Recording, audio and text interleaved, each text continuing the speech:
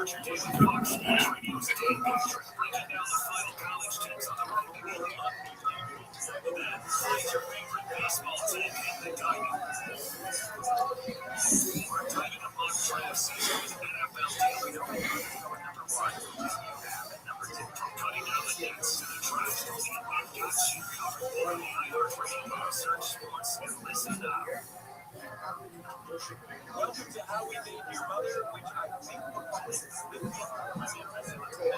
new podcast. We're watching 208 episodes of How I Met Your Mother. I'm Josh Radner, and I'm going to most of you for 9 seasons. I'm thrilled to be joined by Craig Thomas, who co-created the show along with Carter Davis. If you're a super fan, we're going to get into all the secrets, theories, Easter eggs, pineapples, and sharing knowledge. We'll also use some information on this show to talk about life, love, art, and everything.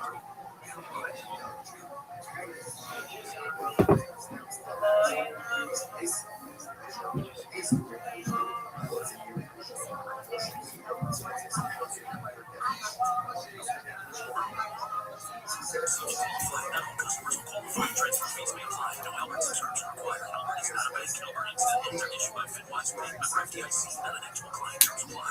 Honey, what's wrong? I just got hit with a car. And I feel like I've never received any money. Have you tried the Albert app? Albert is your financial assistant, helping you find ways to save and create custom budgets to actually grow your money.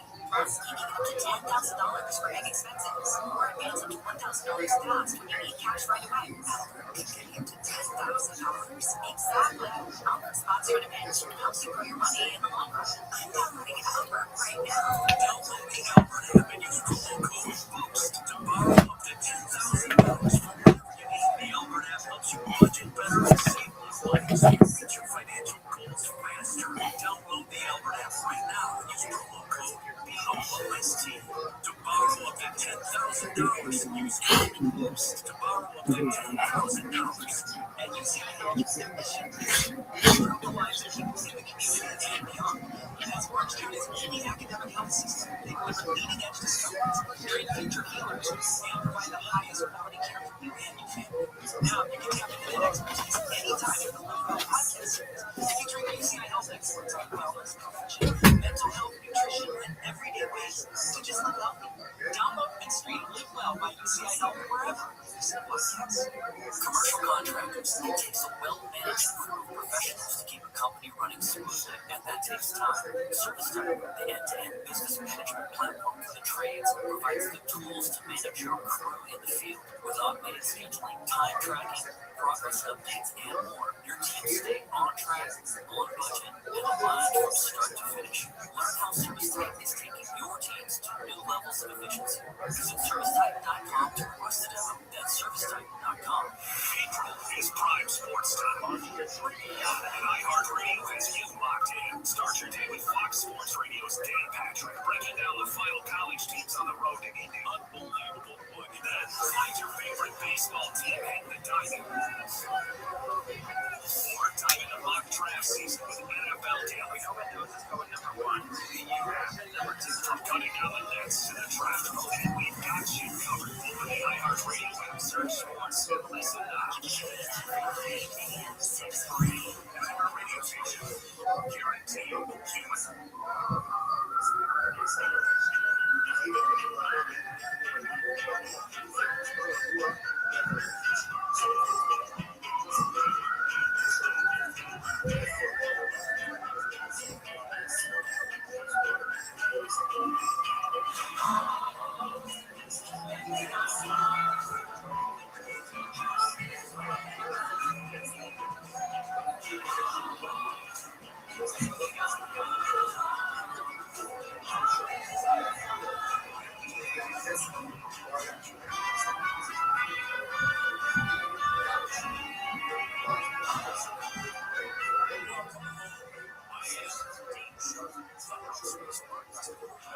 Your guide to better understanding that place where you live. Today on the show, it's all number to reach me, 833-2 Ask Dean, 833-2 Ask Dean. Let's go back to the phones.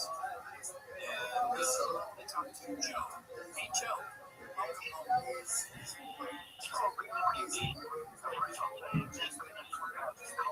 to our renovation project. Really? Did you guys run that as well? We certainly did. We finally hired a designer to help us with it, and it came out just fine. We have a stove that's on a stovetop that's on an island, and we've been there for 20 years.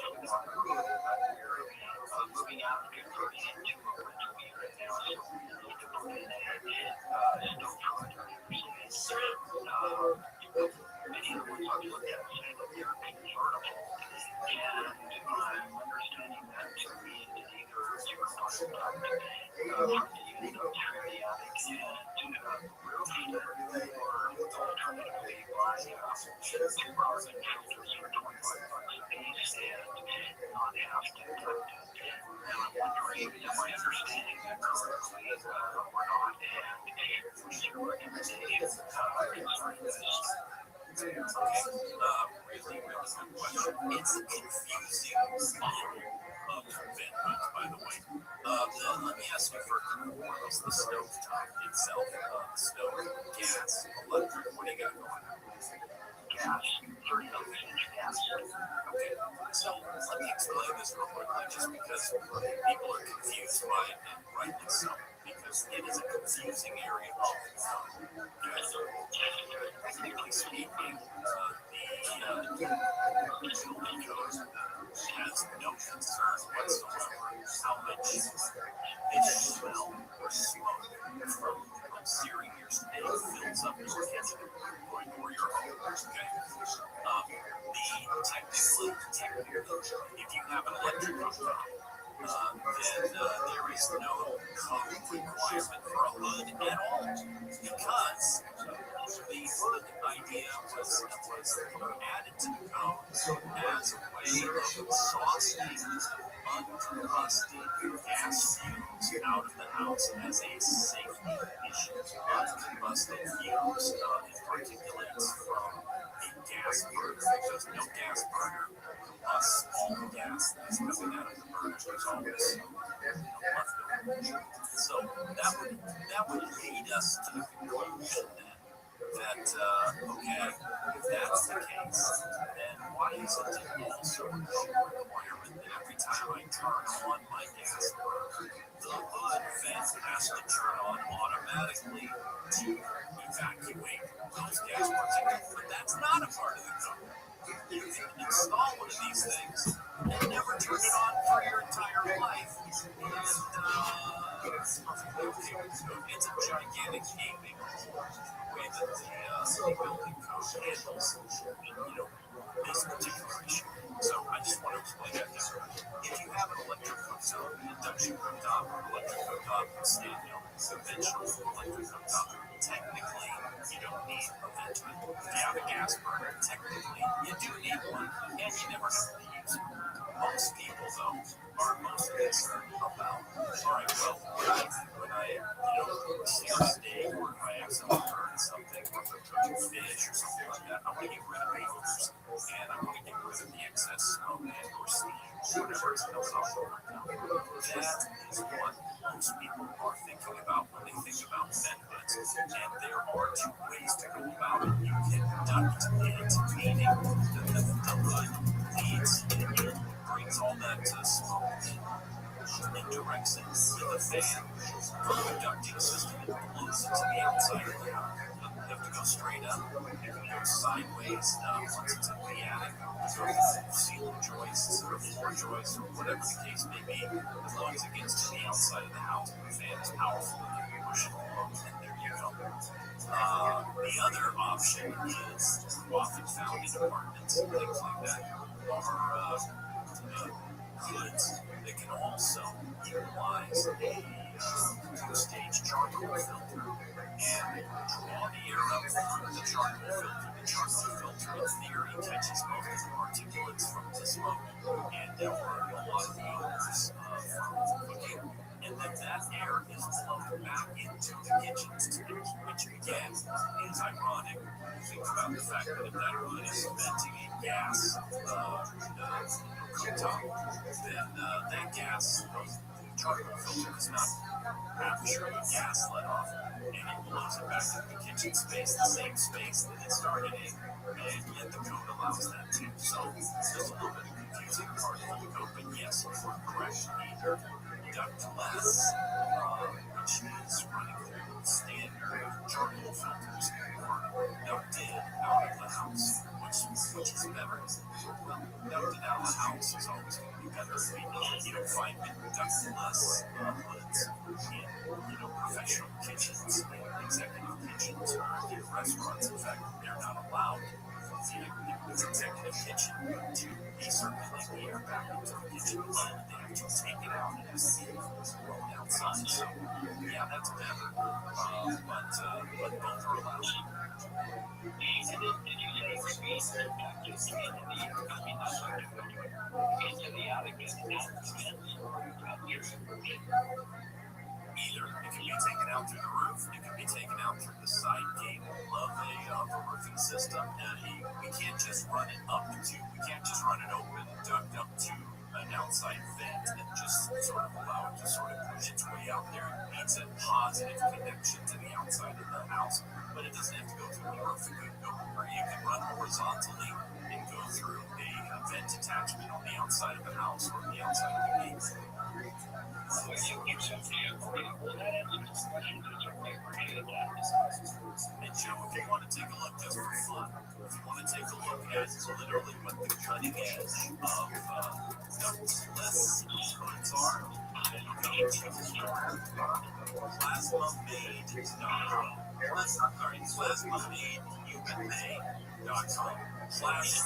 Their company, Tina and I saw at the last builder show.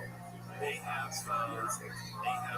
created electronically high voltagely charged filters that create a plasma field that literally does eliminate all smoke, odor, and micron particulates out of the air, and then restores clean air into the room without using a duct. Now, the filters themselves cost $1,100-$1,200, but their filters are designed specifically to be used with any venue. So they don't make vents, they simply make this filter, which installs what looks like a duct, but it's literally just be a pipe or fluid that goes up to the ceiling and goes no further. It's pretty impressive, so you guys should check that out as well. It's plasmamade.com. If you want to see what's currently the cutting edge of efficient,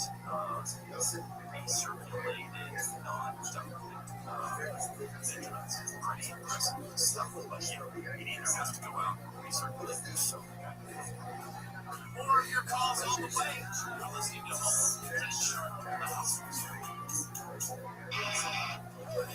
KFI traffic is still project on the 105, the westbound side. The auxiliary lane is shut down for a landscaping project where Belmont Boulevard and Lakewood Boulevard. This goes until 3 o'clock this afternoon.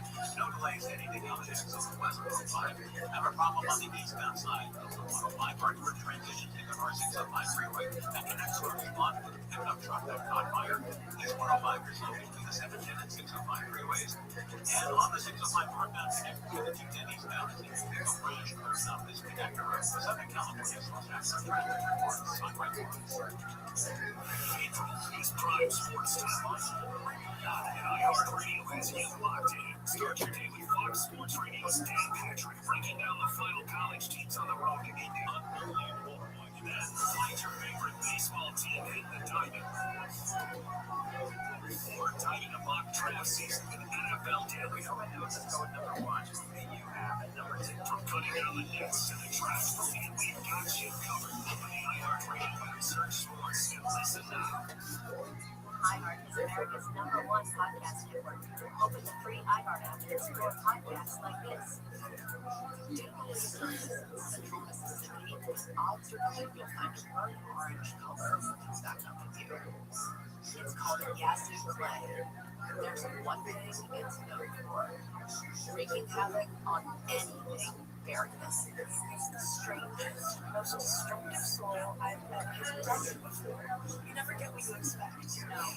Over the years, Yazoo Clay has held and destroyed lots of Mississippi secrets. So in 2012, a construction crew uncovered a big one.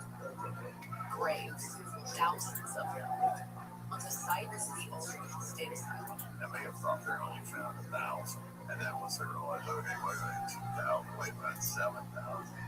And all this begs the question, just how do you lose track of 7,000 graves? In Mississippi, keeping secrets is as old as the soil itself. So can the truth ever really be uncovered? The story is much more complicated and nuanced than that. I'm Larissa Campbell, and this is Under Yazoo Clay. Listen on America's #1 podcast network, iHeart. So feel free iHeart app to listen now. If you qualify, not all customers will qualify. Transfer fees may apply. No Albert subscription required. Albert is not a bank. Albert Instant Loans are issued by FinWise Bank, member FDIC, and an actual client. Terms apply. Carly, what's wrong? I just got hit with a card. I'm tired of rent, and I feel like I can never save any money. Have you tried the Albert app? Albert is your financial assistant, helping you find ways to save and create custom budgets to actually grow your money. Plus, you can get up to $10,000 for big expenses, or advance up to $1,000 fast when you need cash right away. Albert can give you up to $10,000. Exactly. Albert spots you in a pinch and helps you grow your money in the long run. I'm downloading Albert right now. Download the Albert app and use promo code BOOST to borrow up to $10,000 for whatever you need. The Albert app helps you budget better and save more money so you reach your financial goals faster. Download the Albert app right now and use promo code BOOST to borrow up to $10,000. Use code BOOST to borrow up to $10,000. After an insurance, one question comes to mind. What happens next? That's where Wilshire Law Firm comes in. With over 100 attorneys, we've helped recover more than $2 billion for our clients. Let the firm that's been recognized as #1 in personal injury settlements fight for the compensation you deserve.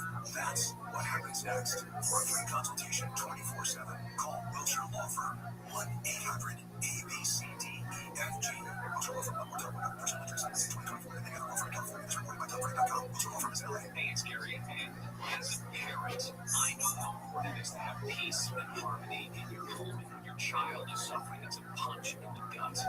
If your kid is underachieving, struggling with homework, feeling frustrated, unmotivated, or experiencing low self-esteem, and they've been diagnosed with ADD, ADHD, or autism, this is not something you or they can fix on their own. The good news is there is a solution. Simply make a call to the Drake Institute of Neurophysical Medicine today. For more than 25 years, they've specialized in helping patients achieve life-changing improvements through non-drug, brain-based treatments for ADHD, autism, and stress disorders that help to restore hope and harmony to the entire family. The Drake Institute offers flexible payment options, and they treat children from all over the country. Give your child the opportunity to reach their potential. Call 800-700-4233 today for your preliminary consultation at no charge. 800-700-4233 or visit DrakeInstitute.com. That's DrakeInstitute.com. Families can also access care remotely from the comfort of home. The Drake Institute could change your life.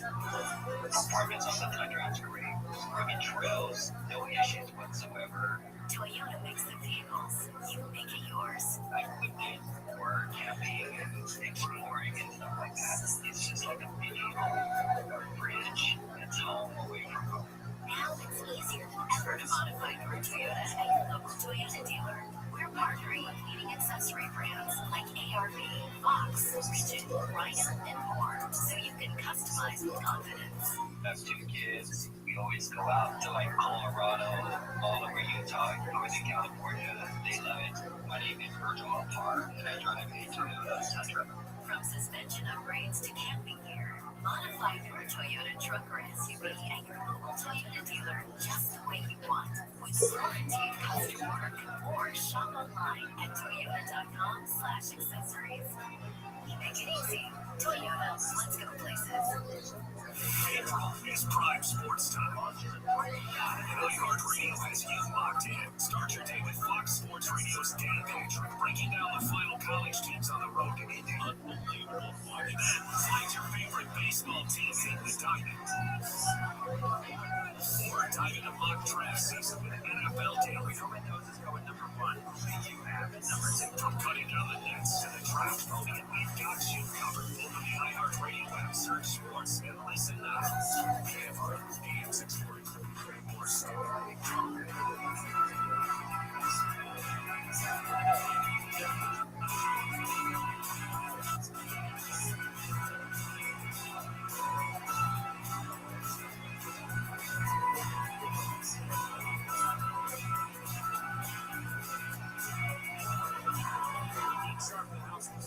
Here to help you take your home to the next level. Do it today by going to the phones. Let's get back to it. I'm going to talk to Cheryl. Hey, Cheryl.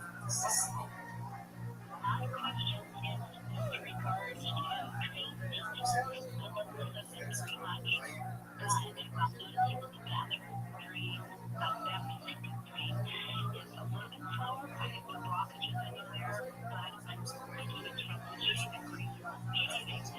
So what is the proper train maintenance monthly, weekly, to store the chemicals?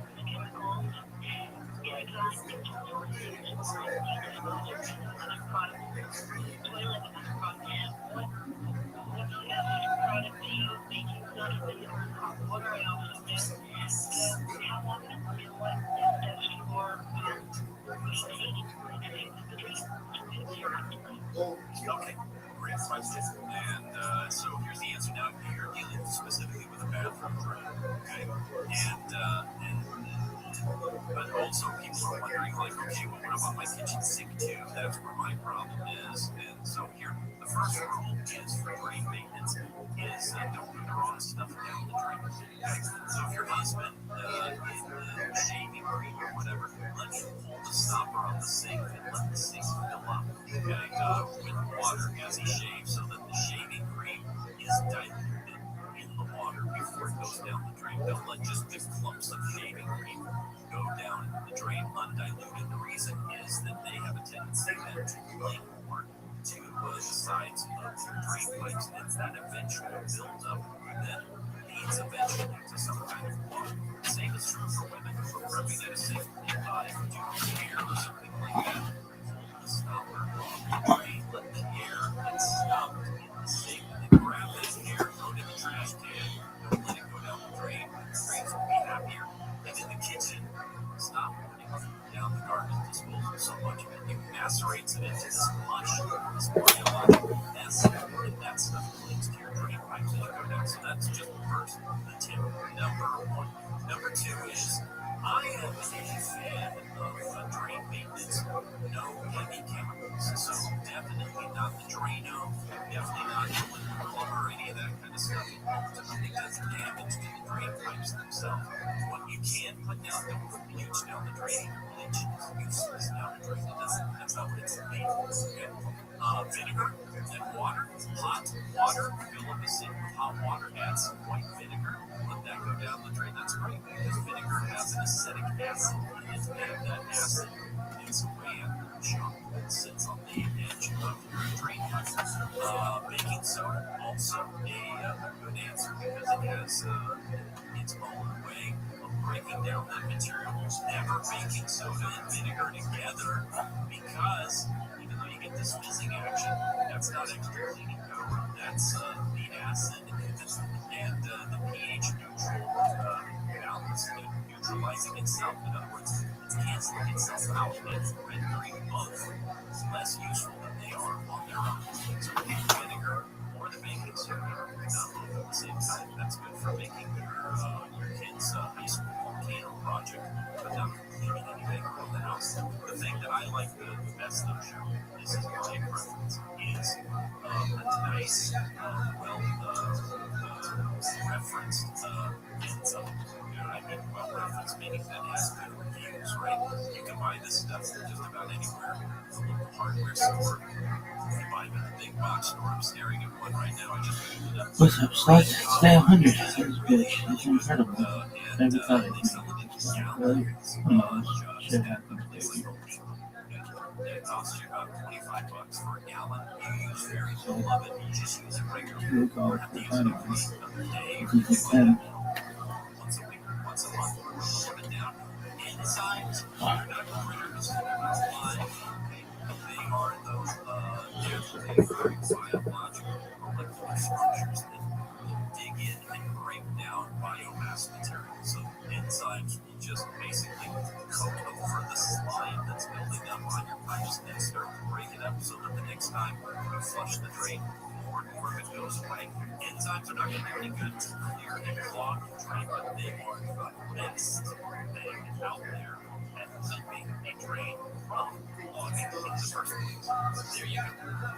That was my best shot. Cheryl, thank you for your call. No one really knows for sure. I think I know different. Hello, King Chaim, but this is when it's already live by. It is 18th of Nissan, 5786, Sunday, April 5th. President Trump says Iran will be living in hell if the Strait of Hormuz isn't open. Scott Pringle has details. Tonight's Omer.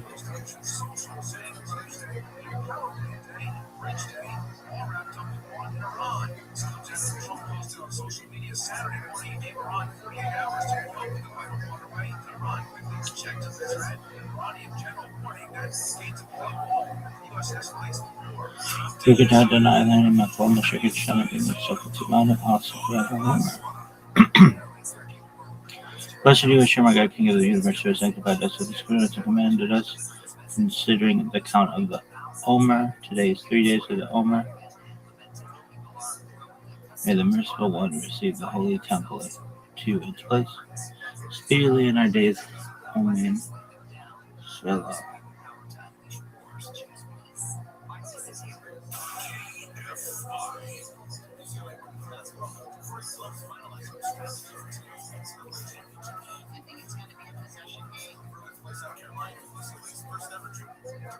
But it's not the first time playing this team that rebounds the best and defends the best down the stretch on both these games. And I've been on both sides of that, but I don't think it's probably going to be that different. The game starts in soccer. Easter birthday for the big air ball games. Jack and Chuck, the second heading out to this morning. The first heading out last night. Jets will be sitting in front of a live game today. 45,000 people watching the big guys stumble around the place. And officials warning about run levels in the It's the new thing. 3526, 235 Enoch, son of Seth, was born.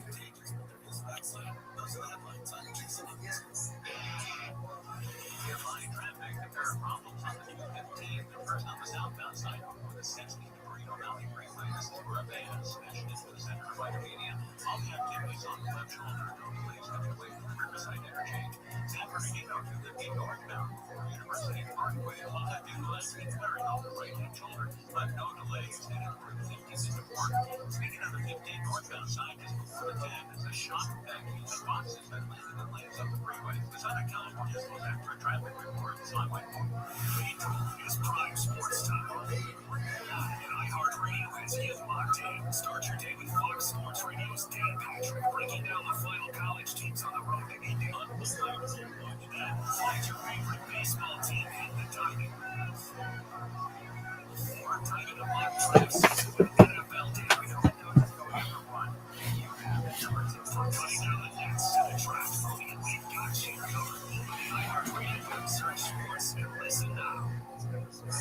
Saving energy saves you money.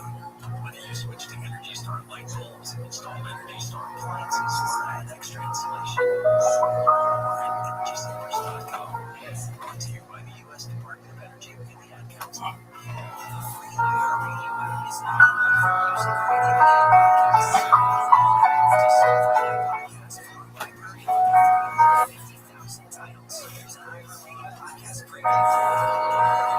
The Babylonian exile, which concluded with our being taken into exile yet again by the Romans. Throughout Torah study. I'm Dr. Justin Sledge, and welcome Anonymous, $180 to Esoterica, where we explore the arcane Timeline of Jewish history.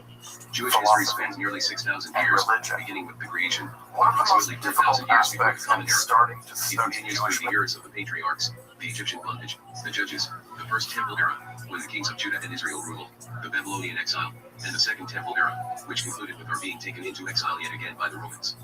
Throughout, Torah study and our faith in GD and his promise of redemption were our constant companions, providing the Jewish people with a divine compass through every challenge and change. Which era would you like to jump to? Creation of heaven and earth, and Adam and Eve. The forefathers. Living in Egypt. Traveling through the desert. Judges and early prophets. Kings and the first holy temple. Exile in Babylon. Building of the second holy temple. Greek cultural domination. Kingdom of Judea. Dynasty of the Shashmonaim. Roman client kings and rulers. The Herodian dynasty. The Talmudic era. The Mishnah. The Talmudic era. The Gemara. The Rabbinic. The Janine. The early Rishonim. The Crusade massacres.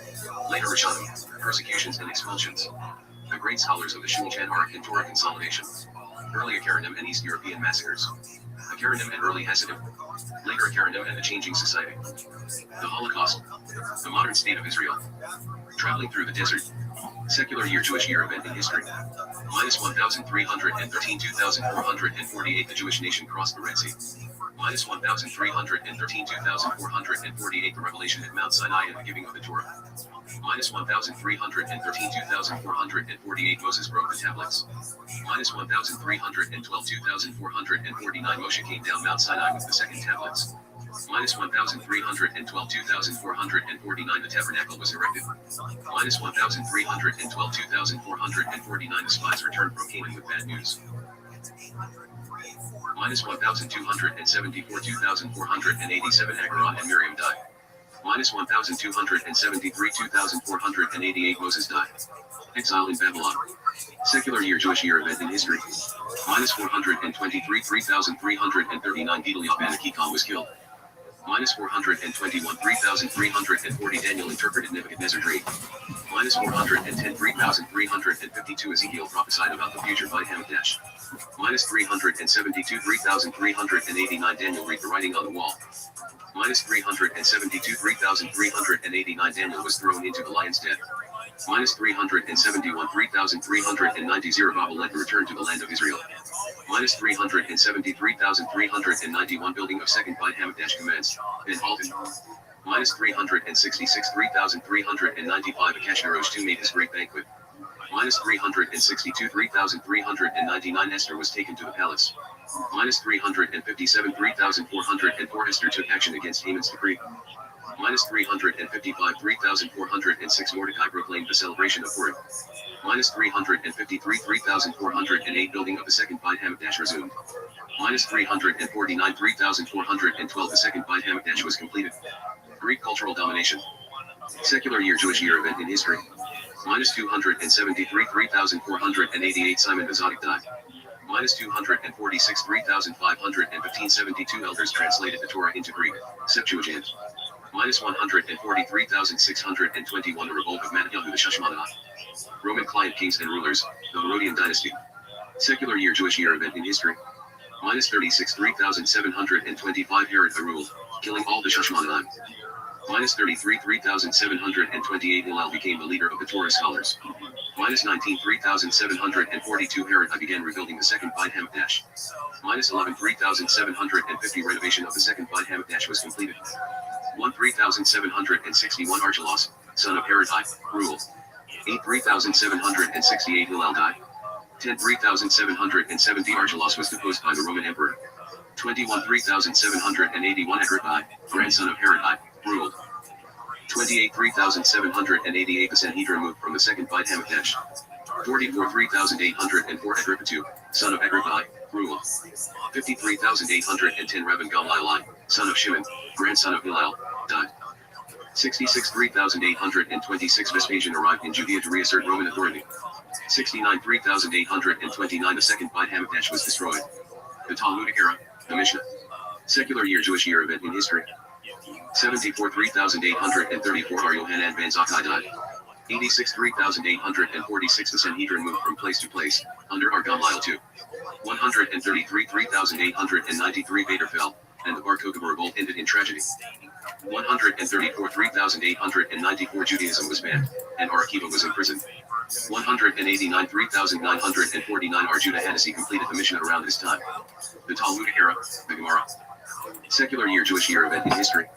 219 3,979 Rab left the land of Israel and settled in Babylonia. 247 4007 Shmuel was the Talmudic authority in Babylonia. 254 4014 Ar Yohanan was the leading Talmudic authority. 294,050 Ar Huna was the leading Talmudic authority. 298 4058 Ar Yehuda was the leading Talmudic authority.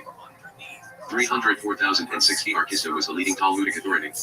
309 4069 Rabba was the leading Talmudic authority. 321 4081 Ar Yosef was the leading Talmudic authority. 325 4085 Abai was the leading Talmudic authority. 338 4098 Rabba was the leading Talmudic authority. 359 4119 Hillel II, who established the calendar, became Nasi. 392 4152 Ar Ashi was the leading Talmudic authority.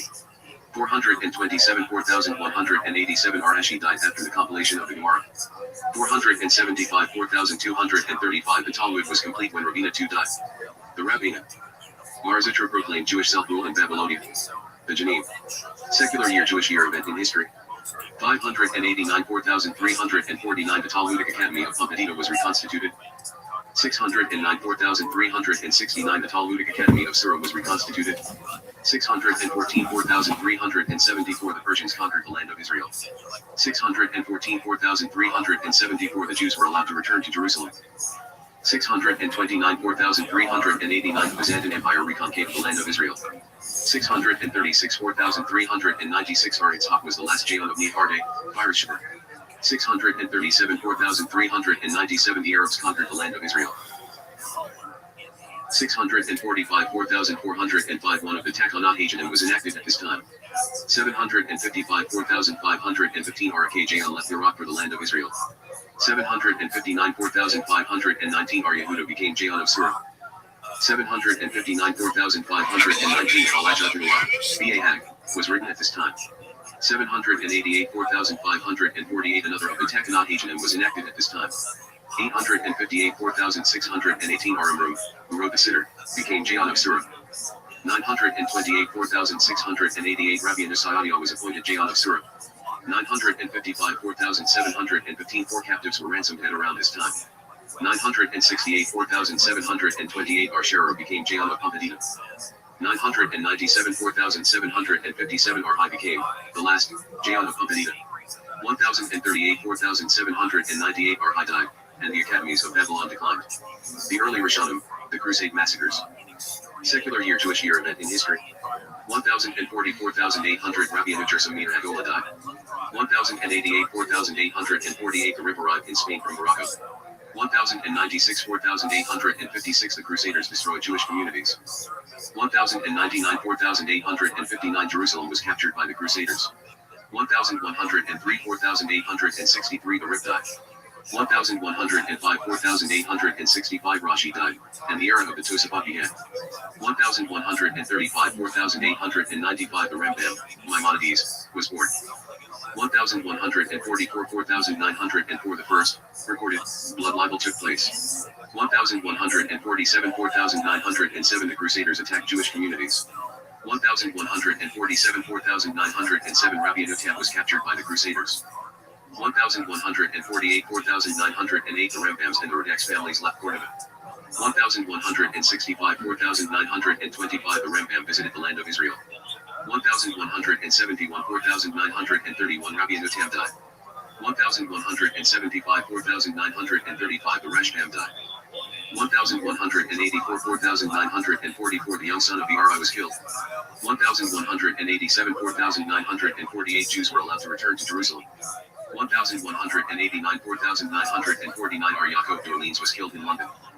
1190 4950 Jews were massacred in England in the Fifth Crusade. 1191 4951 Rabbi David Kimchi, known as the Radak, wrote his commentary. 1194 4954 The Ramban, Nachmanides, was born. 1198 4959 The Ariavid died. 1204 4965 The Rambam died. 1236 4996 Rampaging mobs massacred Jews in France. 1242 5002 A massive burning of the Talmud took place in Paris.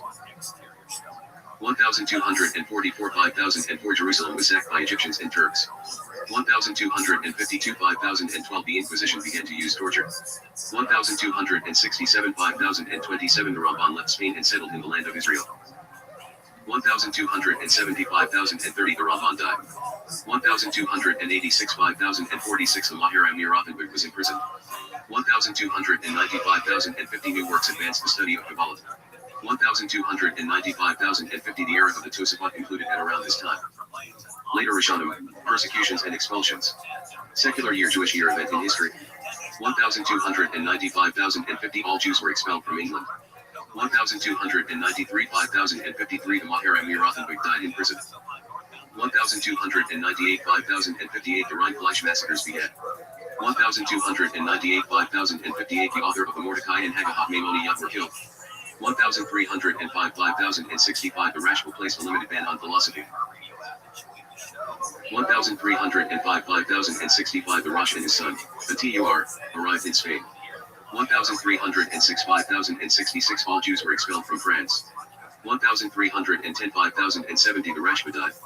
1325 5080 Jews were massacred by the Post-Rose Crusaders. 1327 5088 The Rosh died. 1336 5096 Jews of Germany were massacred by the armed letter bands. 1338 5098 The Ralbag wrote his commentary on the Bible. 1349 5109 Black Death massacres swept across Europe. 1367 5127 Iran, Ribish, and other scholars in Spain were imprisoned. 1391 5151 Jews of Spain were massacred, many were forced to convert. 1391 5151 The Ribish and Rashmats left Spain. 1394 5155 The final expulsion of Jews from France. 1413 5173 Joseph Albo was in forced debate with Christians. 1421 5181 Jews in Austria were massacred in the Wiener Gesetz. 1475 5235 The invention of printing was used for Jewish books. 1481 5241 The Inquisition was established in Spain. 1488 5248 Bar Obadiah the Berdenoer settled in Jerusalem. 1491 5251 Columbus consulted Bar Abraham Zakito for his travels.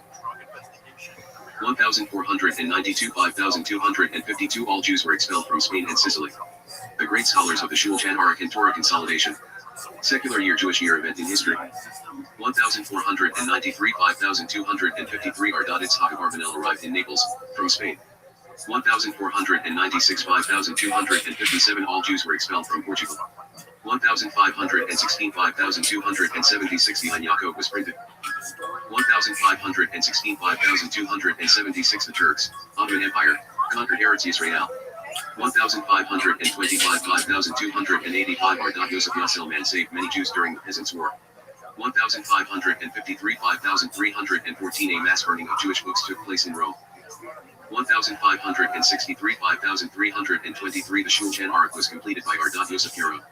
1575 330 The Shulchan Aruch was published with supplements of Rum. 1572 5332 The Arizal died in Tzfat. 1573 5333 The Maharal came to Prague. 1573 5334 The Maharshal died. 1575 5335 Ardad Yosef Kiro died in Safed. 1599 5359 The Maharal returned to Prague again. 1614 5374 The Maharsha became rabbi in Lublin. 1616 5377 The Tosafot Yom Tov commentary was concluded. 1621 5382 The Shiloh arrived in the land of Israel. 1629 5389 Ardad Yom Tov Lipan Heller was imprisoned in Prague. 1645 400 Ardad Yoel Sirks, the Bach, died. 1,646 5,406 the Shech and Taz on Shulchan Aruch were printed. 1,648 5,408 Jews were massacred by Shmuel forces. Earlier Karadim and East European massacres. Secular year Jewish year event in history. 1,654 5,414 the first Jews settled in New Amsterdam, New York. 1,655 5,415 many Jews killed in Russian and Swedish invasions of Poland. 1,656 5,416 Jews were permitted to live in England. 1,656 5,416 Baruch Spinoza was excommunicated.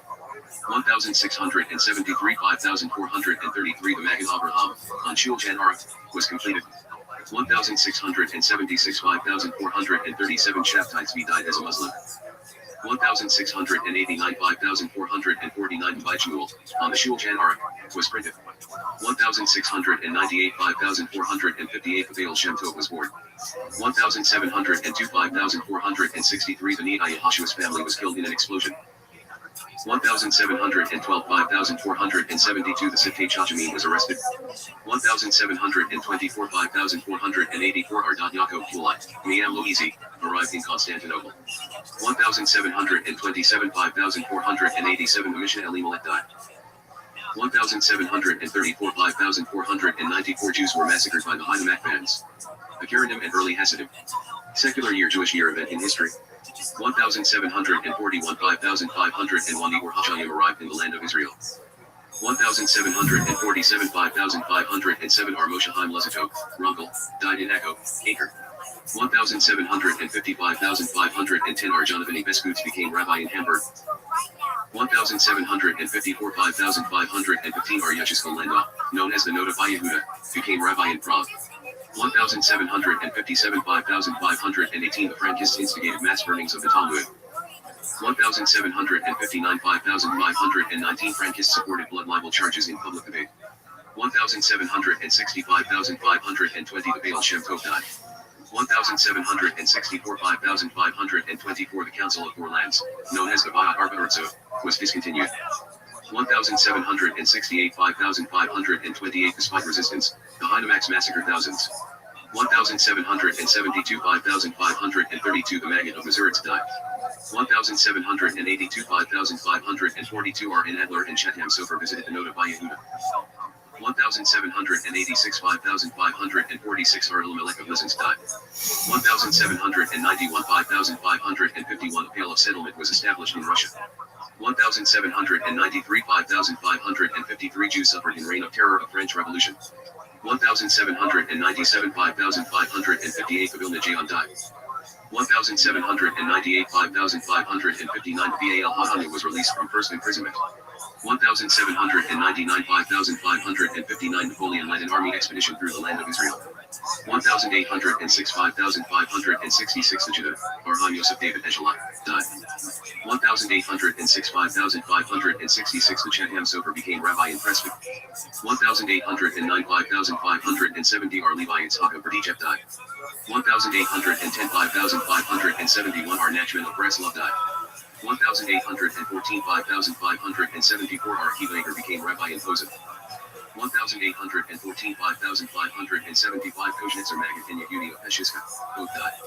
1,815 5,575 Joseph of Lublin and Armendel of Rimano, both died.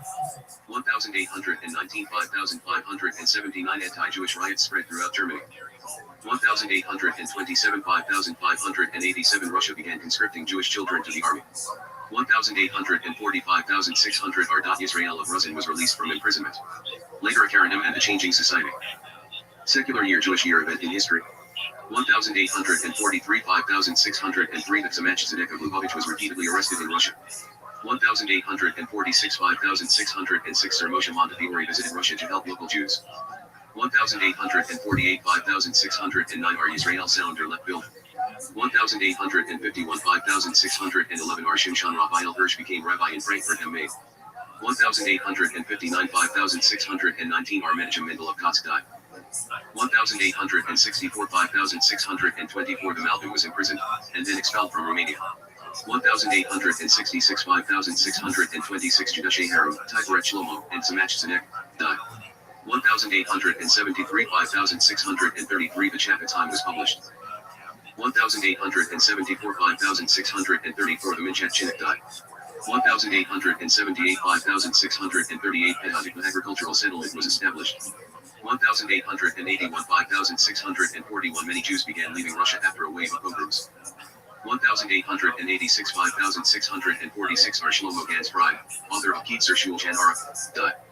1,892 5,652 Ar Haim, Brisker, became rabbi in Brisk. 1905 5,665 Asfat Emet died. 1905 5,665 Many Jews were killed in official Russian pogroms. 1911 5,671 Chazanish was published. 1914 5,674 Over 500,000 Jewish soldiers fought in World War I.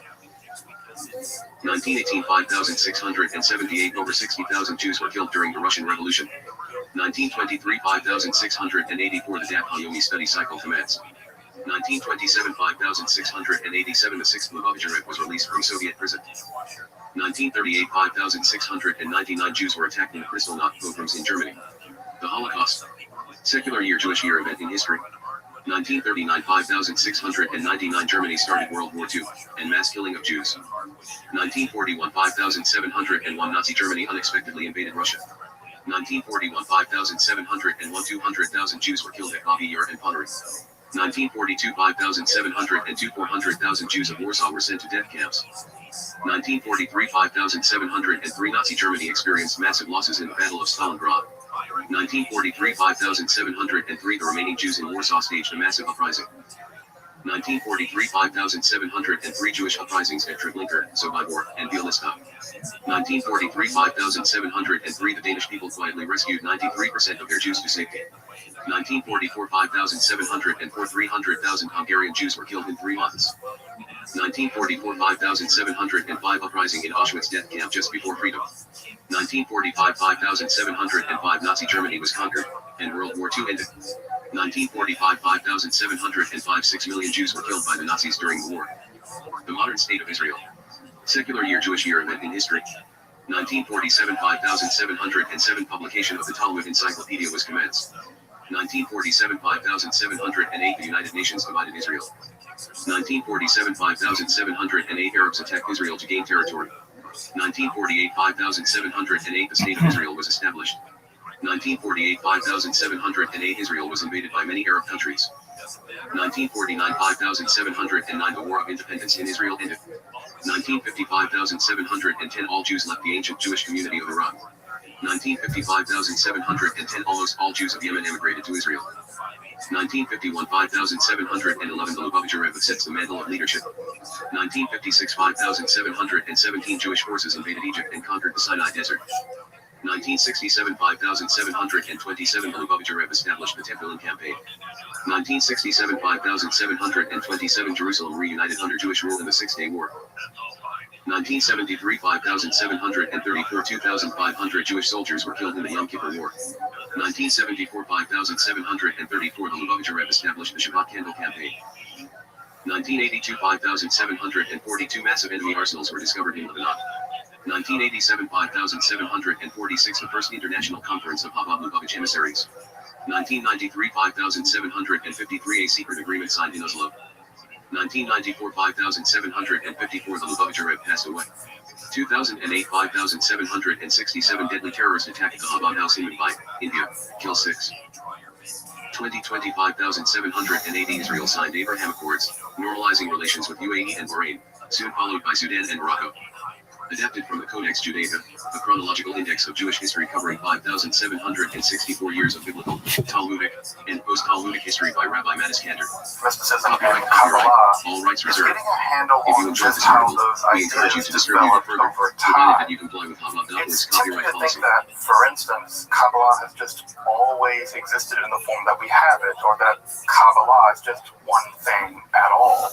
Of course, neither of these positions is really tenable. Such notions developed greatly through the ages and are still developing.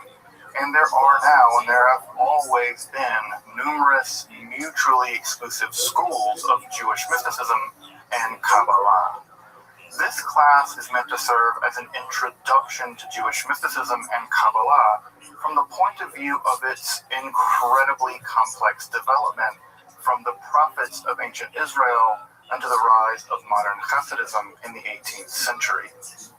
Of course, this series isn't meant to be exhaustive by any means, but only should serve as a springboard for deeper study and reflection, and hopefully it will also enable you to situate developments in Jewish mysticism and Kabbalah in their historical and cultural context, and hopefully embolden you to dive into the primary texts, which are admittedly as sublime as they are obscure. Let me express my gratitude to Congregation Tchia for allowing me to use these lectures to reach a larger audience here on Esoterica. If you want, you can find the entire series under the playlist Entering the Garden, an Introduction to Jewish Mysticism and Kabbalah. I'll be uploading them over the next few weeks, or if you find these episodes after autumn of 2021 and you want to watch the entire series, you can find them in that playlist. If you find this series on Kabbalah interesting, I hope you check out my other content on topics in esotericism, and perhaps consider supporting the production of free academic and scholarly topics in occultism, hermetic philosophy, by joining my Patreon or perhaps with a one-time donation. You can find those links below, and I really appreciate your consideration. Now, let's enter the garden of Jewish mysticism and Kabbalah. All right, folks. Well, welcome back to this sort of traveling, let's call it a circus. 3-ring, 5-ring circus, I don't know. 5-ring circus, this is pretty cool. Let's get back into this, and let's start by just, again, as we try to do every time, let's just recap a little bit so we're all on the same page. And that page, of course, here on the left is a picture from Sefer Razio Hamalach, one of the most famous books of Jewish magic ever written. You're seeing two different kamayot. These are amulets for various kinds of things written in angelic language. So if you want to know what the language of the angels looks like, those are two examples of angelic language being written out there. Now, what they say, I have no idea. You have to ask the angels. I don't know, you can write Michael at olamhabad.gov, and maybe he'll write you back. Doesn't seem to write me back. What we noticed last time about Jewish magic, and we did sort of a big romp through Jewish magic, is that Judaism and magic have had a very complicated, very long relationship. And I say very long relationship because, as I pointed out last time, the earliest document we have of the Torah is a magical amulet recovered from Jerusalem and the Ketiphinom tombs there, and written on silver, and you can see it in the Israel Museum. So the very first documents we have of the Bible are magical amulets, probably. So if you want to say that Jews don't do magic, well, they must not do Torah too. So it's a non-starter. So they've had this very complicated, very tortured history of magic, where on the one hand, it's very clear that the Bible and the people that wrote the Hebrew Bible have a very uncomfortable relationship with magical practices for lots of reasons, theological reasons obviously included here, right? The idea that you can affect supernatural causation. If you can affect supernatural causation, then who needs a God? It kind of makes God redundant, right? God becomes like a thing that you really don't need. If you can like make it rain, you can make yourself fall in love with people, or make people fall in love with you, or make pennies from heaven. Who needs a God when they can win the lottery on their own through magic? And at the same time, right, we see that Jewish magic has persisted all through the centuries. We see it again all the way back to Ketiphinom and all the way down through now. And as I pointed out, right, when I say all the way down through now, my bottom point really obtains here. In the Haredi community and the community of ultra-Orthodox Jews, we see magical manuals still being published to this day. And also, of course, in the liberal Jewish world, there's an entire world of practicing Jewish witches and other folks who identify as Kohenites, who are also very interested in things like astrology and magical practices. And so we see that that Jewish magic has really thrived down through the ages, and unsurprisingly, it's mirrored local magical traditions. So we see that Jewish magic often looks a lot like the magic of the area that they're living in. So we see the same kinds of magic in the Greco-Egyptian period. We see Jewish magic being practiced in the Babylonian context with those cool incantation bowls. And then as we move through the Roman period and in the European period, we're going to see that Jewish magic will often borrow from the local cultures, but also influence those cultures as well. And that'll be especially true in the European context, where Jewish magic has had a disproportionate impact on the development of European magic. That's why if you ever see those magical squares, in most books of magic, European, non-Jewish books of magic, there's some Hebrew there, right? Well, it's not because they like Jews. They were perfectly happy to see Jews sent to whatever dreadful fate they were sent to. But they did admit that Jews had secret powers, magical powers, and they were perfectly happy to use them. And as we saw, Jewish magic ran the gamut, right? It ran the gamut from curses, because everybody gets salty, right? Yeah, cursing people's like your thing, right? Divination, who doesn't want to know the future? Love magic, because who wants to go to sleep alone? But again, you should be careful, right? Love magic. Consent is a value we have around here, and of course, love magic isn't about consent. We have grimoires, which are medieval Jewish spell books that contain a wide range of Jewish magical experiments. In fact, in medieval times, Al, you'll appreciate this, that the word experiment actually derives itself from the medieval Latin word for experimenta, which were magical spells. So the word experiment actually has its origin in the word, the technical word for a magical operation. And the word experiment actually comes from that. So if you look at medieval magical manuals, they'll say an experiment for invisibility. And what's interesting, right, is that those invisibility spells would be tinkered with to try to make them work better or work at all. And so when modern science, that so-called new science, came along, they just adopted that language. And so it's interesting to see that, again, the boundary between magic and science early on is pretty vague sometimes. So we also see amulets, right? Amulets are devices used to call various kinds of, either to receive positive energy, perhaps from the stars, stellar influence, or repulse bad energy in the form of things like demons, shadim. So we see amulets. Astrological magic was also very popular. Sefer Razi al-Hamala, the book you're looking at now on the screen, was a big part of angel magic, astrological magic. We have demon capturing bowls. We have the creation of living beings. We'll talk a lot about that tonight as we get into Sefer Yetzirah. The golem is probably the Jewish monster par excellence. I imagine most folks here have heard of the golem. Of course, that myth comes from the Sefer Yetzirah, which we'll talk about this evening at length. Of course, we also have angel summoning and the whole thing. So Jewish magic really ran the gamut. So again, what I really want to drive home about the process of Jewish magic is what I said last time, is that people who want to tell you that magic isn't Jewish and there's no such thing as Jewish magic, well, they got some archaeology to show too, right? That's my basic argument. You can say that this is not a thing and that's not a thing. You can say it's not acceptable in your community, fine. But to tell me that Jews didn't do it for 3,000 years, you're just badly informed. So I don't know what else to tell you. The scientific, archaeological, paleographic data tells me that you're wrong. And if you want to just sort of put your fingers in the air and go, la, la, la, la, la, Jews didn't do this, well, have fun being wrong, because it's very clear the Jews did. So, now, again, whether your community accepts it, whether, you go to Oak Park over there and whether they are okay with it, or Borough Park, or you go to Crown Heights and see if they practice magic, I don't know. But probably. Again, Menachem down the street, he's up 12 in the middle of the night doing some weird stuff.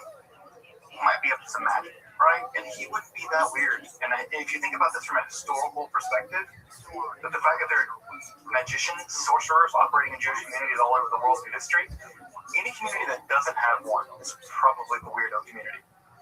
That's probably the weirdo community, the one that doesn't have one, right? The much more likely outcomes of it too. So Jewish magic has been here, it will be here, it's not going to go away.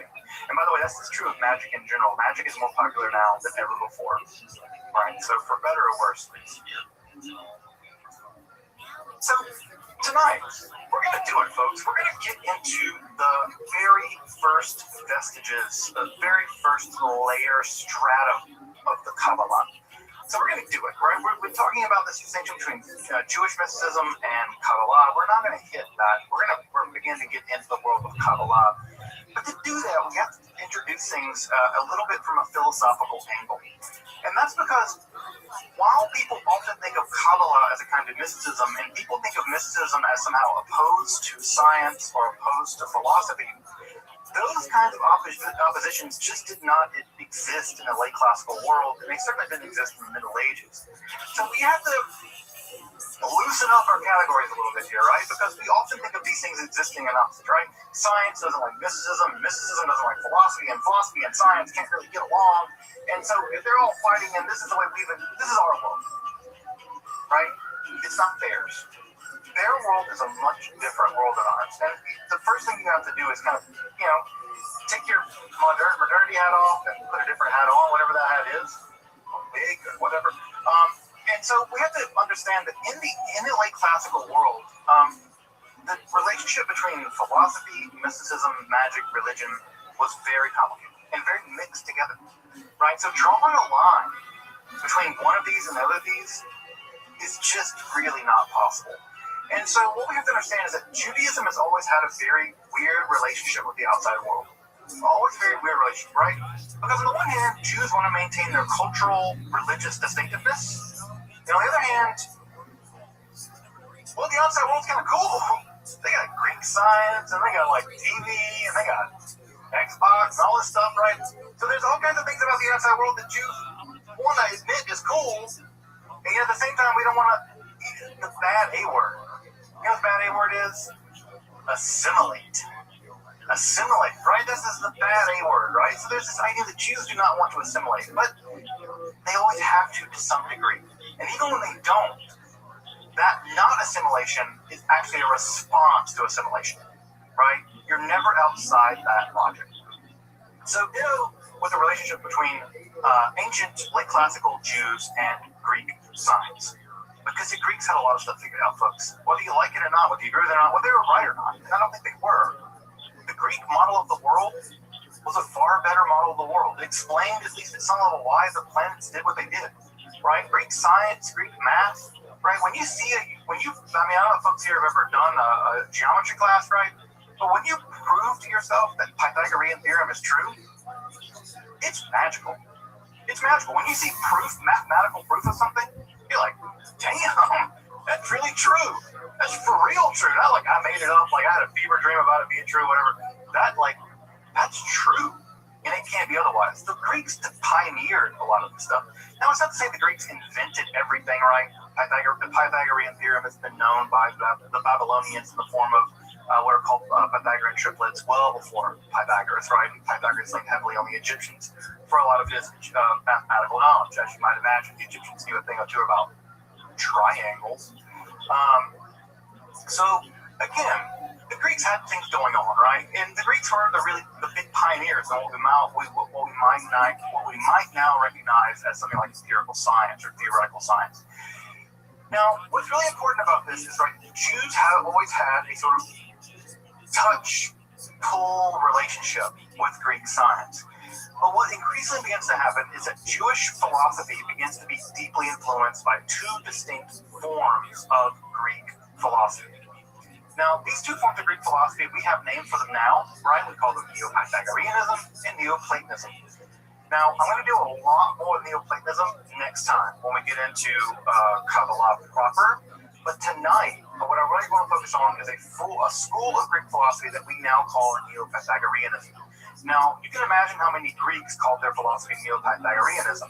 The answer is exactly zero. No Greeks called their school that, right? Everyone just felt they were being philosophers.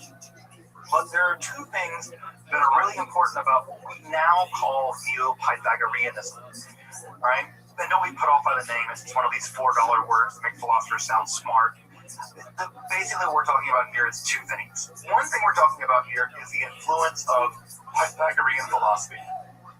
And Pythagorean philosophy is the same philosophy that any string theorist probably will believe in today, and that is the world is fundamentally mathematical, right? Not describable in terms of math, but math.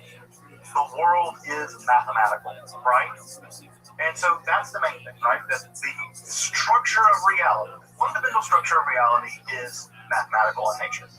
Again, this idea probably is more popular now in some forms of contemporary physics than it ever has been. The second thing that's worth noting about this is that for the Neo-Pythagoreans, the union with God was possible. One could be like God, right? God, singular God, right? Because the Pythagoreans are all about like everything going back to one, right? And so they really thought that fundamentally things were basically one. And so the idea was you could be like that too. You could unite your consciousness. You could unite your being. You could unite your nous with the divine. And as you can imagine, those two ideas are going to be part and parcel of a great deal of what becomes mysticism in the ancient world and, of course, in the modern world as well. By the way, what the image you're seeing on the screen here is an image from a Pythagorean or Neo-Pythagorean basilica that was actually discovered in the 18th century in Rome. It's recently been reopened. I've always wanted to go there. It's perfectly preserved. This is where Neo-Pythagoreans hung out in Rome. It's basically completely preserved. It was only discovered on accident. And so it's really neat that you can go into these places where these guys are like hanging out, talking about numbers and stuff. And it's actually preserved in Rome. I think they allow a very small amount of people to go in there. So next time I go to Rome, I'm going to try to be one of those very small group of people. So let's combine that, right? Let's think of this idea with some ideas from Judaism. Now, Judaism, as you probably know from the book of Genesis in the Bible, Bereshit, that the way that God makes the world in Jewish lore and Jewish mythology and Israelite mythology is that God speaks the world into being. That the existence is a speech act, right? God says, Yehi or, let there be light, and Vayehi or, there was light. The very act of speech causes being to come into existence. And thus, right, if God speaks Hebrew, which of course Israelites thought, Jews think that God does, that's the language of God. In fact, that's why we call Hebrew Lashon Kodesh, right? Lashon Kodesh, that it is holy language. Then the very reality of Hebrew is that Hebrew itself has magical power. It's the case that the language itself is special. It's metaphysically powerful. It's quasi-divine. Because if God speaks it, then it can't be just a bunch of random sounds, right? We make random sounds, dog, right, or whatever, right? We think of sounds as being random, but God's speech isn't random. God's speech is the opposite of random. It's ordering. Because in the ancient Israelite imagination, remember back from the first talk, that part of what goes on in the ancient Israelite mind worldview is that God is ordering the world out of chaos. For the ancient Israelites, it's chaos versus order. So what does God's speech do? It orders the universe. And this is unsurprising, right? Because grammar, if you've ever studied some grammar, if you've ever been tortured by some grammar, you know the thing that's torturous about grammar is that it's orderly. And that's what's hard about it. It's about learning the patterns. You learn when there's exceptions to the pattern. So why there are exceptions to the pattern? It's orderly. And so language as an act of order is how God created the world. There was nothing, tohu vohu, chaos, and then God spoke, and it ordered it. So Hebrew has this kind of power. You see this very early on in Israelite, you might call it linguistics or ontology or the metaphysical language. So there are two ways in which this plays itself out. The first, of course, is that language is magical. This is unsurprising, right? If you imagine a sorcerer, the one thing every child knows about what sorcerers say, right, is abracadabra. Well, you might think that's just nonsense gibberish, but it's not. It's Aramaic. Abracadabra literally means in Aramaic something like, I create as I speak. Now, think about that for a minute, right? Abracadabra, I create as I speak. Well, if a magician is uttering that, who are they imitating? God. Because God creates his speech. So on the one hand, we have language is magical. You can do magic with language. We've already seen that with Hebrew being used in all its magical practices. But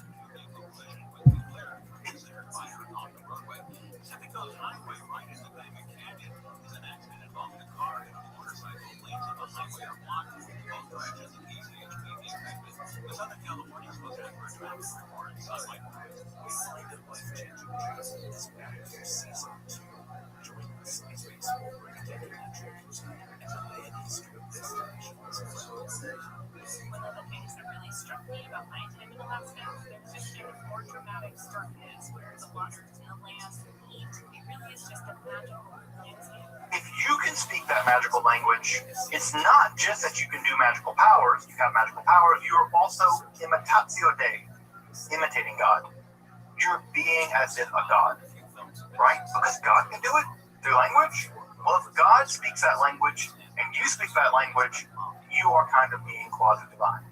And so, if insofar as one can speak that language and conjure things into being, you can imitate God, but also you can become unified with God. Because in the same way that God creates through speech, you create through speech, you are imitating and being like God. This is the theological equivalent of fake it till you make it.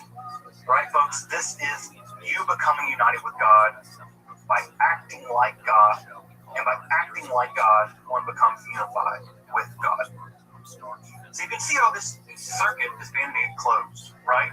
How the role of Hebrew in Israelite theology and the role of Hebrew in the action of doing sort of mystical stuff, right, allows one to engage in this mystically powerful language. The image here to the left that you're seeing is from Abraham Abulafia, founder of the prophetic Kabbalah, who we'll get to in a couple of weeks. These are meditation wheels by which one can, in fact, change one's consciousness by, and by changing one's consciousness, I mean, elevate one's consciousness to be unified with God via prophecy by meditating on specific words in the Hebrew alphabet from manuscript of Abraham Abulafia, not written by him, but of one of his texts. We'll get to him in a couple of weeks. The first time we see this idea of imitating God by using language to create things is in the Babylonian Talmud.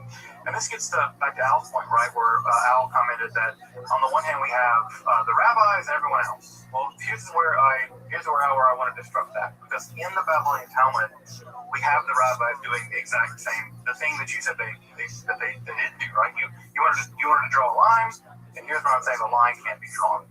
So we have in the Babylonian Talmud in two different stories, which are probably mirroring each other, but being told by two different rabbis. In Tractate Sanhedrin, where we have both Abaya and Rabbah, two very prominent rabbis, discussing death penalty cases, right? Tractate Sanhedrin, as you may know from Babylonian Talmud, is all about death penalty cases. And one of the things that is a death penalty case is sorcery, yishuv. You're not allowed to practice sorcery. And so what is constitutive of sorcery, right? So they said there's all kinds of things that are constitutive of sorcery, right? Well, creating illusions isn't. You're allowed to create illusions. This is the rabbinical idea that you can do stage magic. In fact, yishuv, I think in modern Hebrew, actually indicates stage magic. Right? What is allowed? This is positively mind-boggling. Right? Such was formed by Rabbi China and Rabbi Shaya, who spent every Shabbos Eve in studying Hilchot Yetzirah. We'll talk about what this is in just a minute. By means of which they created a third grown calf and ate it. So they studied Hilchot Yetzirah, right? This literally means the doing of the Yetzirah, right? So if you want to have a book about the laws, like Hilchot Shabbat is how to practice Shabbat. It's the laws of Shabbat. Hilchot Yetzirah is the laws of formation, how you make something. Well, what did they do? They studied it, and on the eve of on Erev Shabbos, on the Shabbat Eve, they created a third grown calf and they ate it for Shabbat. They made a calf. They made one. Rabbah said, this is even more dramatic. Rabbah said that if the righteous desired it, they could create a world. Now, this translation is hiding something. This is the translation from Sefaria, but the actual translation in the Aramaic says they could create a world. Just like God. They can create an olam. Now that is positively mind-blowing. That if you are righteous, you can create a world. Right? But you have inequities, so you can't. Now, Rabbah created a man, right, and sent him to Rabbi Zerah. And Rabbi Zerah said to him, right, spoke to him and said, he received no answer, right? He was mute. And thereupon he said, you're a creature of the magicians. Actually, in Hebrew, Aramaic rather, it says, you're one of the company, right? Like, you're one of those guys. right? It's in Hebrew and Aramaic. It says, go back to the dust, right? And Rabbi Chinia and Rabbi Shah said, also spent studying Sefer Yetzirah, by means of which they created a thoroughbred path, and they did it. So in the Babylonian Talmud, again, the central work of rabbinical Judaism, there is no more important book in rabbinical Judaism than the Babylonian Talmud. We have rabbis making people, making calves. So the distinction between what's magic and what's orthodox at this point has to be completely breaking down. Because I don't know about you, if I made a person right from dust and then sent them to you, you're gonna be like, well, if it ain't magic, you'll do it till magic gets here. Damn. Like, again, if making people ain't magic, I don't know what it is.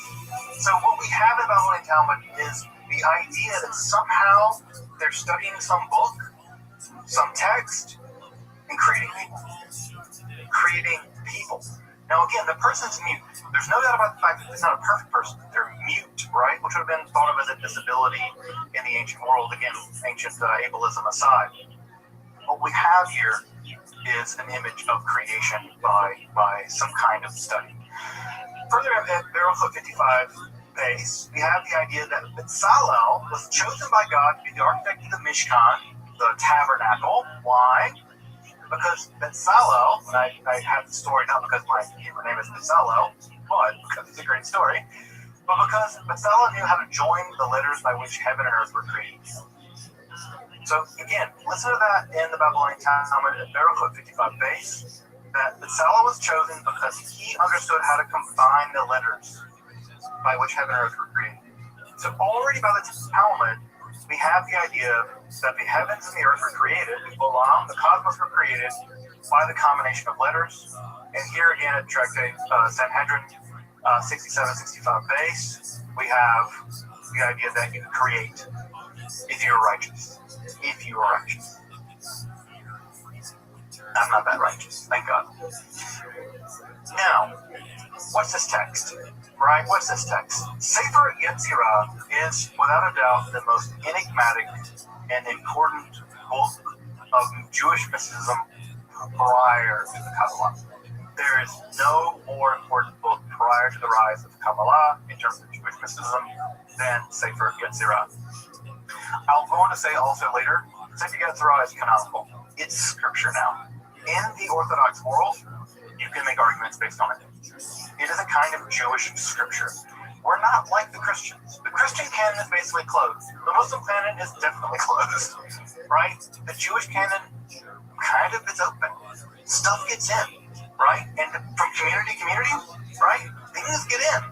And Sefer Yetzirah has certainly got in. I would consider it to be part of the Jewish canon, right along with the Bible and with the Babylonian Talmud and the Sefer Zohar, etc. What is it? What is the Sefer Yetzirah? It is a text produced sometime between 500 and 1000 of the Common Era. It's very brief. It's only about 2,000 words long. And it's a speculative text describing the method by which God created the cosmos, or the Olam. I'm going to use the word Olam because I prefer to use cosmos. I think it has connotations that are a little bit maybe too modern. And when I say Olam would include all of the physical world we now know of, described by the standard model of particle physics with 25 particles, 4 forces. But the Olam is a much bigger angle about what that would include angels and demons and all kinds of cool stuff. So at any rate, the Sefer Yetzirah describes in very, very brief words, right? They're only about 2,000 words on an average recension. We can talk about recensions later. There are 3 or 4 different recensions of the Sefer Yetzirah that have come down to us, and there's a debate about how they came down to us. But what we have is a book describing how the world was created, attributed to none the less than the patriarch Abraham. Why Abraham? Because there is a line in Genesis where it said Abraham made souls, right? That Abraham created souls. And the idea is that because Abraham could create souls, the only way he could have done that is if he had access to Sefer Yetzirah, and therefore that is proof for the traditional community, at least, that because Abraham could create souls, that he was also in command of the Sefer Yetzirah. Now, When was this book written down? The short answer is we have no idea. We just don't know. Sometime before 1000 of the Common Era, right? Now, the debate goes that sometime between the 2nd century and the 11th century. Yeah, 800 years or something. We don't know. It's very difficult to figure out when this book was written down. I tend to agree with Zahi Weiss, who I'll have his name in his book in the recommended readings at the end of the lecture tonight. I tend to agree with Zahi Weiss. It was produced in the 7th century, maybe the 8th century, but it doesn't really matter for the purpose of this class. We're not going to get into the weeds about when it was written down. However, you may be interested in when it was published. Here on the left-hand side of the stream, you can see the first edition of the Sefer Yetzirah published in Mantua, I think 1562. I could be wrong about that, but I think it was 1562 that was published in Mantua. But we have a first edition copy here. One of these copies, by the way, sells for about $60,000. So if you have $60,000 lying around, you want to buy me a gift, feel free to pick me up a copy of the Mantua edition of the Sefer Yetzirah. So, what is the Sefer Yetzirah? As I said, right, it's a book describing how God made the world. Now, what's also important about this Sefer Yetzirah is it is the first time we hear the word Sephirot.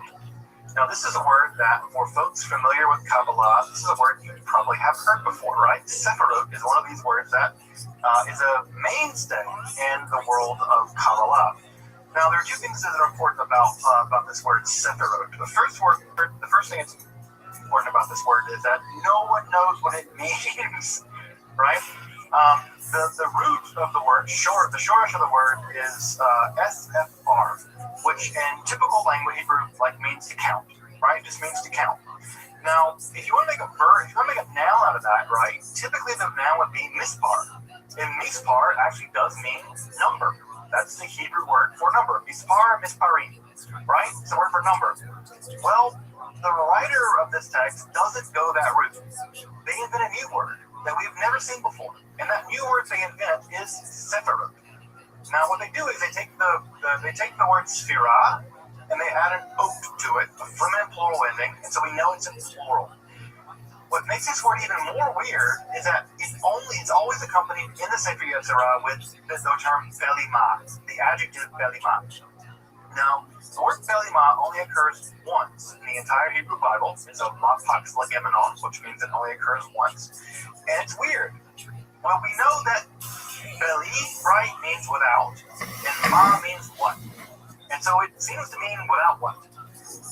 Now, what we have is a word made up, sephirot, which kind of means number, and without what. So literally we can translate it as number without what. Now, if you put that into the actual text, it makes no sense. Whatever the author's trying to do here, whatever they're trying to describe, a literal reading of it doesn't make sense. So, what are the Sephirot Belima? What do we mean by the Sephirot the first time they appear in all of Jewish literature and all the history of Jewish mysticism? Well, the one thing that we know from Sefer Yetzirah is they are not divine emanations. Now, I know that for folks who are familiar with some Kabbalah, right, you've seen the tree of life, right, with the dots, right? And God goes from Keter to Chokmah, Bina, right? 10 things. We'll get to that later, right? And that's the tree of life, and those are the Sphirot. Well, in the Sefer Yetzirah, it's not that. Whatever it is, it's not that. They are not divine emanations. We'll get there tonight, in a minute. They're not that. What are they? No one knows. No one knows. The going guess, and I say guess, right, because I really do mean guess, the going guess is that this is being influenced by Neo-Pythagoreanism, right? Neo-Pythagoreanism. Remember, Neo-Pythagoreanism, mouthful, is all about this number stuff, right? Remember, it's all about number being a reality. Well, one of the things we know about Pythagoreanism is that one of their sacred symbols was this thing called the tetrachus. You're seeing it on the screen here to the left. The idea of the tetrachus, right, is the idea that from one monad can give rise to two monads, right, plus, right? So these 2 plus 1 give rise to 3, and these 3 plus 1 give rise to 4. If you add all this together, right, you get a base 10 counting system. And from a base 10 counting system, you have basically the origins of the number system, and then from there you have the origins of arithmetic, etc., etc. It's a geometric way of describing how numericality itself comes into existence. Now, I know that sounds really abstract. That's because it's really abstract, right? But we know this from the Pythagorean world, right? They also thought there were 10 of these, right? There are 10 of these tetrachus, right? The tetrachus is a 10-node system. Well, guess what we know about the Sefer Beli Ma? There are 10. And the text is really clear in the Sefer Yetzirah. 10, not 9, 10, not 11. Exactly 10. I think, that what the Sephirot mean are the basic structure of a decimal counting system. That what we have here is a decimal counting system. Why? Right? Because the symbol of 10 represents completeness in the Pythagorean system.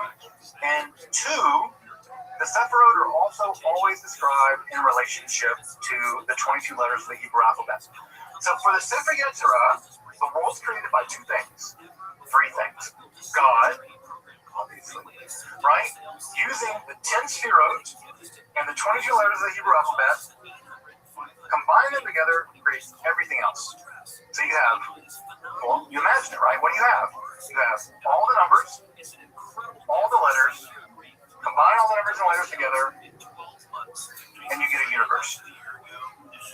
One can imagine that the 10 Sephirot are the 10 countable things of the base 10 system of counting, plus the 22 letters of the Hebrew alphabet. They are the palette by which God painted the world into existence. So, in Sefer Yetzirah, they are not emanations of God. They are numerical structures, which when combined with the alphabet, are the substructure of reality. Language and math. Right? I think that's what's going on with Sefer Yetzirah. Now, if you go ask someone else, they'll give you another story. So you know the story, right? I think that's what's going on. And I think that I base that upon, if you read other Neo-Pythagorean literature, they make the exact same argument, right? So I think that's what's going on here. Now, what we get in Sefer Yetzirah is a description of several successive stages the universe went through, right? Just like we tell the story now, right? We have the Big Bang and the period of inflation, right? And then we have the world that we have it now. And eventually we'll have the black hole period and proton decay or whatever. Right? There are successive stages of the universe. Sefer Yetzirah also describes successive stages of the universe, how they come into being. Now we can't get into the weeds of all that tonight. We just don't have enough time to do all of that. We could spend an entire 8 weeks just on Sefer Yetzirah. But what's really important is that the mature part of the universe, right? The mature part of the Olam is governed by what the Sefer Yetzirah calls ketzivot. Ketzivot are limits, right? Limits, they're extremities. Again, that, by the way, limits, extremities, is Pythagorean language. They're translating this Pythagorean language, in my opinion, into Hebrew. And ketzivot are these kind of limits. Now, what do those limits look like, right? Well, there are fundamentally 3 dimensions, right? 3 dimensions. Well, I say 3 dimensions, right? There's actually like 6 dimensions, but this is what they are, right? So we have 2 dimensions of time, beginning and ending. We have 2 dimensions of space, right? Or 2 dimensions of, so 2 dimensions of time, 2 dimensions of space, above and below, and those include the 4 cardinal directions. So above and below, right, are the cardinal directions, and then in those, they split off into the other directions. And then along with the 2 dimensions of time, both beginning and ending, and the 2 dimensions of space, there are also 2 moral dimensions, right, good and evil. This is a pretty interesting way of thinking about reality for this time period. And again, I think that someone with a background in physics, like Al, can appreciate, right, that they're already imagining reality as having dimensionality. There are these mathematical ways of understanding the nature of reality that are describable abstractly as what we might call dimensions, but they call ketzivot, or limits, or extremities. This is followed by a very intense and very somewhat strange analysis, and yet still scientific, of the Hebrew alphabet itself, in which the writer of this text groups Hebrew letters into 3 groups based on the articulation of the points of the mouth. So when you make a mem sound, it's a m, just using your lips and labials. Right? When you make a dalet sound, it's a da, with dentals. When When you make an aleph sound, right, a ayin sound, right, those are gutturals, right, and those are articulated at a different point. And so it's a kind of quasi-primitive, right, and I say primitive, I don't mean backwards, but I mean ancient form of linguistic analysis, right? So they're analyzing language in terms of where these things get articulated in the face, in the mouth, and then finally what happens is the letters are all set into a correspondence. And the way that the writer of Sefer Yetzirah imagines the cosmos, right, or reality, is it really has three layers. There's the Olam, right, the whole big Megillah, right? There's time. Time is the movement of the Olam, right? And there's the human being. And the human being is the center of it, right? Because they are something that exists and they are moving through time. And so the human being, the nefesh, the soul, right, is the nexus of the cosmos and time, right? And so they understand that. So what you get in the Sefer Yetzirah is a very very involved system in which letters are assigned to members of the zodiac, right? Shana, time, right? And then also letters are combined to describe the cosmos, right? Various parts of the cosmos. And they also describe various parts of your body. So your liver, your heart, your head, your eyes are set into correspondence with the various letters in the Hebrew alphabet. Because again, God spoke the world into being, and when God said ayin, right? Folks know this, right? The word ayin. Ayin is a Hebrew letter, and guess what ayin means? Eyes, right? God's not joshing around here, folks. When God said ayin, eyes came into existence. And what is sight? What is sight? Sees light, right? So we get this system of correspondence. So the Sefer Yetzirah is a very rigorous, scientific, philosophical, metaphysical analysis of how reality came to be. There have been several different periods of time. I just want to talk a little bit about those periods of time that worked themselves out, right? So we have a few different periods of time in the development of Sefer Yetzirah, right? The earliest period of time is when it developed. And the truth of the matter is, we don't know anything about that time. We don't know exactly when and how it was developed. We think it was probably in kind of a Gnostic, theurgical, magical Greek Syriac world, but it's anyone's guess. The first time we see the Sefer Yetzirah emerge is in philosophical scientific commentaries of the 10th century, right? The 10th through the 12th century, the leading Jewish minds at the time spent time writing commentaries on Sefer Yetzirah. And they did it to try to show how this accurately describes the fundamental structure of reality. Now, again, when the Sadia Gaon, just to give an example, right? The Sadia Gaon writes commentary on this.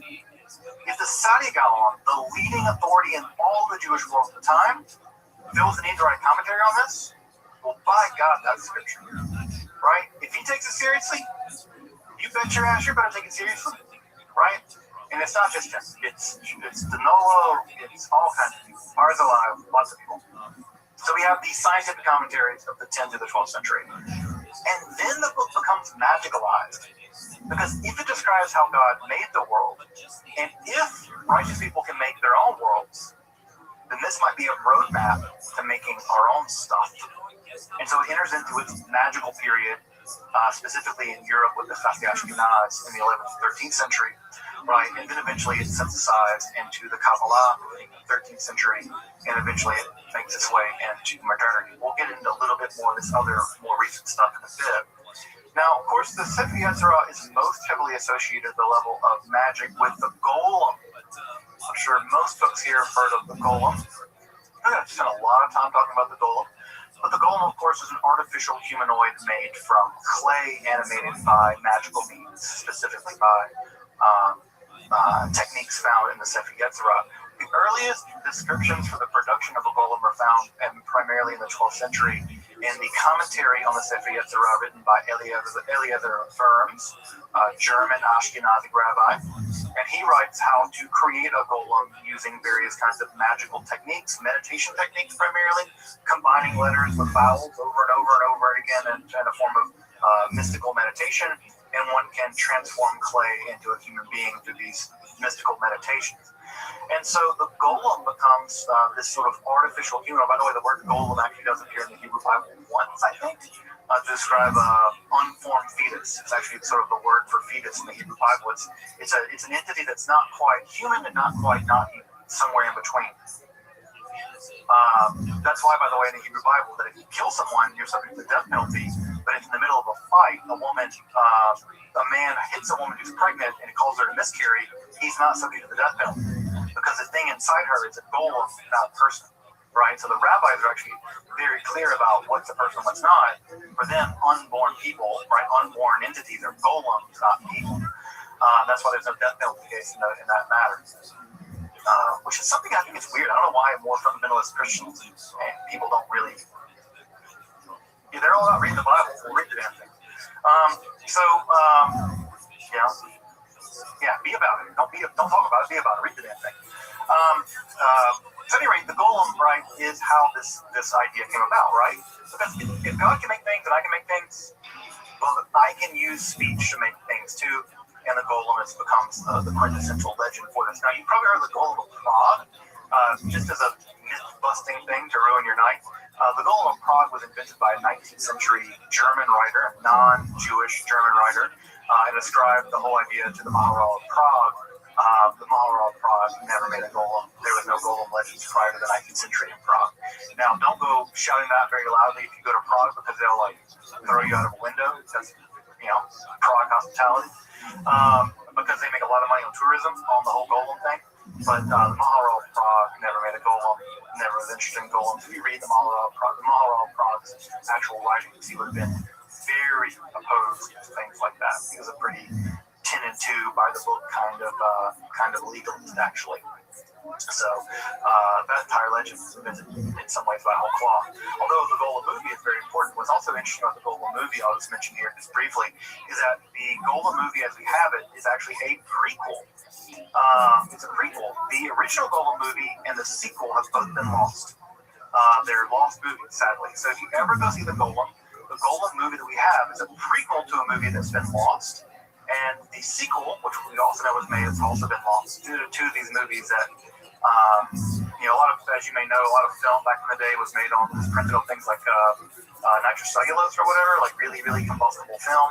And, even a spark could burn the whole thing down. And so a lot of these movies were lost. So if you ever see the Golem, just know that you're watching a prequel to a movie that was very popular that's been lost now.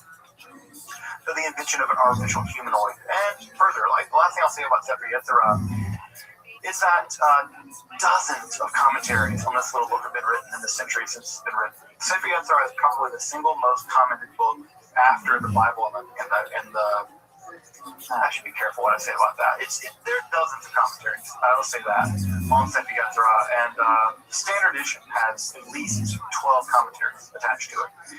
And so the Sefer Yetzirah in the traditional Jewish world is a highly, highly, highly commented upon book, and it is, in fact, to this day, I think would say it is a canonical book of Jewish scripture. As we get into Europe, right? As we get into Europe and the world of the Ashkenaz, and we're going to run a little over tonight, but I think it's okay. I'll try to go 2 more over.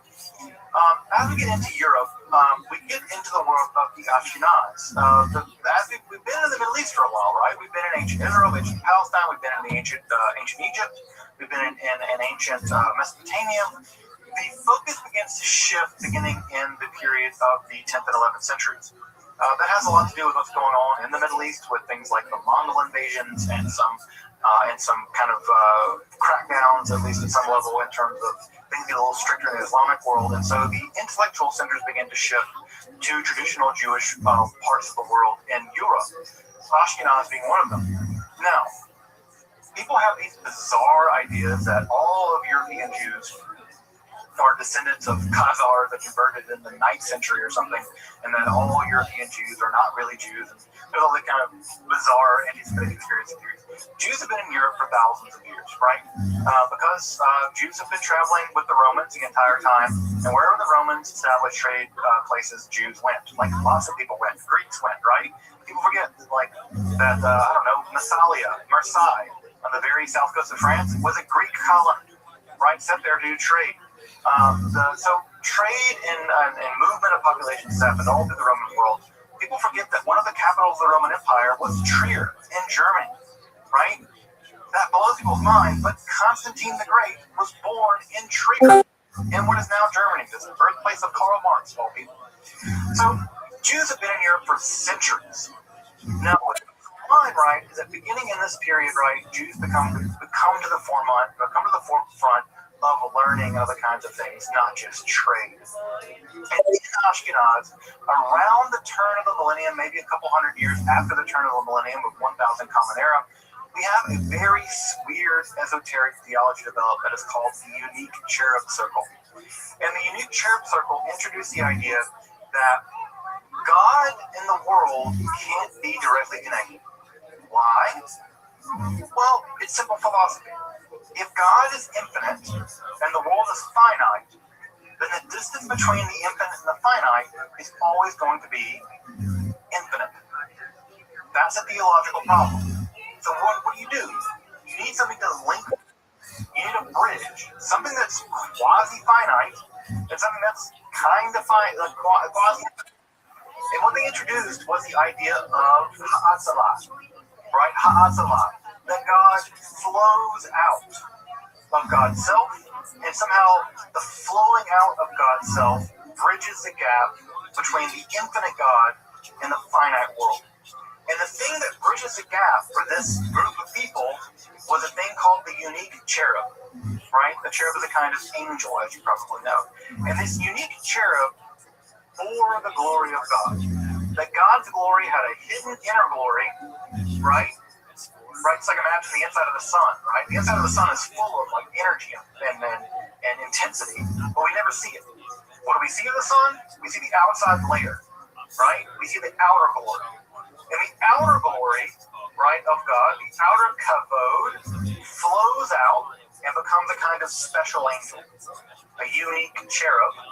And that special angel is an atzalah, is an emanation of flowing out of God, right? And that bridges the gap between the infinite and the finite with the unique cherub in the middle. Now, we don't know much about this group, right? This is a very strange group of rabbis there in Ashkenaz, in Germany, and we're still doing research about this. But it seems like they've been introduced to the idea of Neoplatonism, and we'll talk about Neoplatonism next time, right? We'll talk about it at length. Now, what ends up happening is that infused with this idea of ha'atzalah, of emanation, the Sefer Yetzirah gets fused to it. So the idea is, well, it can't just be one thing, right? Maybe it's 10. Maybe there are 10 things standing between the infinite, utter transcendent God and us. And maybe between those things, there are 10 things. Because Sefer Yetzirah says there are 10. 10 Sephirot Belimah, right? So maybe the ladder has 10 rungs. Maybe the ladder has 10 rungs. And that idea of the ladder having 10 rungs is taken up in the first Kabbalistic text in history, the Sefer Bahir. This is, folks, the first text of Kabbalah. If you want to start studying Kabbalah, this is the text you start with, the Sefer Bahir. This is the first printed version you can see here on the left-hand side. This is a midrash, right? Midrashim are texts in which the Bible is used as a stepping stone, or diving board, better, right? To riff, right? Like, folks here like jazz, right? If you like jazz, right? One of the things that you go to a jazz show, right? You know, Coltrane might start a riff, right?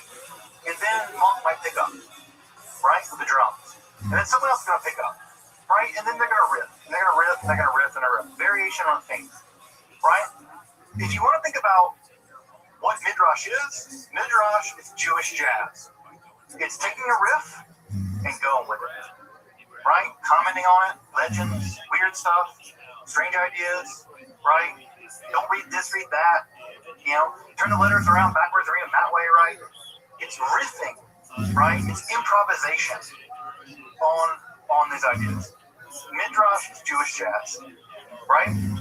So what we get in the Sefer Bahir is a work of Jewish jazz, Midrash. It was very popular in the Middle Ages, right? But this Midrash is really interesting for a couple of reasons. One is because it's ascribed to a first century Jewish scholar, Nehunya ben Elkanah. Now, Nehunya ben Elkanah didn't write this, but it's ascribed to him to kind of give it a little gravitas. Further, what's also really important about this is it's very clear that whoever wrote this is doing some really, really interesting theological, philosophical mysticism. They're riffing on this material, on the Bible, in a way we've never seen before.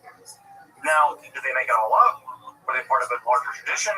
Was there a community of people doing this? This is just the one work that survived? We don't know, right? But what we do know is this text introduces the core concepts that become the foundation for the Kabbalah as we know it. Now, these midrashim inside of, there are 200 of these inside of the Sefer Bahir, they are not united. You need to stretch the imagination. In fact, the story goes right that the writer must have written them all down, and then the story is that they threw them into the air, and every how they landed, that's how they got it. The editing seemed random, right? Now, there are passages that do seem contiguous, and then they kind of titter off into seemingly random commentaries.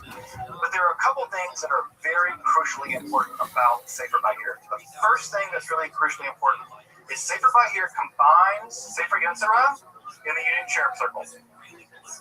The Sefer Bahir says there are emanations of God, right? There is, again, I heard folks ever like boiled milk, right? Or like, they'd be better yet. Have you ever seen like go to a wedding where someone's pouring champagne over like one glass, and one glass sits on like two glasses, and two glasses sit on four glasses, right? And they're pouring the champagne flows down the glasses. Well, imagine like pouring the champagne, the bottle never got empty, right?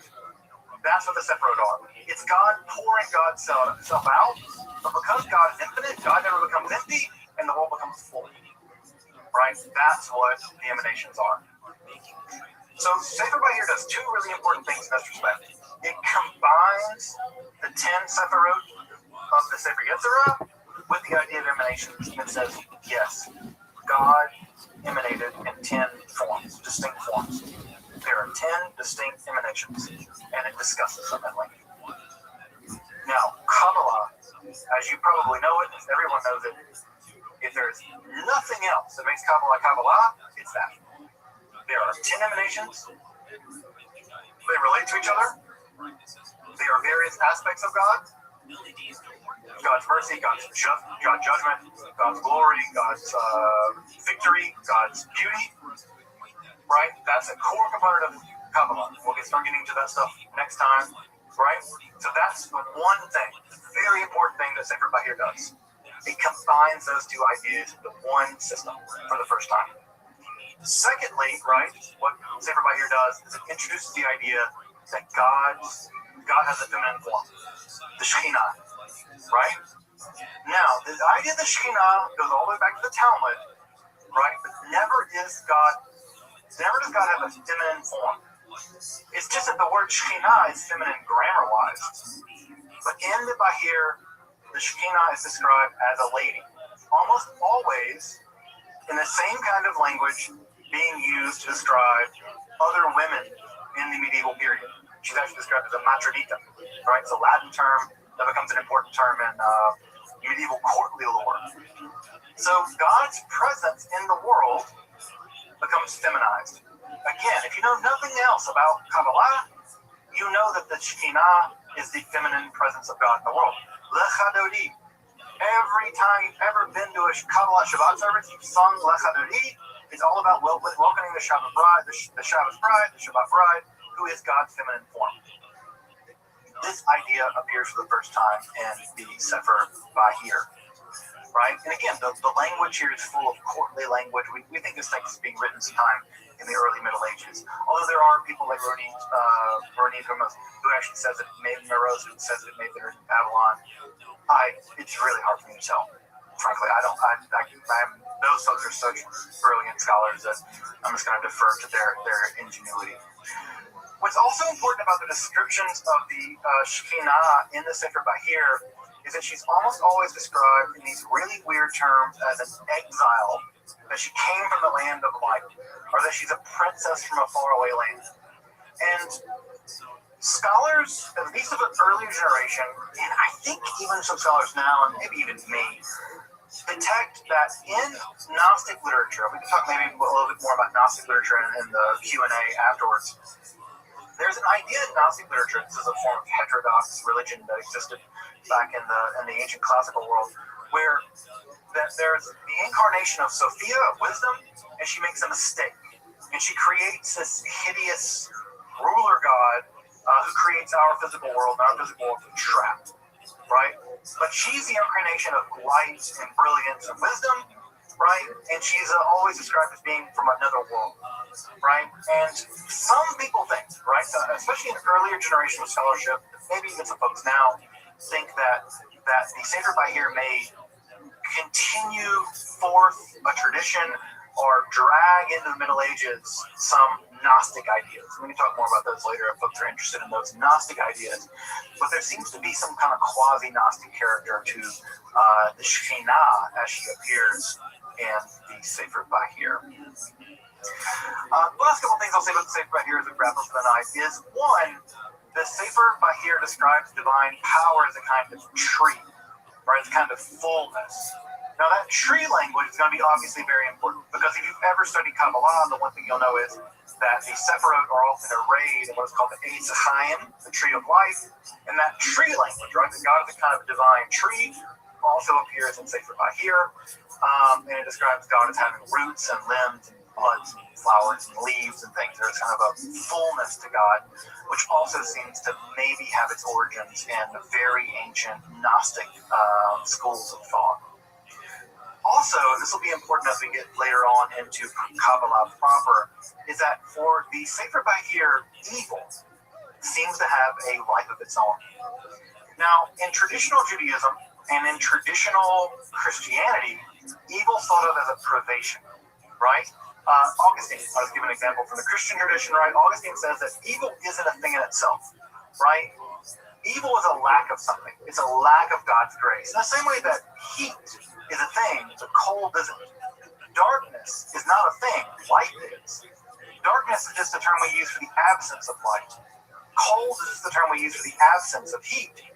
Evil is just a term we use for the absence of God.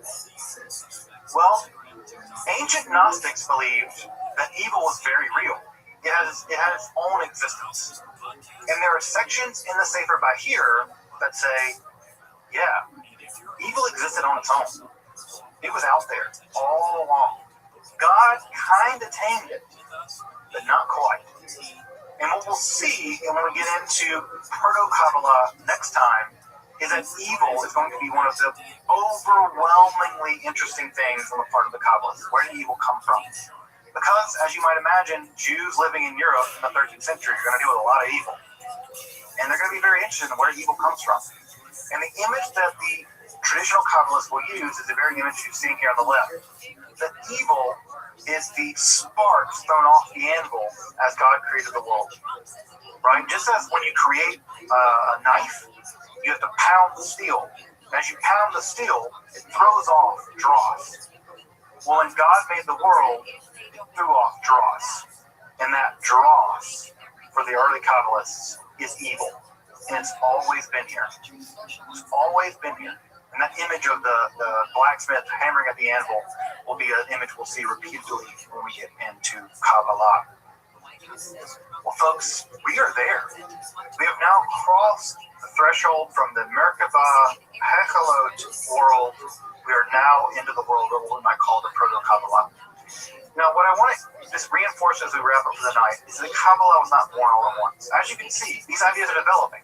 We have the Sephirot from the Sefer Yetzirah. We have the emanation sequence from the unique cherub circle. We have it synthesized by the Sefer Bahir. We're going to see that later text further synthesize ideas from the Sefer Bahir. Kabbalah is a development. It's a development. So it's really important to understand that when people talk about the Kabbalah, they're not quite right. What we should talk about is Kabbalistic development and then schools of Kabbalah. Right? Now we'll see, we'll get into this later on as we get into Kabbalah, we'll see this a lot more clearly.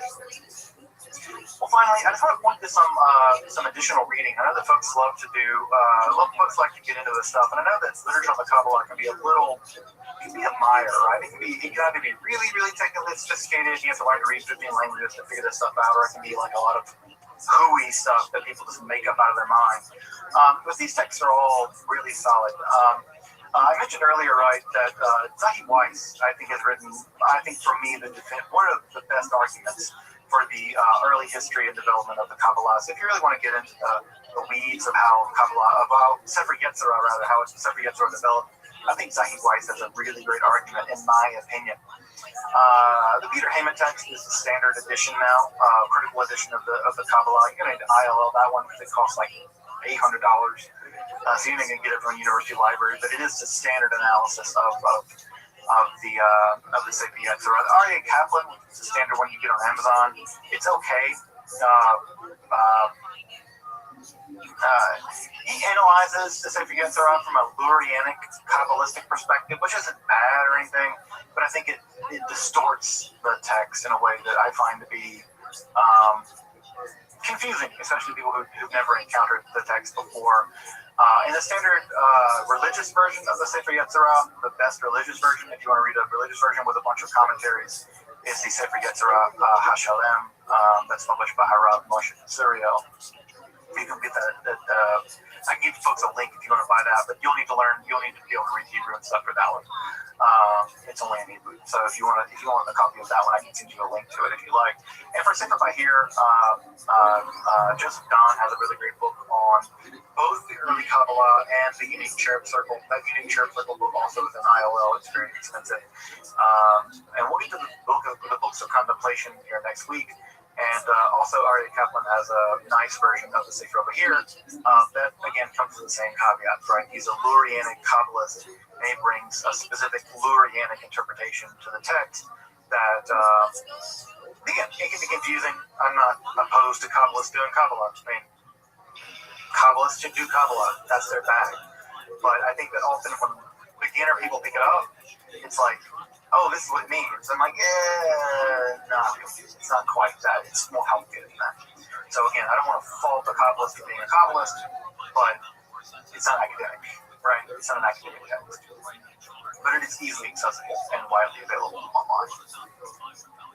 Well, folks, next week we turn to the early Kabbalah. We're going to be looking at some developments in southern France and Spain. We're going to be looking at how the earliest strata of Kabbalah developed. And then after that, we turn to the most monumental text in all of Jewish mystical history, and that's going to be the Sefer Zohar, right? The Book of Illumination. My child is named Zohar. If you want to get an idea about how important this book is to me and mine, I got a kid named Zohar. So I take it pretty seriously, and so we'll get to the Sefer Zohar after, the time after next. Next time we'll be dealing with philosophical, mystical developments in the earliest stages of Kabbalah in Europe, in the very earliest stages of Kabbalah at all. So we'll turn to the early Proto-Kabbalah next time. Welcome back, and thank you for joining me as I explore the garden that is Jewish mysticism and Kabbalah. Again, if you'd like to support my work of providing accessible, free, and scholarly content on topics like Kabbalah, alchemy, and the occult, along with magic, hermetic philosophy, consider supporting my work on Patreon, or perhaps with a one-time donation. You can find those links below. Until next time, I'm Dr. Justin Sledge, and thank you for watching Esoterica, where we explore the arcane in history, philosophy, and religion.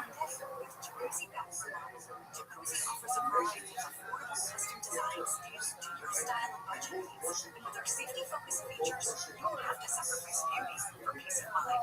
Jacuzzi bathroom models are designed to fit your existing space. We do it right. More than just a liner, we go down to the studs using only top-quality materials.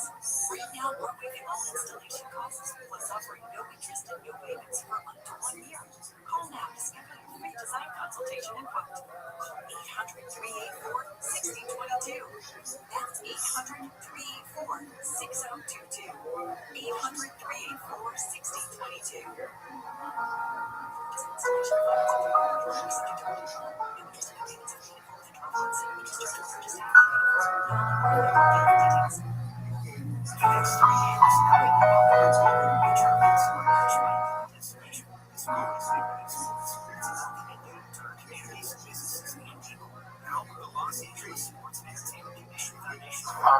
Justin Sledge, and welcome to Esoterica, where we explore the arcane in history, philosophy, and religion.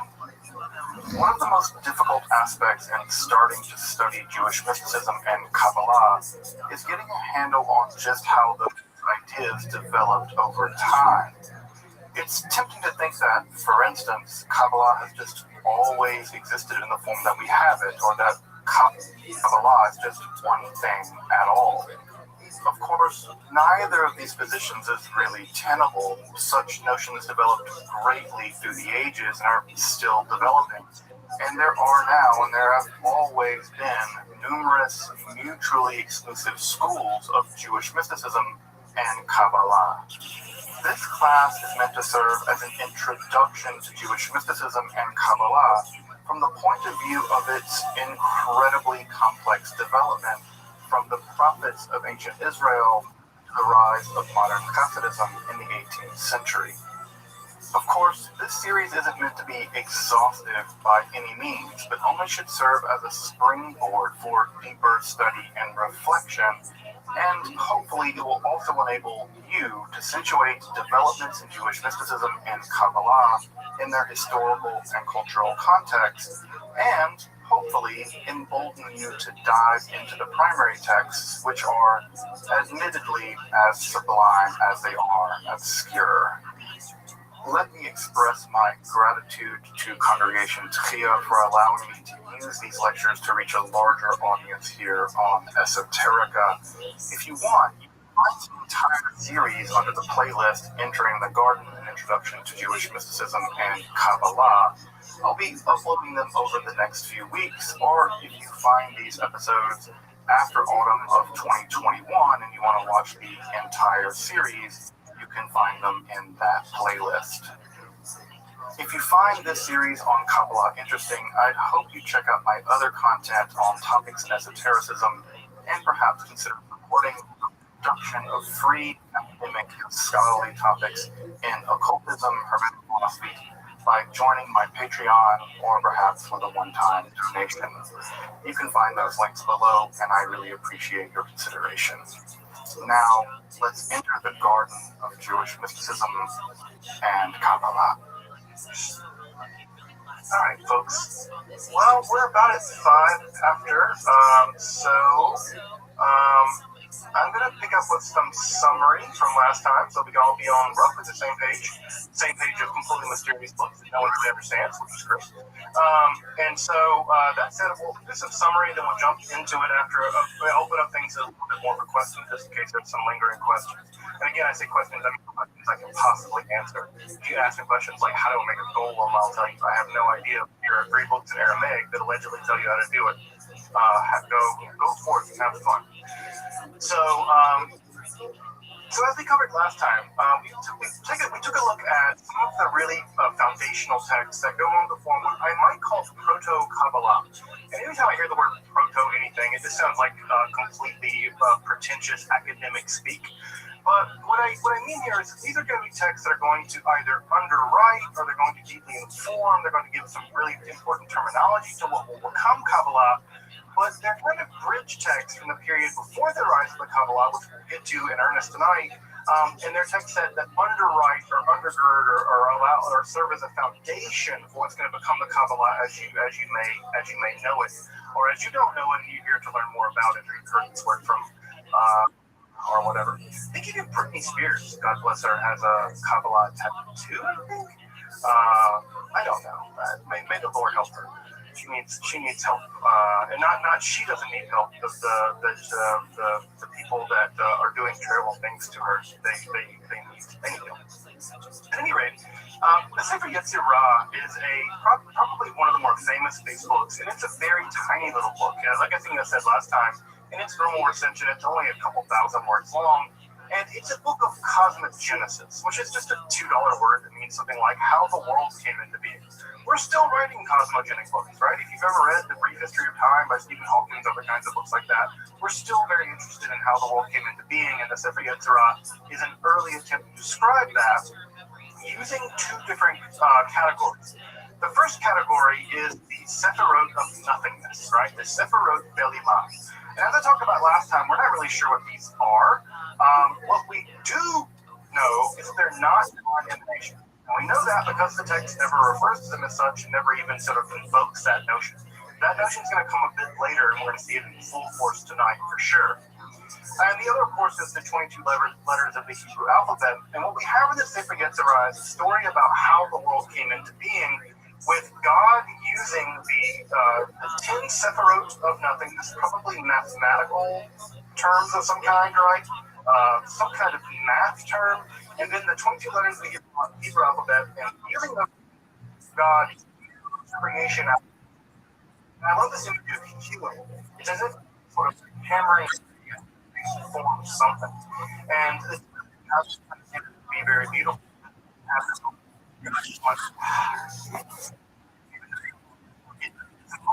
Class, building things out of nothing, numbers and letters. And I always appreciate the working class God healing the world out of being. This is the Rosie the Riveter God.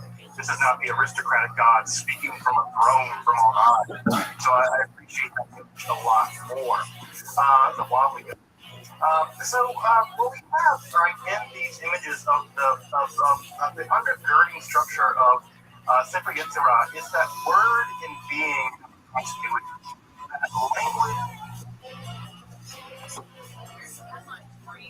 Downtown LA's office crash is turning renters into owners. Now, we love Michael Monk's Miracle Changes story. He's a big downtown LA newsstand advocate. I don't know if I'd say advocate. Maybe he would like me to call him an advocate, but he might be interested in this story. Vacancy rates in downtown have surged, now topping 30%, sending property values plummeting and creating rare buying opportunities for major tenants.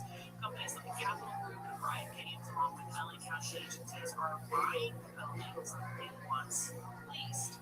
President Trump this week asked Congress for $152 million to reopen Alcatraz as a federal prison. Yes, he still wants to do that. He kind of this U.S. code last year. I actually happened to be on a trip in San Francisco with my family, so I got some video of it. I went to visit Alcatraz, and I think people at the time just kind of thought, it's just spitballing, throwing them out there. But no, apparently funding for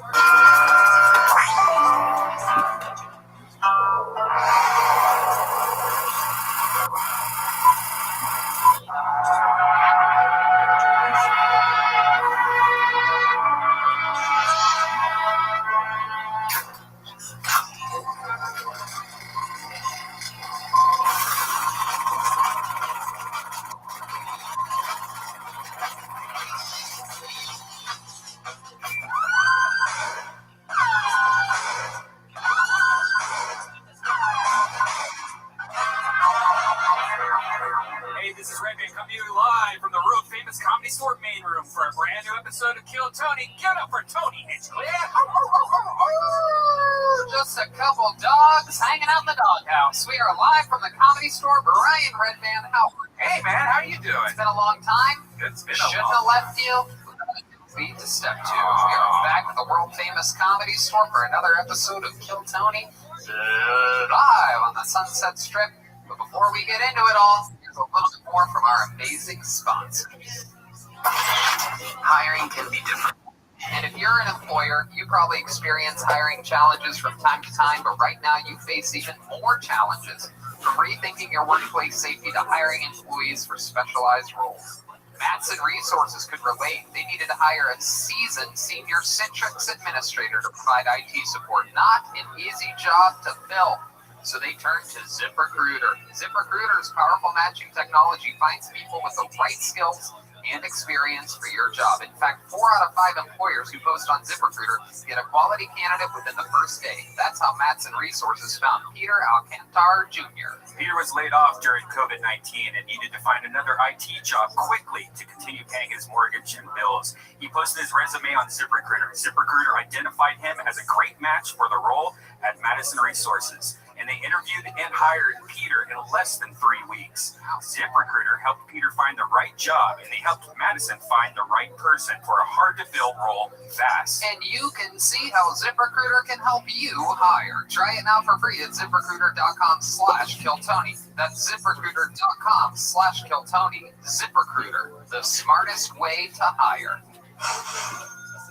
And you fans of this show, you know, if you're having a rough time getting through lockdowns, social distancing, well, then I want to tell you about some products from Infinite CBD. You remember Infinite CBD? Infinite CBD has the cleanest, purest CBD available. If you've never heard of CBD, it's derived from hemp plants. It packs all the benefits of marijuana without getting high. And Infinite CBD has a ton of different products that we've used, and they're great. I love CBD. I rub it all over myself. I rub it on you too sometimes. Here's the Infinite CBD products I think can help get you through this. They have CBD AM+. If you have difficulty concentrating while working from home, this has CBD plus caffeine for some mental clarity. CBD gummies, which is my favorite, with new flavors like sour and full spectrum. I'm in the spectrum. Gummies. If you think you're losing it, these can help you relax. And, of course, CBD lube. Why not add CBD to your self-love making? You know it feels good and you got time to kill. Treat yourself. If you haven't tried CBD, look it up. There's a lot of research, and users are reporting benefits like reduced anxiety, reduced inflammation, and more. So go to InfiniteCBD.com to see which of their products fits your needs. That's InfiniteCBD.com. And if you use the promo code KillTony, you will get 20% off. Once more, that's InfiniteCBD.com and promo code KillTony for 20% off.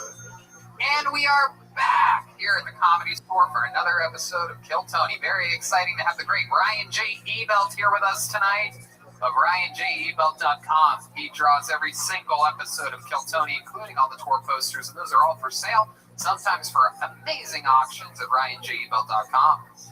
We have the great Gino from LA Speedweed is here. Always incredible. Got us through the hardest part of this pandemic. Let us use the great Better Box Studios. Go get yourself a candle at damngoodcandleco.com. Damngoodcandleco.com.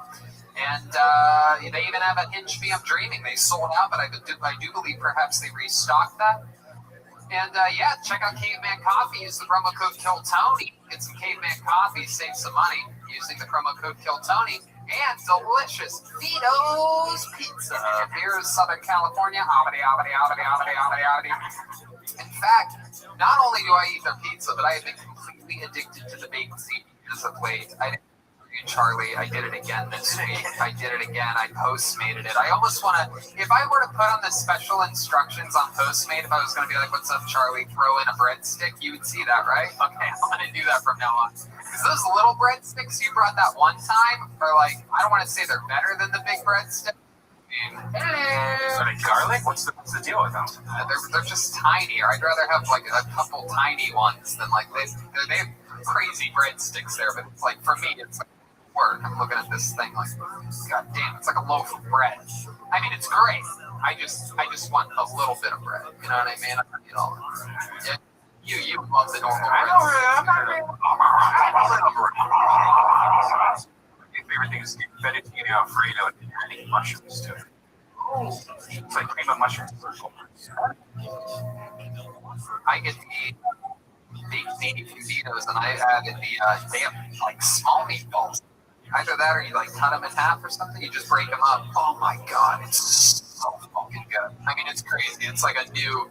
I have to make sure I'm not doing anything physical afterwards, you know, like riding an e-bike or anything like that. No serious exercise afterwards. But anyway, a lot of fun stuff happening. I'm excited to be here, and we have a guest tonight. Very excited about this, ladies and gentlemen. This young lady joining us for this entire episode, no ego at all, is one of my favorite, and she is truly Kill Tony royalty. I mean, she started on this show at the age of 19. She became a regular at the age of 20. At that point, the comedy scene was that people under 21 aren't allowed in the building at all for any reason, even to perform, which was a controversial law at the time, because you were allowed to perform on stage as long as you left right afterwards back then. She had a 3-year tenureship of being a regular, and on her 21st birthday, she regular. Did it for years. Now opens up with likes of Joe Rogan and one of the other best comedians in the world, including her own headlining dates as of late. Ladies and gentlemen, I present to you truly one of the truly greatest regulars in the history of the show, a woman that has a full-fledged comedy career and an unbelievable podcast. I love her with all of my heart. One of my favorite humans and favorite comedians. It's the great Ali Makovsky, everybody. Remember that music from when she was a regular? Wow, look at her. The baby girl is all grown ups, everybody.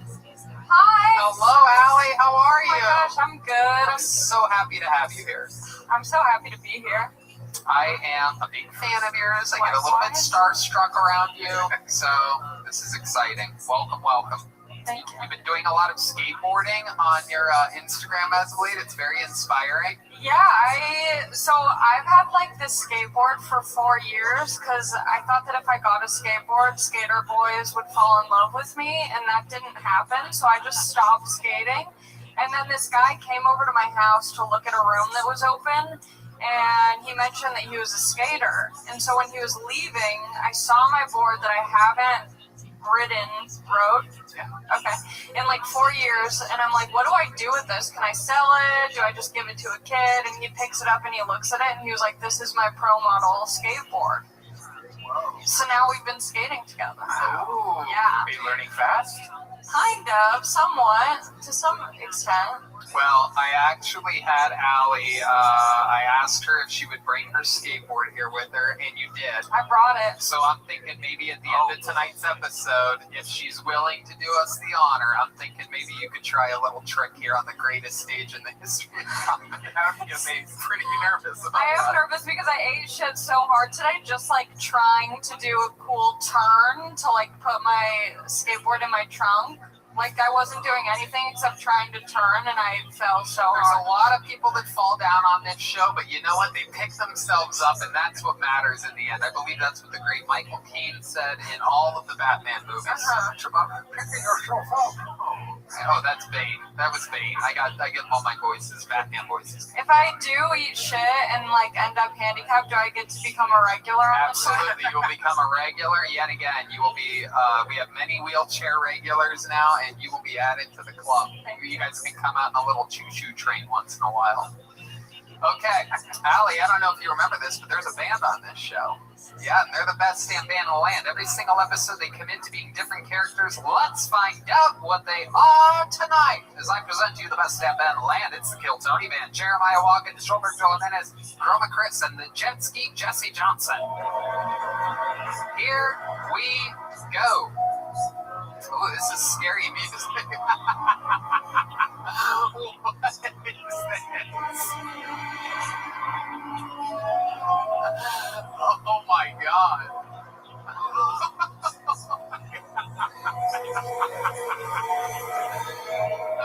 Jetsky, get out there. Show these people what's going on. I literally have no idea what they're supposed to be, by the way. You guys all work at like a haunted house, a Halloween house or something? Welcome, ghouls and goblins, to Channel 9's horror-themed show. Wow! Bend, Oregon is in for a scare tonight. Oh my goodness, I thought you were Tommy Wiseau from The Room for a second.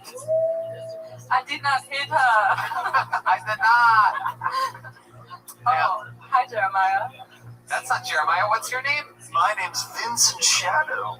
Vincent Shadow. I'm going to write that one down because that seems easy to forget. Vincent Shadow. And who's this little ghoulie When you think of the shadows, I will be there. All right. Who's this little ghoulie gobbler you got here? Is that Edna Scissorhands over here? Hey, I'm a skeleton. Oh, you are? What's your name?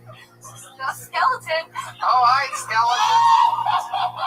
Welcome to the show, Skeleton. You came out, you were all silly and stuff. You swing that arm, that's like your trademark. Whoa. A lot I can do with these bones. And then, who's this young cowboy back here? Good evening, skeletons and creatures of the night. This is your host on AM 66.6 Terror Hour. It's Cool Lee. Thank you for dropping in. Cooley? Your name's Cooley? That is correct. These are my favorite band characters of all time. I know it's early in the show. I don't want to curse it. I don't want to ruin it, but I already love these guys. Some would say curse. And there's a beautiful woman here, absolutely stunning. What's your name, little lady? My name's Jolvira, Elvira. and I am a regional horror host in Texas, Channel 9. Oh my goodness. You really put the whore in horror. Well, you just stole my opening joke, but back to you in the studio, Tony. She thought of that for 3 months. Just big bold letters at the top of the page. Do not forget, whore, whore, whore. Oh, that's great. Well, Jolvira, hopefully you have a little bit more up your sleeve, even though you don't have sleeves. Oh, you're getting into it, I. Oh my goodness, this is a Halloween spectacular, everybody. Welcome to October 31st. The great David Deary is here helping us out. We have a very fun episode, I do believe, planned, so let's just jump right into it. This first guy kicking it off, he's been on the show a couple times before, and he's back. It is Kyler Bentley, everybody. Here's some music, because here comes Kyler Bentley.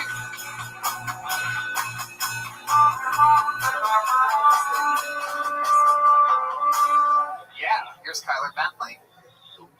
Hey, I live in a senior living facility, and I know what you're thinking. I'm too young, but they have a saying where I live. It's you're only as old as you feel, and I feel like a dirty old man, so I fit in just fine.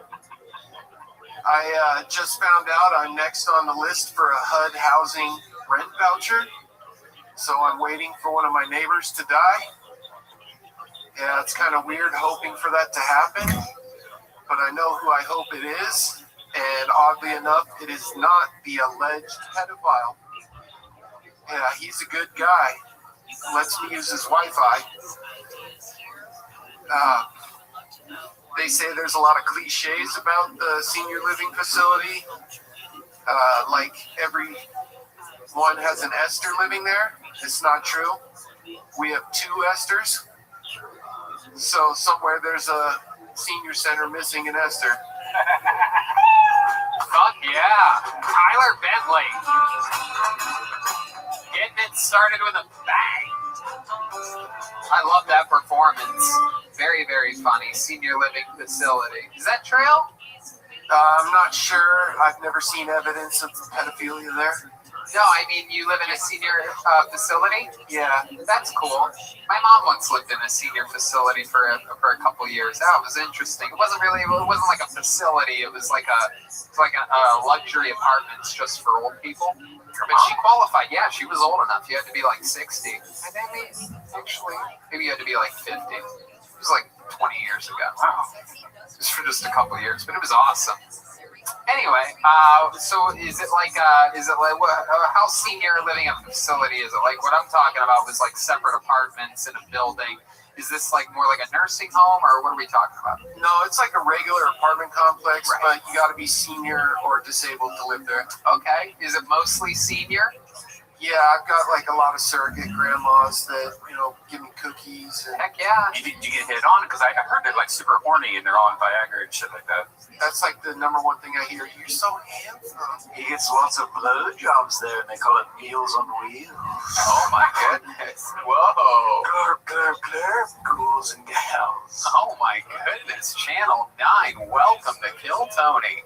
That's very exciting. Hello, it's a ghost. Do you guys ever play games? Do they have like community events or anything like that? Oh yeah, bingo's a big thing Do there. you play bingo? Favorite bingo number is B9. Wow. It perfectly describes bingo. It's not really fun, but it's not cancer either. That's true. Benign tumor. I heard bingo's actually pretty fun. Like I used to know a lot of hipsters that would go to the bingo hall. Red Band's favorite bingo number is I-8. Tony's favorite one is come in his mouth. That's not how bingo works, Yes, Brian. it is. That is not how bingo works. That is not how it works. However, that is my favorite. All right. Do you ever do stand-up for the seniors? I actually was doing a monthly show before COVID hit. I'd get a bunch of other open micers and people I know to come and cheer the old people up. How's the COVID hit the assisted living place? It's like Hitler running the place over there, man. It's on serious lockdown. Yeah, it's wild, right? Masks required, and even if there's nobody around you, where's your mask? Right. Yeah, exactly. People are freaking out. Has anybody gotten it? A lot of ambulances swinging by as of late? No, crazy enough, nobody's had COVID there. That's good. It must be in a nice part of town, not too far east, huh? No, it's really far east. Oh, it is? How far? I mean, not far east, like China far east, but Montclair. Montclair? Yeah, it's about 45 minutes from here. I'm looking at Joel I Byra. will put this nail in your coffin, Tony. Joel Byra is our senior East LA correspondent. My favorite bingo number is Be Quiet. Joelberg. Wow, real Joelberg chant. Look at that. Good job, Joel Byra. Whoa, get things started with a little whoa. You ever steal any jewelry or anything expensive from any of these old people that are about to die? Good question. No, my neighbor says he has a $10,000 domino set, though. Oh, red band or dominoes. Like cheesy bread? That's expensive. $10,000 cheesy bread. That must be the best cheesy bread ever. $10,000 dominoes, that's only a week at my place. Wait, why would that be? I don't get it. It's my impression of Red Band. Ooh, a reverse. Hello? That sucked. You called him to tell him? Yeah. Oh, it's a bitter ghost. Ooh. Kyler, what's your sex life like? Have I asked you this before? No, but that's how I know that you're not gay, Tony, because only straight guys ask me that question. There you go. It's pretty much non-existent. Rock solid science. But that's not because things don't work. It's just I have no game. Well, you know what? We have good news for you. Joel Byra is ready to have anal sex. Here we go. Look at those hairy armpits. Can you do it? Have you ever been to Transylvania? Hey! There you go. That's a fucking slid that right in there. Go get the purple dildo. Oh, shit. I love it, man. Well, Kyler, I love that we're able to squeeze you in here and up here. What do you got planned for the rest of the night? Anything crazy? I got Aphrodite waiting in my access right outside. Oh, I love that. Yeah, so It's going to be a tight squeeze this evening. Ooh, black magic. Cocoa butter. Allie, you've seen Kyler on the circuit, right? Yeah, it's so nice being here because I haven't seen him since, all the stuff closed down, and I always ask him lots of questions about his wheelchair situation. And you are bad at spitting game, because I feel like, there could have been some moments where I would have busted down on that chair, but It's true. sometimes it falls flat. I remember one of our conversations, me and you have something in common, is we don't orgasm. Whoa. I didn't want to bring it up. There you go. My goodness. Was that a secret? Looks like the only nuts being busted here tonight are in the peanut gallery.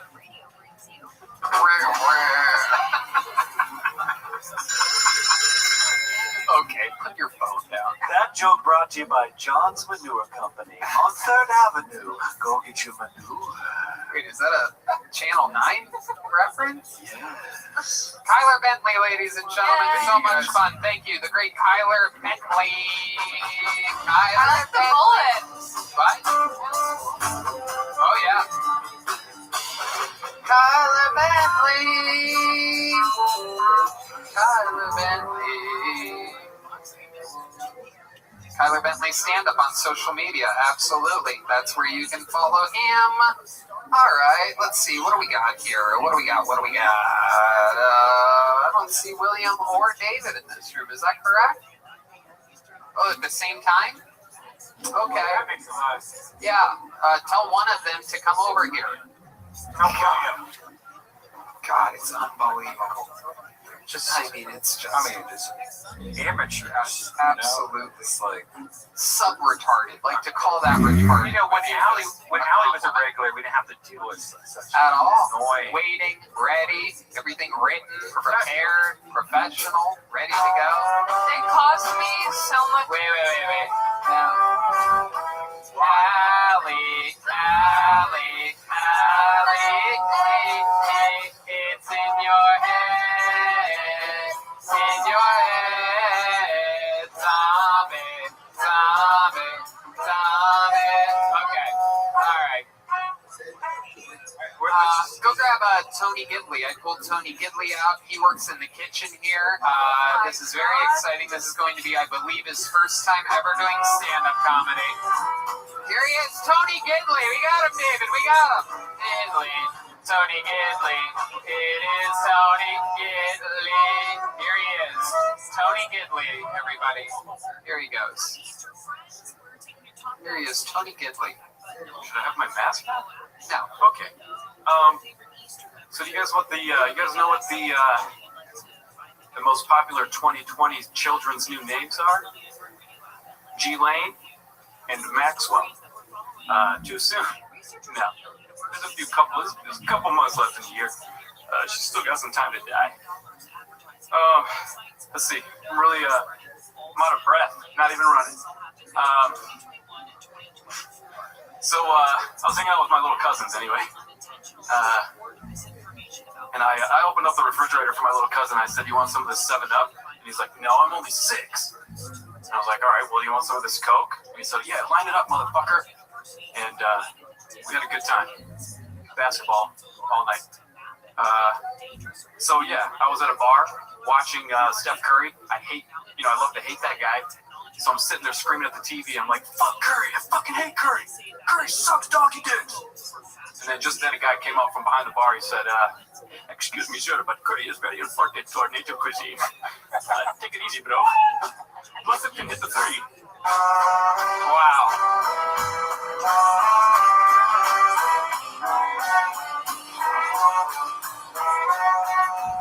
There you go.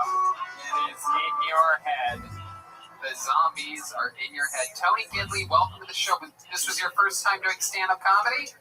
Incorrect. Oh, you've been doing it a while. I started in 2019 in January at a potluck, and I've been doing mics in a show called Comedy Chow ever since. Awesome. And, okay.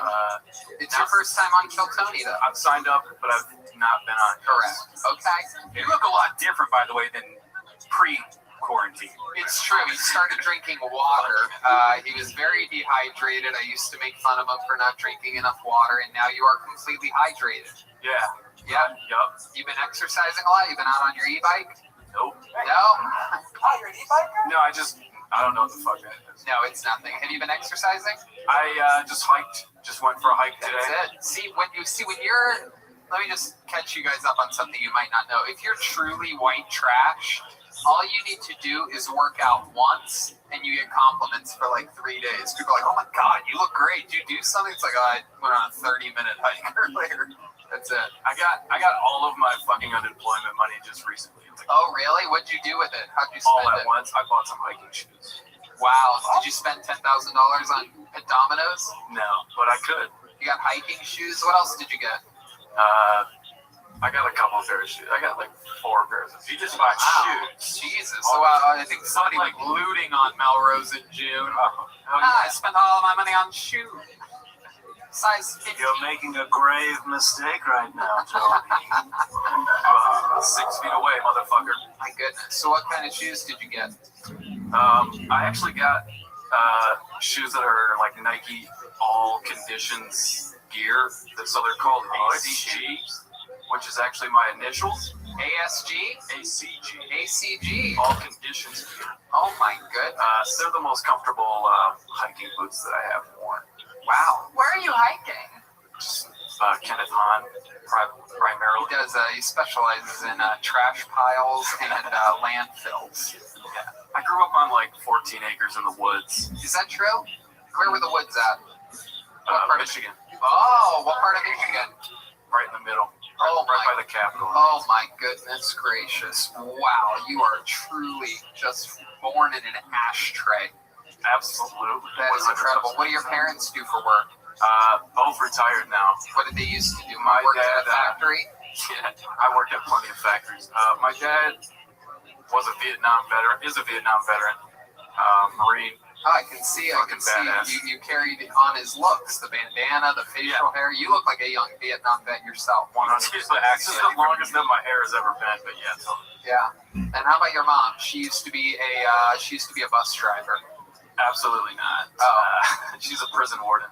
Whoa! Close. I was close. Bus driver and prison warden are right next door at the White Trash Family Employee Benefit Place. They have the same shapes too. Yes, absolutely. Very, very strong. Your mom has broad shoulders? Sure. Oh, you know she does. Come on.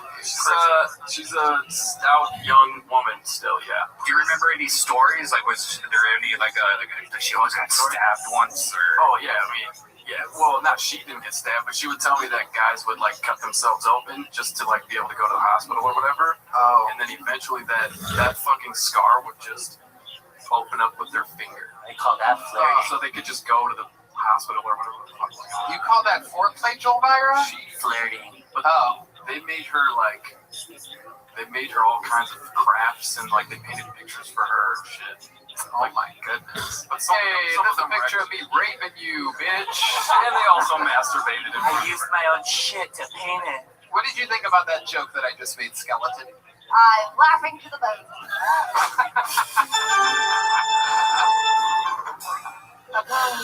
Oh my goodness. What's something crazy that we'd find a little bit wild about you, Tony Gidley? You seem like you have a lot of skeletons in your closet. Crazy? I'm not very crazy. I make beats. You do? I make a lot of beats. You do? Can you beatbox a little bit for us right now? Here we go, everybody. It's one of the rare live performances that we're getting. He's putting on his mask. He's going future on us. Yeah, who would have thought beatboxing would be one of the most dangerous things to do? He's got one of the official Kill Tony masks on. This is very exciting. He's a big fan of the show. Represent. That's right. Oh, shit.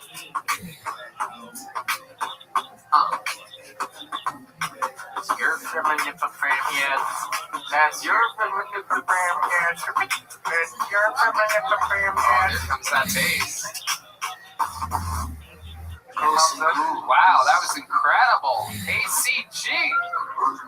Wow. That's You're right. a prison guard? Let me search it.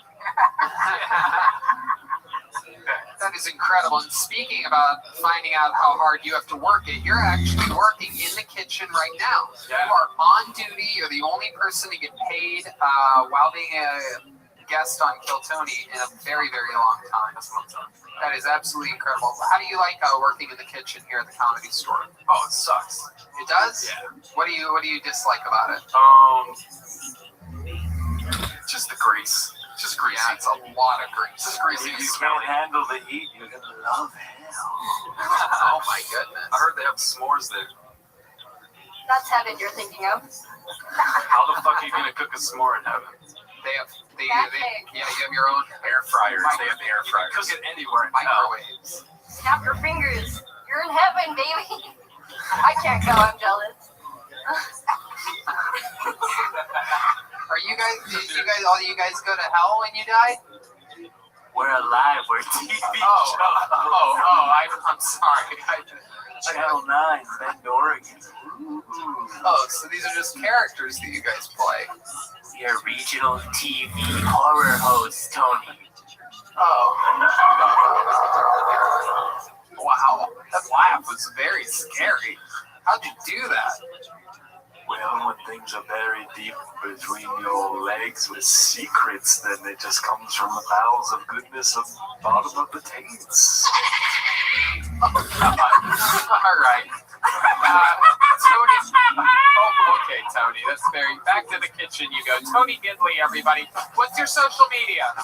Tony Gidley 28. Tony Gidley 28.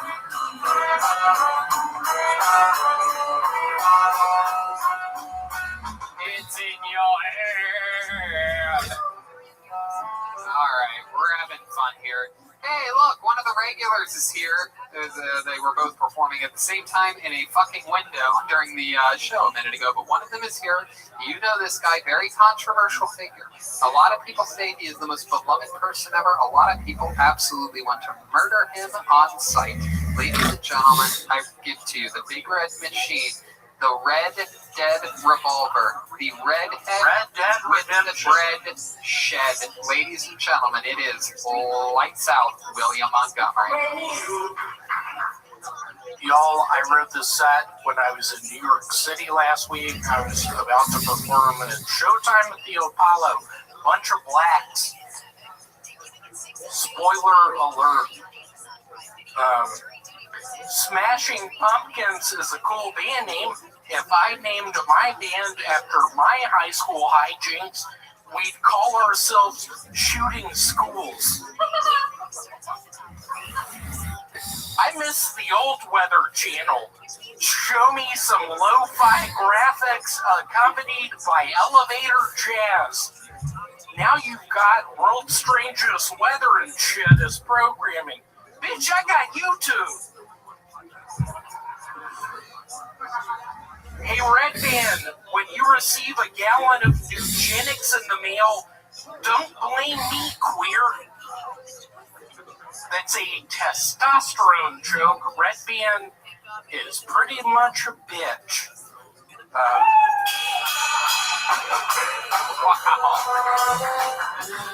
Yeah, are you gonna really look at me that way, Red Band? Wow. William closing on a joke calling Red Band a bitch. That is not an angle very much used on Red Band. When I saw Red Band, I was at his place 3 nights ago. I was at his... I would never let you at my house. I was in his glory hole in his bathroom. Annoy the fuck I saw authority. Oriental. Are you going to use another racist term from the 90s, you fuck? Wow. Are you really? No, gonna say are that? you calling my You girlfriend? said I Are you can calling what? my girlfriend Oriental You bitch? said I can what? Oh, Red Band is walking over there. David, are you on camera?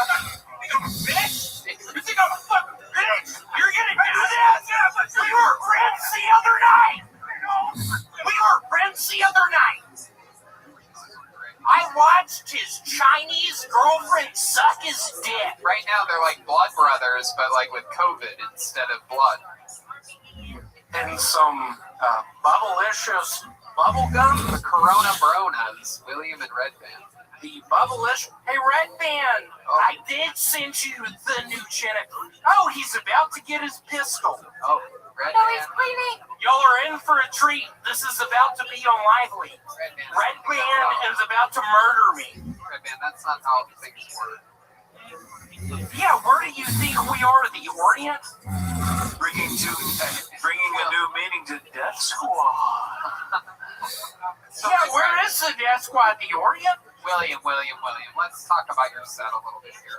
What set? I didn't see anything. There was some You really... would say that, bit. William.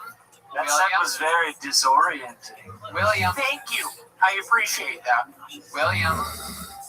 You had some really great jokes in your set. I really like the What was your Smashing favorite?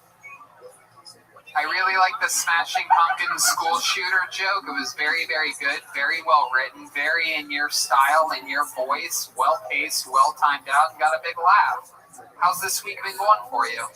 It's been pretty good. I am now a salesperson. A singles person? No, a salesperson for the board game Jumanji. I've been playing a bunch of board games. Try to get that die out of my hands, because you're not going to be able to. I'm playing Jumanji tonight. Jumanji? I'm playing Jumanji. Right. You know my least favorite board game? Life. I sort of don't like Monopoly. What do you think about Monopoly? Whoa. Red Band is very mad at you for calling his Oriental girlfriend Oriental. This is really interesting. He is mad I saw her suck his penis 2 nights ago in his fucking shower. And I wish think you were all the allowed in my listeners house. want to know. Where did you see this at? He He's in his not allowed in my bathroom. house. Me and David hang out and have barbecues all the time. I won't let him in my house. My girlfriend doesn't like him. Plot hole with that Relax. story. Plot hole with that story. Redban doesn't shower. Yeah. This is wild. But he stuck his penis. It looks a lot like mine. How did you weren't in his house, correct? Were you? I was in his bathroom. I saw his thing come through the hole. What did it very look slow, like? What did his thing look like? Sort of like a squirrel grabbing onto a pecan. What did it look Hold on, like? who messed my joke up? Who said that? Doesn't matter. What are you kidding? I love you. William, what did you say that it looked like? It looked like when Redban stuck his penis through the shower hole and his Oreo girlfriend was bending over. It looked like a squirrel holding on to peanuts. A squirrel holding on to peanuts? A squirrel holding on to peanuts. And I didn't know What what noise to do. does a squirrel make? Okay. I heard a bunch of that. William, you're really good at making animal noises. Can you do a cow? How about a horse? Hold on. Oh, that's what a horse says? What else? Give me more animals. Okay, a skunk. All right. How about a walrus? Here he is. Wait, that's an Australian person. It's an English person going to the match. Okay. Here he is. How about a dolphin? What noise does a dolphin make? Flipper. Okay. This has really gone downhill fast. All right. I don't think it has. One Has it? last one. Do an impression. Allie, get my back. Do an impression of a dog. I'm gonna lose the fucking caboose. I love that. Allie, what do you think about William's style and delivery? You know, I love William. How long were you the regular? I feel like. How long were you doing it? I've now been doing it 1 year and 7 months. She's longer than you. I don't remember. It's all a blur. I'm wondering, I have a random question. Would you ever replace Will.i.am from the Black Eyed Peas? Yes, last time I heard he was a part of Queen. Do you like Black Eyed Peas? I like when Will.i.am sings the Bohemian Rhapsody song and I just get into it. And I can't help but think, where is Redban's Chinese girlfriend? I want to see her put her lips around his penis. Hey, where's your girlfriend that beats you up, you little bitch? Yeah, why don't you show me another bruise every week from you getting hit, you little fammy? Are you fucking with me right No, now? no. Did you read on the news? She's in the hospital. Why? Because she hit herself and then called the cops and said that you did it? She got in a fight with a ghost. Really? I'm kidding. I've been watching a bunch of Dateline. That is a Dateline line. All right, William, before we let you go, what can we see your impression of a mosquito?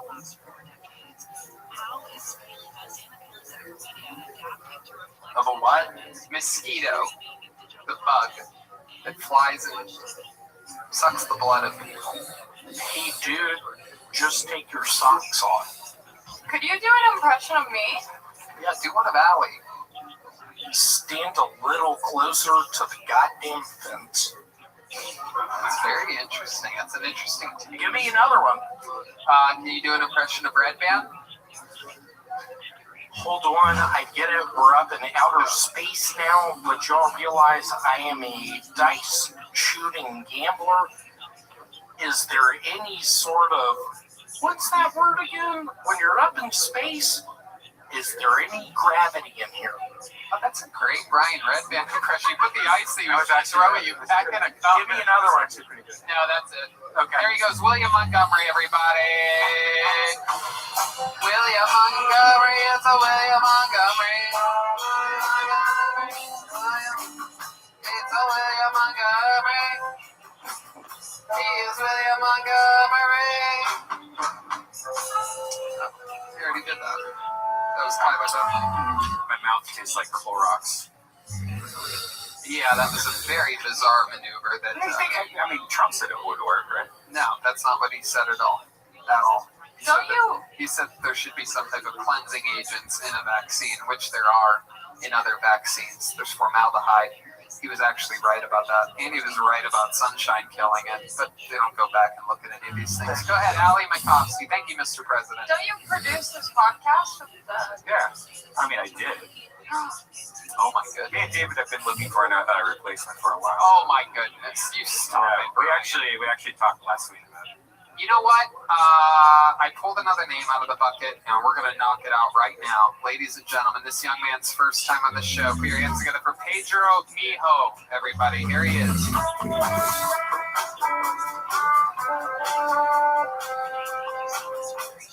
Here's Pedro Mijo. Thank you for the introduction. So, you know what I find very unfair? I find very unfair when you're fighting a girl, and her friends find it very odd that she is fighting you, so she gets into it. I also think that it's also unfair that, she kind of takes her time. The guy usually just jumps in. No fucks given, just... So, there's that. There was a time I had a girl that I was really into, and like every other pursuit, it ended with misery, despair, and self-loathing, also known as Manuela. Manuela, would you like to say hello? Oh, shut the fuck up. Alright, so...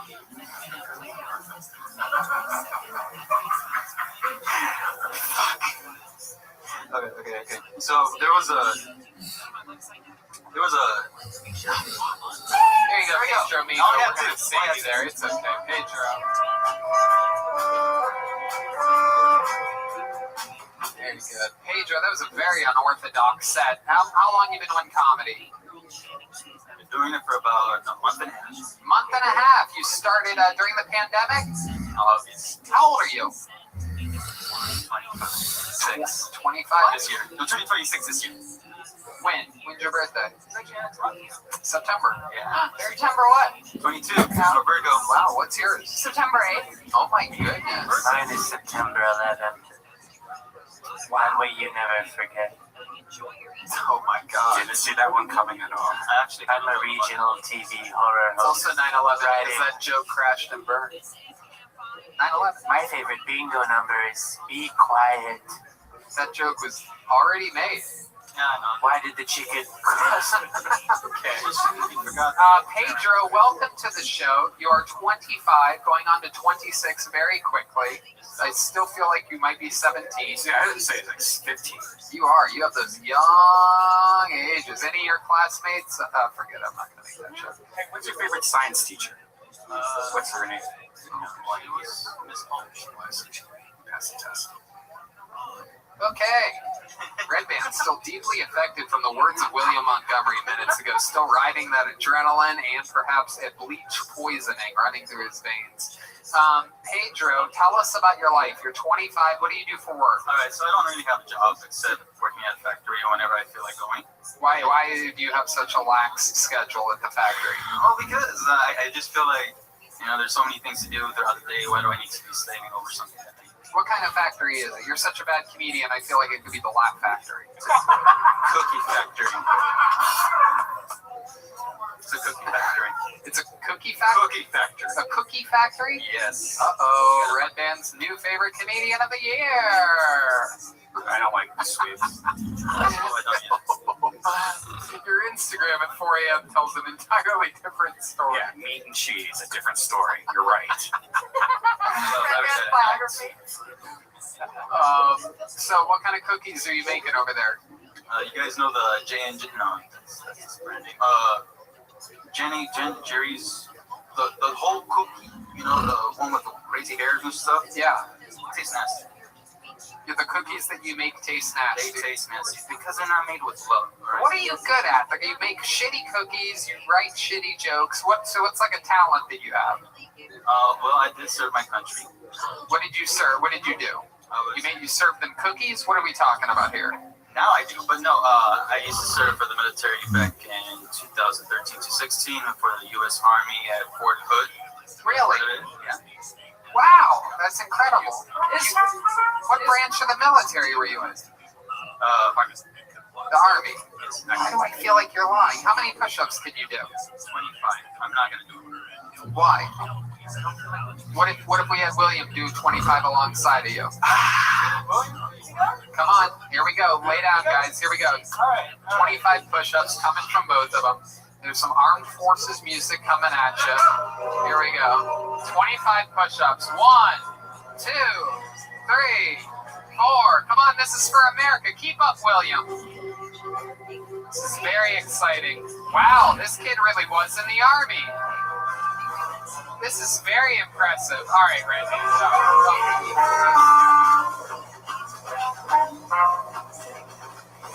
This is very impressive. Okay, guys, you're good. You're good. That's enough. That's enough.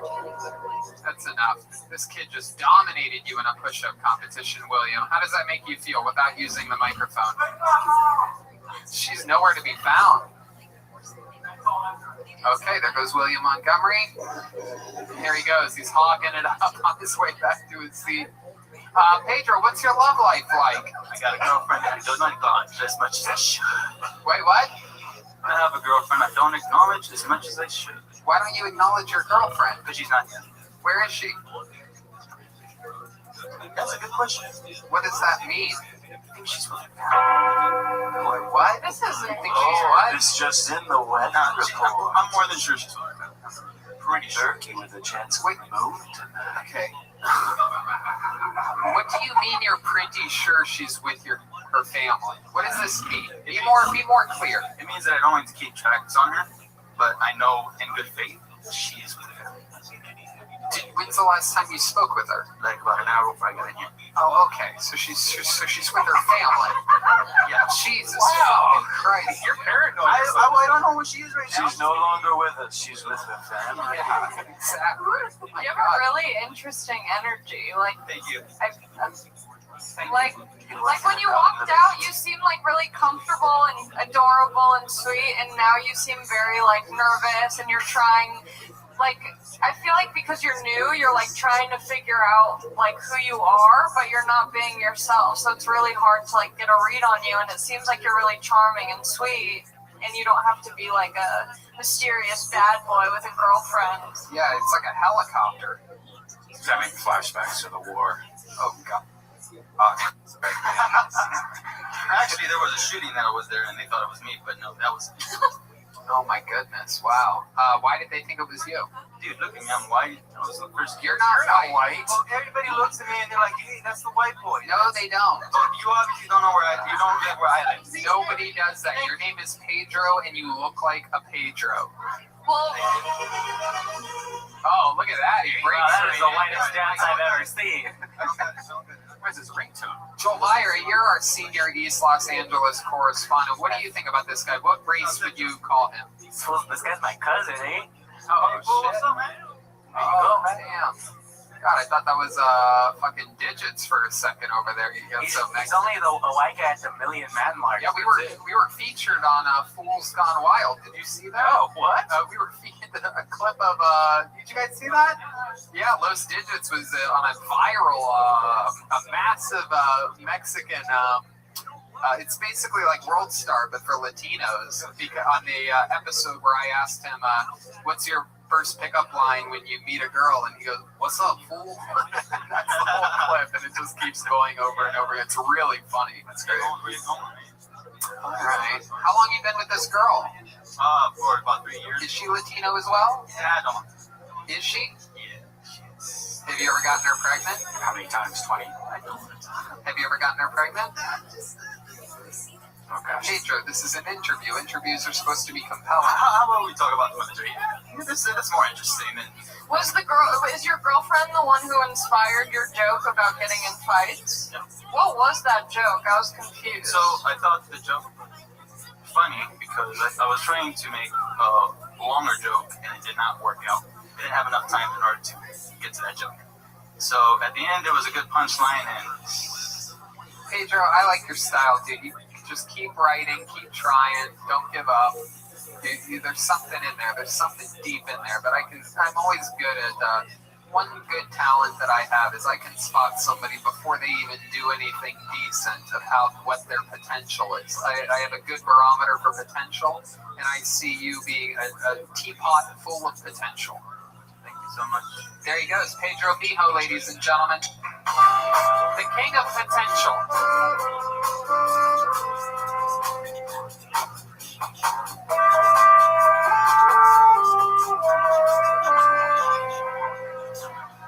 Fuck yeah. One of the comedians with the most potential we've ever seen. All potential, that guy. Pedro Mijo. Shitty cookies. Shitty cookies, shitty at his factory. He was bad at the military. He's a bad boyfriend, but a lot of potential as a comedian. We have another regular, ladies and gentlemen, roast god, joke writing guru, one of my favorite human beings. Ladies and gentlemen, it's David Lucas. Here he is. Let's do this shit. Here he is, the great David Lucas. Yeah. The WNBA is back, and these hoes are complaining about their pay. Everybody knows the WNBA sucks. I think they should be paid by the hour. And if they get over 20 points, then you can get a bonus, bitch. But you're not getting what LeBron gets. Nobody wants to pay thousands of dollars to sit courtside to see a game full of layups. Until you hoes are throwing alley-oops and breaking backboards. Sorry, man. Oh, shit. No, bro. Tony has to talk to William like he's a kid.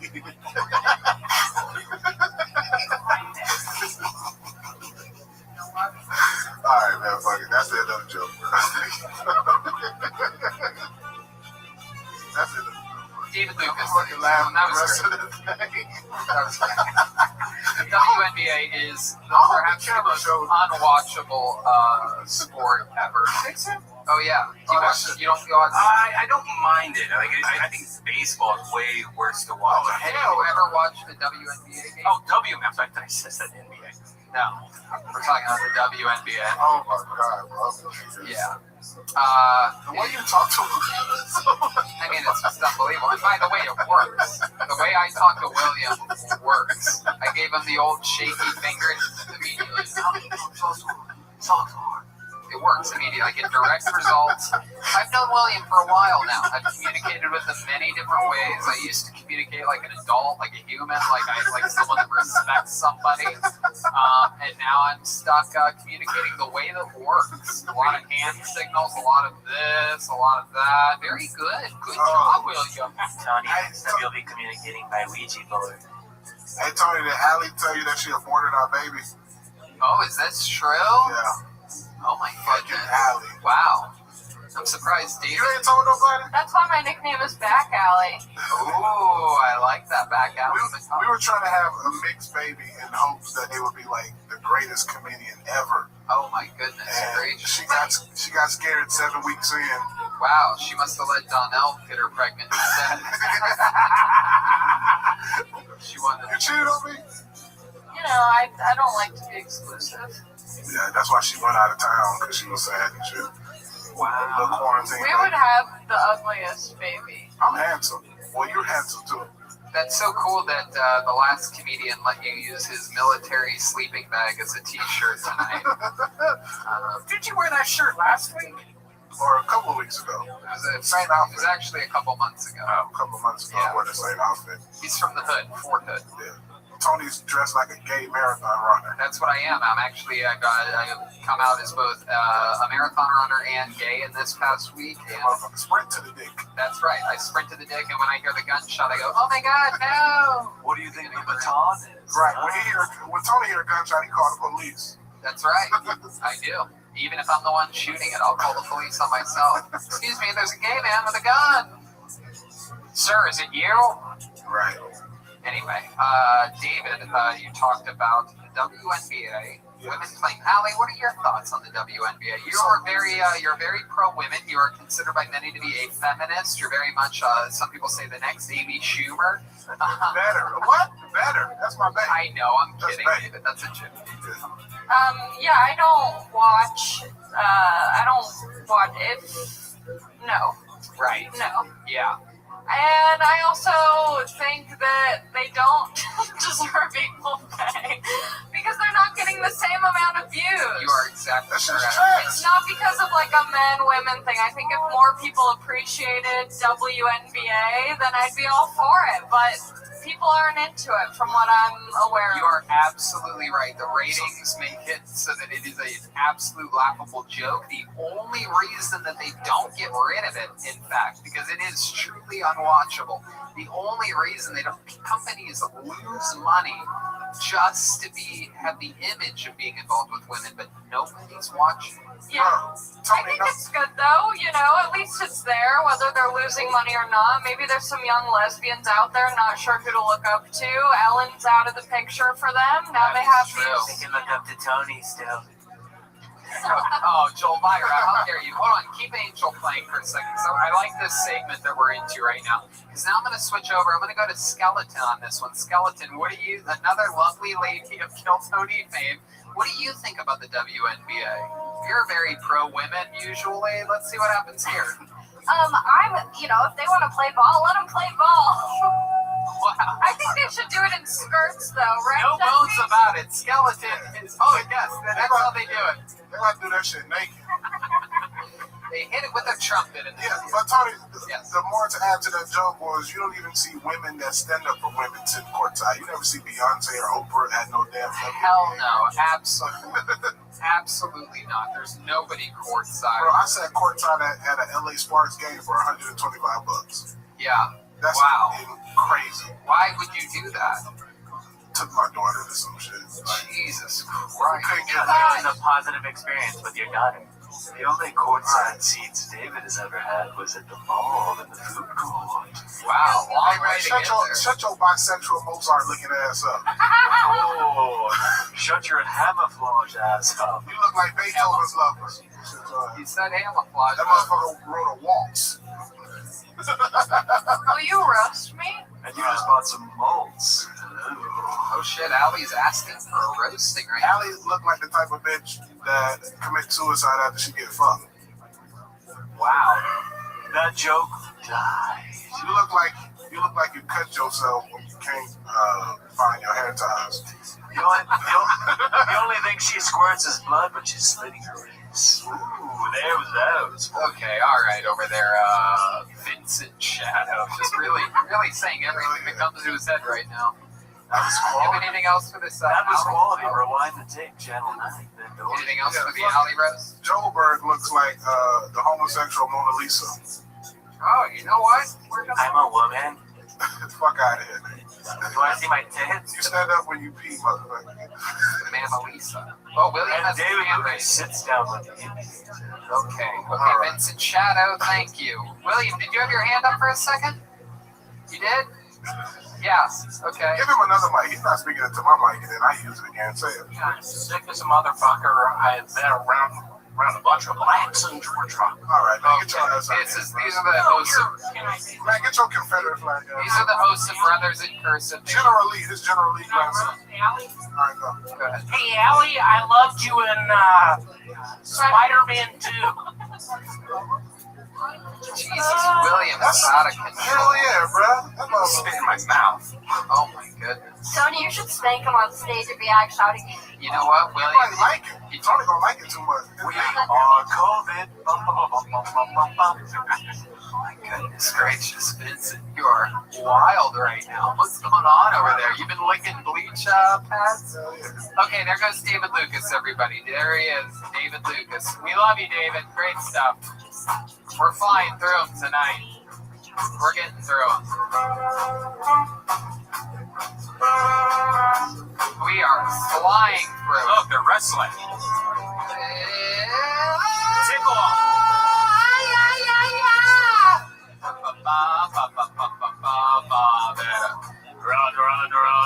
Run away. There they are. They are wrestling right now. Whoa, they are having a physical fight. Oh my goodness. Wow. The only thing David is slamming is a grand slam at Benny's. Guys, We are out of bucket pools on this short bucket night, which means only one thing, everybody. We have one more regular, everybody. I mean, ladies and gentlemen, some people call him the warlock of Kiltony. Some people have said the goat of the moat. Some people have said the best of the dressed. The chairman of the board. The feels on wheels. The rolling thunder is his Indian name. We know him as Michael Laird. Here he is, ladies and gentlemen.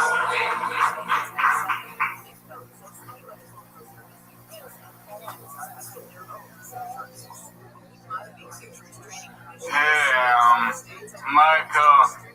Michael Laird couldn't be here this week. I'm Musk Cologne. I'm Post Malone, but I talk mostly, I sing mostly about cologne. Before you see me, you smell me. Alright, so I love cologne, especially if you live in one of those cities that has shit in the water. Am I right? I mean, I bet Jeffrey Epstein wore cologne. Smells like Teen Spirit. Remember from the 70s, they had that cologne, High Karate? When they went out of business, they were like, bye karate.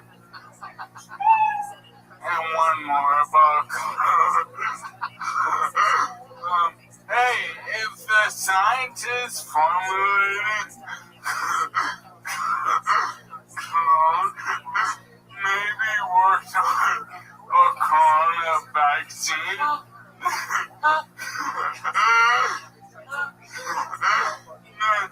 Calvin Trump would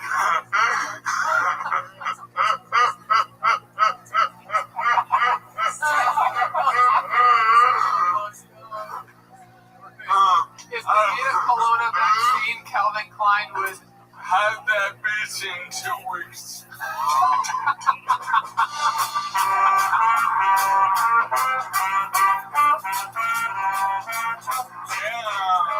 Oh, God. I always smell like a Macy's. Look at my face and trace me.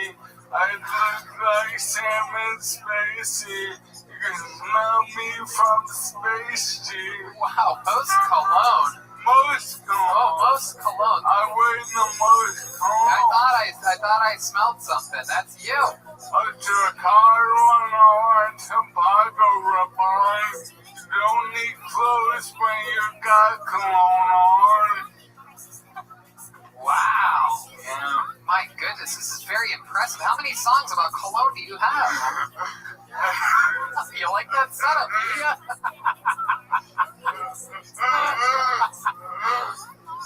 Oh my goodness. Oh, okay. Don't cologne until I'm done. Red Man actually sprayed you with cologne. Yeah. My cologne with me. This is mating ritual. You know how guys who get fucked by horses, they gotta spray their butthole with that horse cologne? Oh, I know. Ellie lit up, she knows what I'm talking about. Yeah, absolutely. Yeah. Allie and I both know about taking that horse cock once in a while. Brian, what? I'm sorry, I experienced too much. I know. It's unbelievable. Man. He had a drink tonight. That's all it takes for Red Band to start throwing ice and spraying people with I cologne. understand. He's wasted. I don't drink as much anymore. I spend my money on cologne and can't afford food.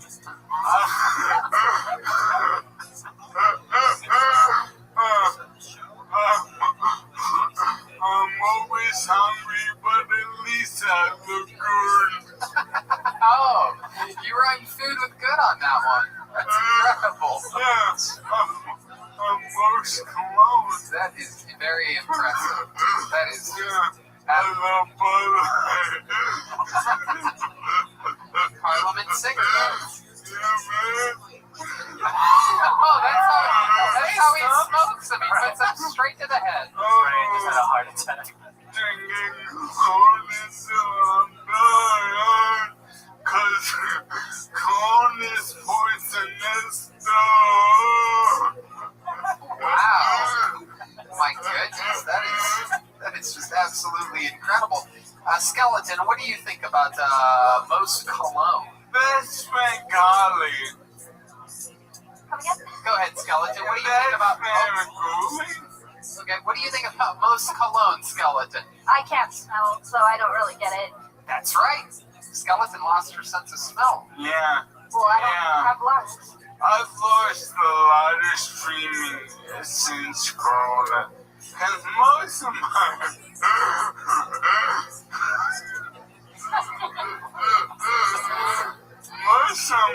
hey, isn't in my shop? Most cologne, you're in the rap game. You probably have sex with many women a night. Let me ask you this. Let me ask you a question here. Have you ever by any chance had any STDs? Yeah.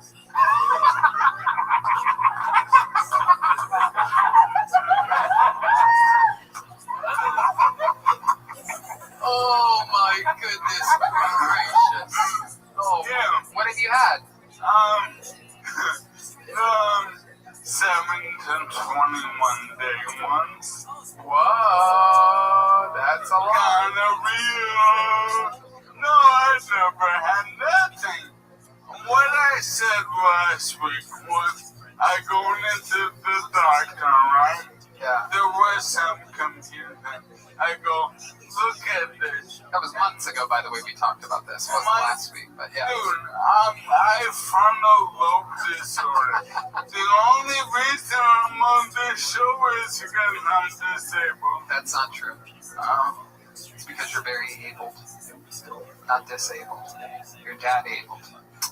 Well, I abandoned my son, so I'm definitely not that. Oh, that is that one left a little stink in the room, if you know what I'm talking about. Oh, from Fahrenheit to Black to Cardinal Water to cool water. Do you have any Dracula Noir? Dracula Noir. Wow. But, he's a freestyle rapper too. You can do anything. Do you have any raps about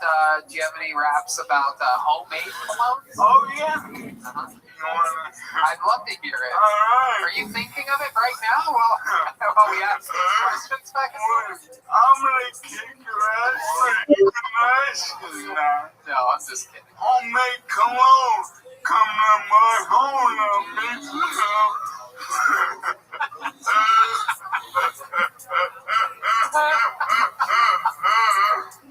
I love the act out of that. Yeah, I'm a witch. Come bitch and sniff this. Oh, you trick ass bitch. While you get the spritz in your eyes. No, you can't lie now. Oh, you about to die from cologne poisoning. Cause there's alcohol in it. And I spray that cologne and you get around as I spin it. This is one of the smartest and dumbest segments in the history of Kill Tony, without a doubt. It's absolute most cologne, a brilliant character. This is Before you see me, you can smell me. Does the album come with any like scratchy samples or anything like that? Like a magazine where you open it up and smell? Yeah, it's smell me in the elevator when I'm not there. Run near me, I don't care. I cannot describe in any words how much I love you. Yeah, well, can you describe it with a penis in the What? What did you just say to me? A penis in the butt. What about a penis in the butt? Can you describe how much you love me by putting your penis in my Jesus, most cologne. My goodness, now I see what types of smells you're covering up over there exactly. Blood on butt sack. I'm dabbing on you. What does your face tattoo say? I see some face tattoos. Yeah. It says Shauna right here. She's the godmother of improvisation. Oh, cool. Comedic improvisation. Chicago's second city of royalty, right? No, I'm proud of living in Shauna. And then it says sleepy. Wait, what?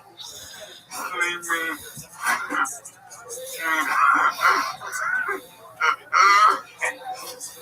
William, no, you're not allowed to interrupt my. No, you can't come over here. No. Sleepy dreamer. No. The answer is no. It gets awkward if you come near me now. Very awkward. You see my own life present on my monster.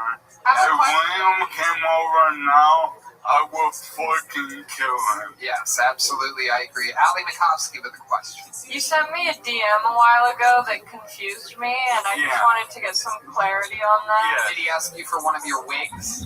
No.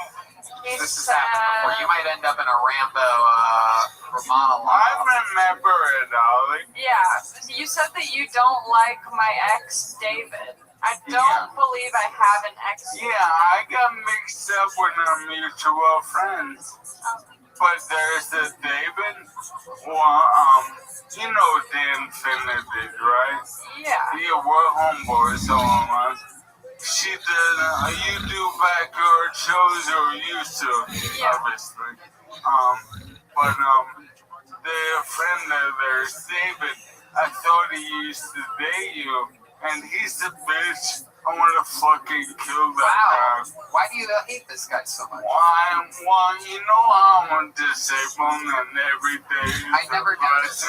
Yeah, your mom does, no? Go ahead.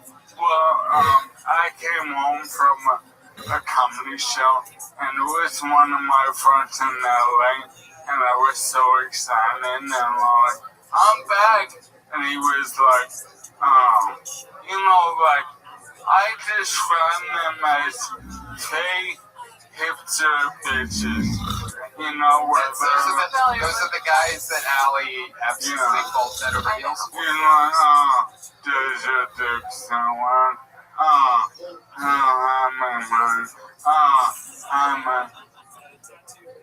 Michael Lair, I absolutely love you. I love Most Cologne. I love all of your characters.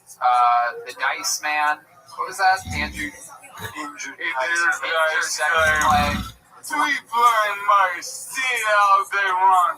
Who ever thought I'd be jealous of myself? I love you so much, Michael Lair. You did it again this week. Most Cologne, an instant classic in Kill Tony history. Wait. Hold off on that music because speaking of Ali falling head over heels, no, let's not do it. You don't want to do a skateboard trick. Let's have Michael Lair do the skateboard trick instead. No, that was tonight's episode. You can hit the music. Ali Makovsky's on social media on all platforms. Michael Lair is Michael Lair Comedy. Check him out. Watch all of his stuff. He's an absolute genius. He's the best. We love Michael Lair so much. MichaelLairComedy.com. He's got a bunch of amazing merch. Anything else, Michael?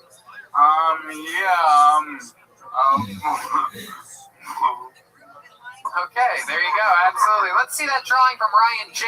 Ebelt tonight. There it is. Whoa, very coolish drawing. My goodness. Frightening. Channel 9. Beautiful drawing. Everything's available at RyanJebelt.com. The great Ali Makovsky was here. Thank you. Legend. The record holder for the longest tenured regular in Kill Tony history. So much great stuff going on. You are at Alley, not away from me, on everything social media wise. Is that correct? Yeah, I deleted my Twitter, but I'm on Instagram at Not Allie Mac, and I have a podcast called Resting Bitch. Why'd you delete your Twitter? Because Twitter sucks. Yeah, Twitter sucks. You'll be off it in like a year. I'd like it Still for on promotion. Facebook? I like it for promotion. I'll come back at some point. Only garbage people follow it though.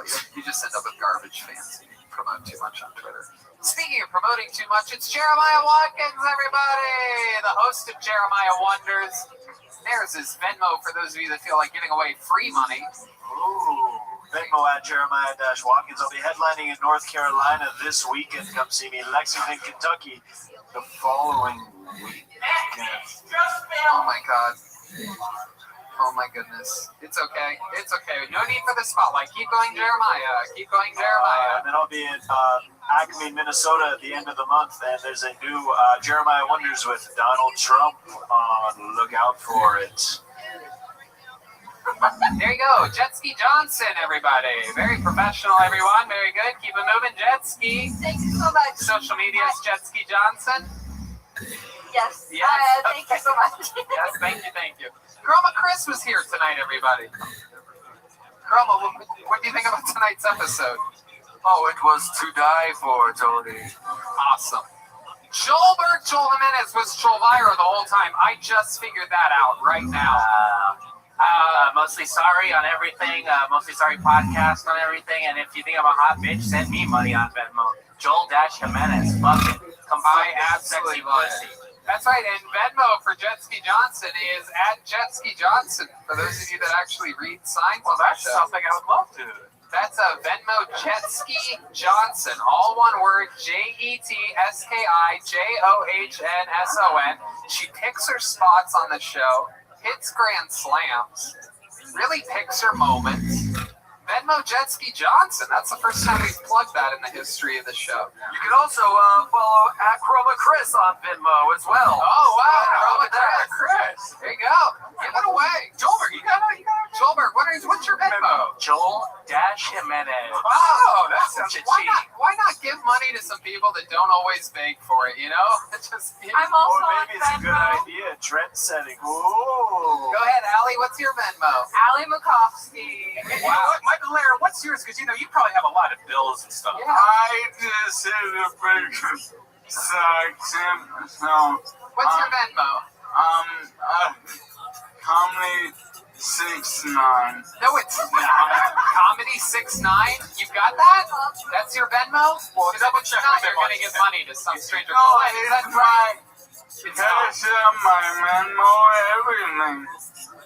Okay. There's no way you're Comedy 69 on Venmo. Well, just double check with him on Twitter before you send anything. If you don't know the answer, you can just say, I don't know.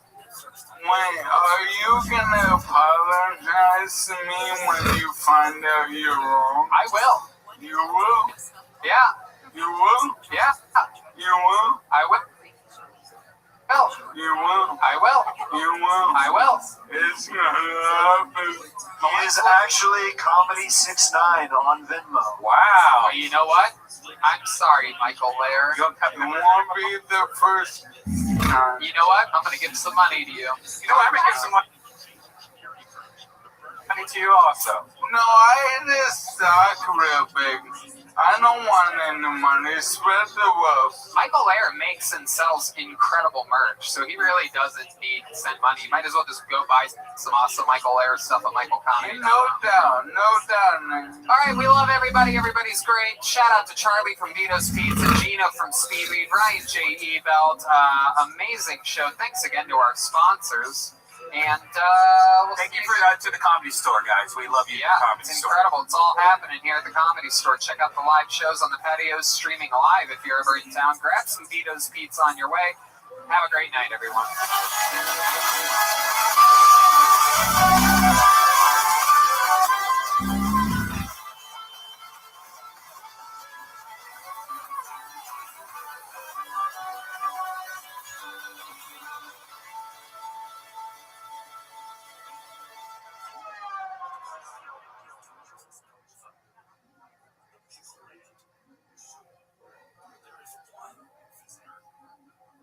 Can't stop.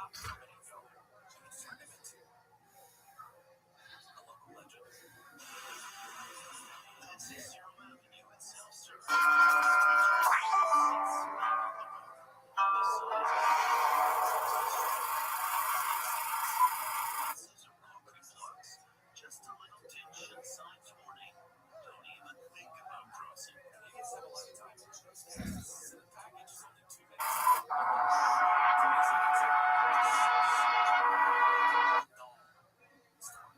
That's very secure. And people follow the rules except one president. Him.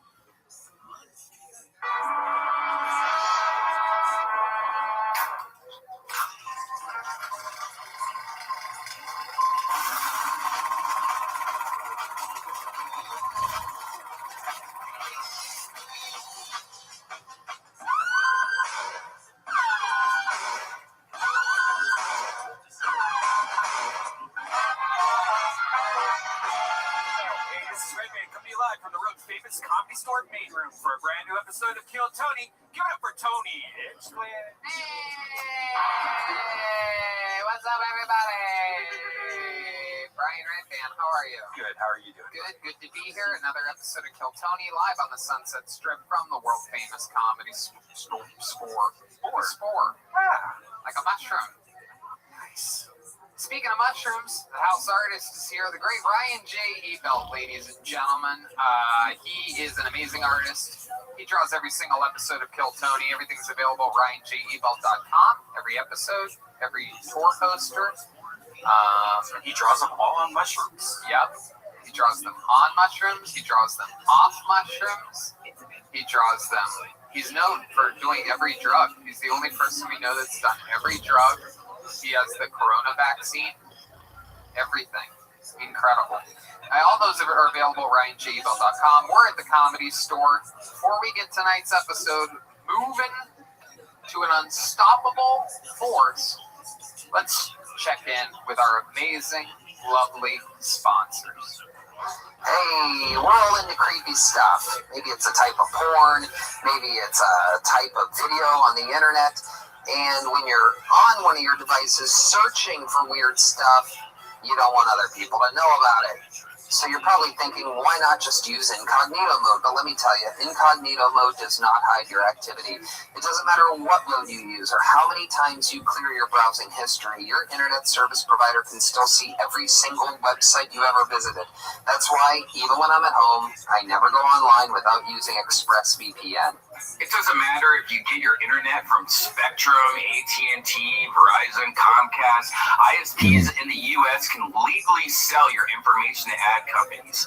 ExpressVPN is an app that reroutes your internet connection through their secure servers so your ISP can't see the sites you visit. ExpressVPN also keeps all your information secure by encrypting 100% of your data with the most powerful encryption available. Most of the time, I don't even realize that I have ExpressVPN on. It runs seamlessly in the background, and it's so easy to use. All you have to do is tap one button, and you're protected. ExpressVPN is available on all your devices, phones, computers, even your smart TV, so there's no excuse for you to not be using it. Protect your online activity today with the VPN rated #1 by CNET and Wired, and visit our exclusive link, expressvpn.com/KillTony, and you can get an extra 3 months for free on a 1-year package. What a deal.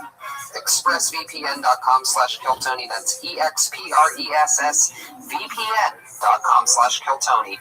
ExpressVPN.com/KillTony to learn more. You got to get up to get down. I'm talking about erectile dysfunction, and it isn't always easy to talk about erectile dysfunction. Usually we just brush it off or blame ourselves, saying, like, I think I lost my mojo, or we avoid it altogether with excuses like I had a long day at work, or sorry, honey, I'm just not feeling it, or I think I'm into men. But with Roman, it is easy to talk about. With a real doctor who can prescribe real medication, it's simple, safe, and totally discreet. Yeah, with Roman, you can get a free online evaluation and ongoing care for ED. All the comfort and privacy of your own home. The doctor will work with you to find the best treatment plan. If medication is appropriate, Roman will ship it to you with free 2-day shipping. The whole process is straightforward and simple and discreet. Getting started is simple. Just go to GetRoman.com/Tony and complete an online visit. Erectile dysfunction used to be tough to tackle, but now there's Roman. Complete an online visit today to connect with a doctor and take care of it. Go to roman.com/Tony today. If approved, you'll get $15 off your first order of ED treatment. Wow, $15 off. Get a boner. That's getroman.com/Tony. Getroman.com/Tony. And we're back. Incredible. We love our sponsors, so make sure you go out and support them. Buy their stuff. Be part of their business. Sign up. You know something I'm working on right now, that every single sponsor that we have, you'll be able to go to DeathSquad.tv and see them all. So if you're thinking like, man, I know that they're a sponsor of ZipRecruiter, you can go there and see them all in one long list of every single There you go. If you ever want to look at a list of our sponsors, go on over to DeathSquad.tv. Man, the traffic's going to hit a real crescendo over there. Hopefully your bandwidth is sometimes you're about to buy something, might as well get a coupon code and save some money. There you go. Save some money, save some time. Go to deathsquad.tv and check out a list of our sponsors. Let's get tonight's show started. We have a guest tonight. We are back in the guest range of Kill Tony. This young man, one of my favorite comedians on the planet. I actually started with this guy over 13 years ago. We've been through it all together. He is the creator and the host of the hit show on Comedy Central, Goddamn Comedy Jam. I perform on the Goddamn Comedy Jam. All your favorite comedians do at Skankfest and all the big festivals. He's also the incredible host of the new Spotify show, The 500 with Josh Adam Myers. It's our guest for this show, the great Josh Adam Myers, everybody. Hey! Yeah! What's up, buddy? This guy is a brother to me. Brother in arms. Love your Spotify show, The Thank 500, where you go over the 500 greatest albums of all time, according to the Rolling Stone magazine. Yes. The list is not like final in the sense of that these are the greatest records ever, but that's the one that I chose. I love it. Yeah. I absolutely love it. I'm looking forward to doing it one day when I get to a Pink Floyd album. Is there an album that's on that list that you're like, I can't believe this is on the list, I don't even want to talk about this album? You know what's funny is every single time there's an album that's on the list that I'm like, I'm not going to like this. I fucking love it. Yeah, that happened. I just did Sinead O'Connor. Oh, she's great. And it was fantastic, but it was like, you're like, I'm only going to know one song. That's the only one I really like. You put it on, you're like, this is more revolutionary than any Rage Against the Machine album. That version, her version of Nothing Compares to You, does something to me to where, like, I don't even have anybody that I picture. Like, after high school, it was that ex-girlfriend, you know what I mean? That first relationship that didn't go the way you wanted it to. I picture her then. But now I don't even have anybody to picture, and it still takes me to just the fucking... I could cry every time listening to that. Do you want to know something funny about the song? Prince wrote it. Yeah. People think he wrote it about his favorite housekeeper. And so all the things in the song are the things that she did, like water flowers and so yeah, it's like everybody thinks it's a song about like love, and it's written about a woman, but it is written about a woman, but it's housekeeper. It was really his house. Yeah, that's at least the fact that my writer brought up. I do the research, but like I have a main writer that just gets everything about every song. It's been 7 hours and 15 days. Yeah. Since you took your... the song is biologically correct. Wow. Anatomically. And that's interesting. You have a podcast that the more you listen to it, the better it gets, because you're going down a list to the number one. Right? Yeah. Like you start off with Milli Vanilli or something, probably. I wish Milli Vanilli was on this. That would fucking slap. It was because we had a friend, our friend Angelo, and Angelo knew everything about music. And he always made fun of me because I didn't know certain albums. He'd be like, how do you not know that album or that band? And I'm like, well, I know the band. I just don't know the album. I know certain songs. And so I just got bored one day. Like, dude, we're all listening to the same music. And if you just go in there with like, all right, I don't care if this is the style of music that I like I'm just going to open listen to it. And if it like if you give it the time, like the album fucking connects. Every single one. I'm like, there are moments where I'm like, I hate it. And then I'm like, no, that's the greatest album I've ever heard in my life. Well, we have a band on this show. I don't know if you know this or not, but if your podcast had to do with the top 5 million albums of all time, the lead singer of our band would probably be your first episode.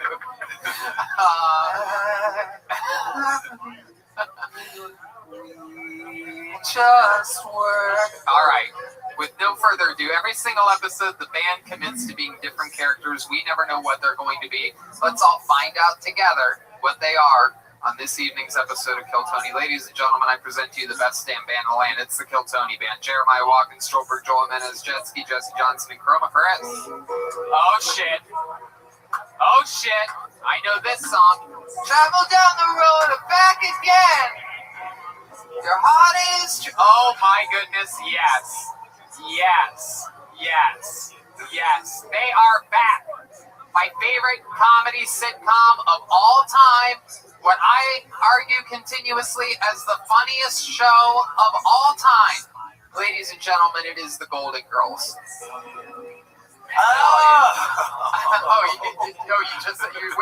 You didn't know it until I said it. No, I thought this was rock.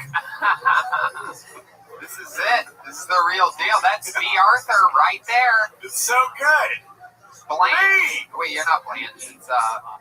It's Blanche. Dorothy. Wow, that's your favorite comedy show of all time. You don't even know her name. Scary. Dorothy. Rose. Scary Blanche. And Grandma. Sophia. Dude, how do I not know everybody on that show when I watch it all the time? I know. It's so fucking awesome. Jokes. How you doing tonight? I don't know. How are you? Oh, I'm good. We're good. We're excited to be here. You are too. How are things in Florida right now with the COVID and everything? You guys are okay? Worried about Mother as always. Well, how you been, Mother? Oh, I'm doing fine. I took a look at myself in the mirror backstage. I look like when E.T. dressed up in the women's clothes. I was gonna say again. That's exactly. You took the words right out of my mouth. You're the only person that when you put on that outfit, you look more like E.T. than anything else. It's very bizarre. Thank you. You look like you should be riding an e-bike to the moon. Yeah, that is pretty cool. And less pedaling that way. And that's Wes Craven presents Blanche. The whore, Rue. Why, hello, fellas. I'm on the hunt for a cougar. I am a cougar on the hunt, and I am with you. Wow. I mean, you know, it's pretty lazy-ass Rue McClanahan. You could have fucking gone with a southern accent just to spice it up a little bit. Well, John. There it is. Oh, that just made my dick hard. What I was trying to say is, I'm a cougar, and I would settle for Tony the Tiger. Show us a nipple. Oh, no. Red band. What did he say? Nothing. He didn't say anything. And then the loveliest of them all, the great Rose is here. How are you, Rose? Oh, I'm good. They told me I'd go out to kill Tony, but I'll be honest, I've never killed anything before. Oh, not even when you were in St. Olaf? Oh, that reminds me of a story at St. Olaf. They wanted us to kill their rabbits for stew on Christmas, and I just couldn't do it. I ended up keeping one under my bed for about a year. It was so cute, this rabbit. Oh, I named him Benny. He was so soft. All the kids wanted to play with him. Enough with the stories. Get on with it. That's the Dorothy I know. Always cutting off Rose. It's a true story. Canned audience laughter right there for sure on that one. Dude, make it big. I'm excited about this, guys. We have a bucket. There's people out there spread 20 feet apart in this room. A lot of spread going on out there. And so let's just jump right into it. But let's get things kick-started with a bang, shall we? Oh, look at that. The one person that's not in the room. Fucking incredible. Absolutely incredible. Wow, 2 weeks in a row. Yeah, that's mind-boggling. Let's start off with the bucket, shall we? That sounds exciting. Okay, ladies and gentlemen. Oh, this is very exciting. Ladies and gentlemen, your first comedian. Oh, here he is. All right, everybody. He's a regular on the show for right now. Right now, he's a regular. Technically, he's still a regular. Ladies and gentlemen, you know him, you love him. It's the Big Red Machine, William Lights Out Montgomery. Here he is. Oh, okay. There he is. Hope everybody is doing well.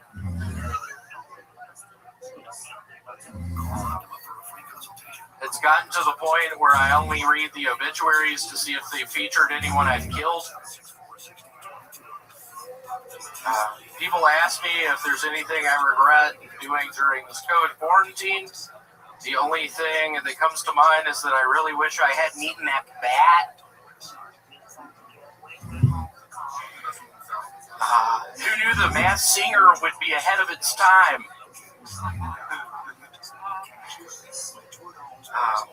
I noticed in the elevator the other day that it had a sign that it only goes up. I asked the lady at the front desk how you get down, and she said 311.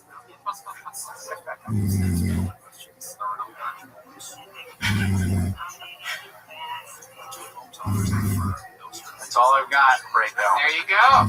Took you a few seconds. Yeah. To a party. Wow. And invited everyone you knew. You would see the biggest gift would be from me, and the heart attached would say, thank you for being a friend.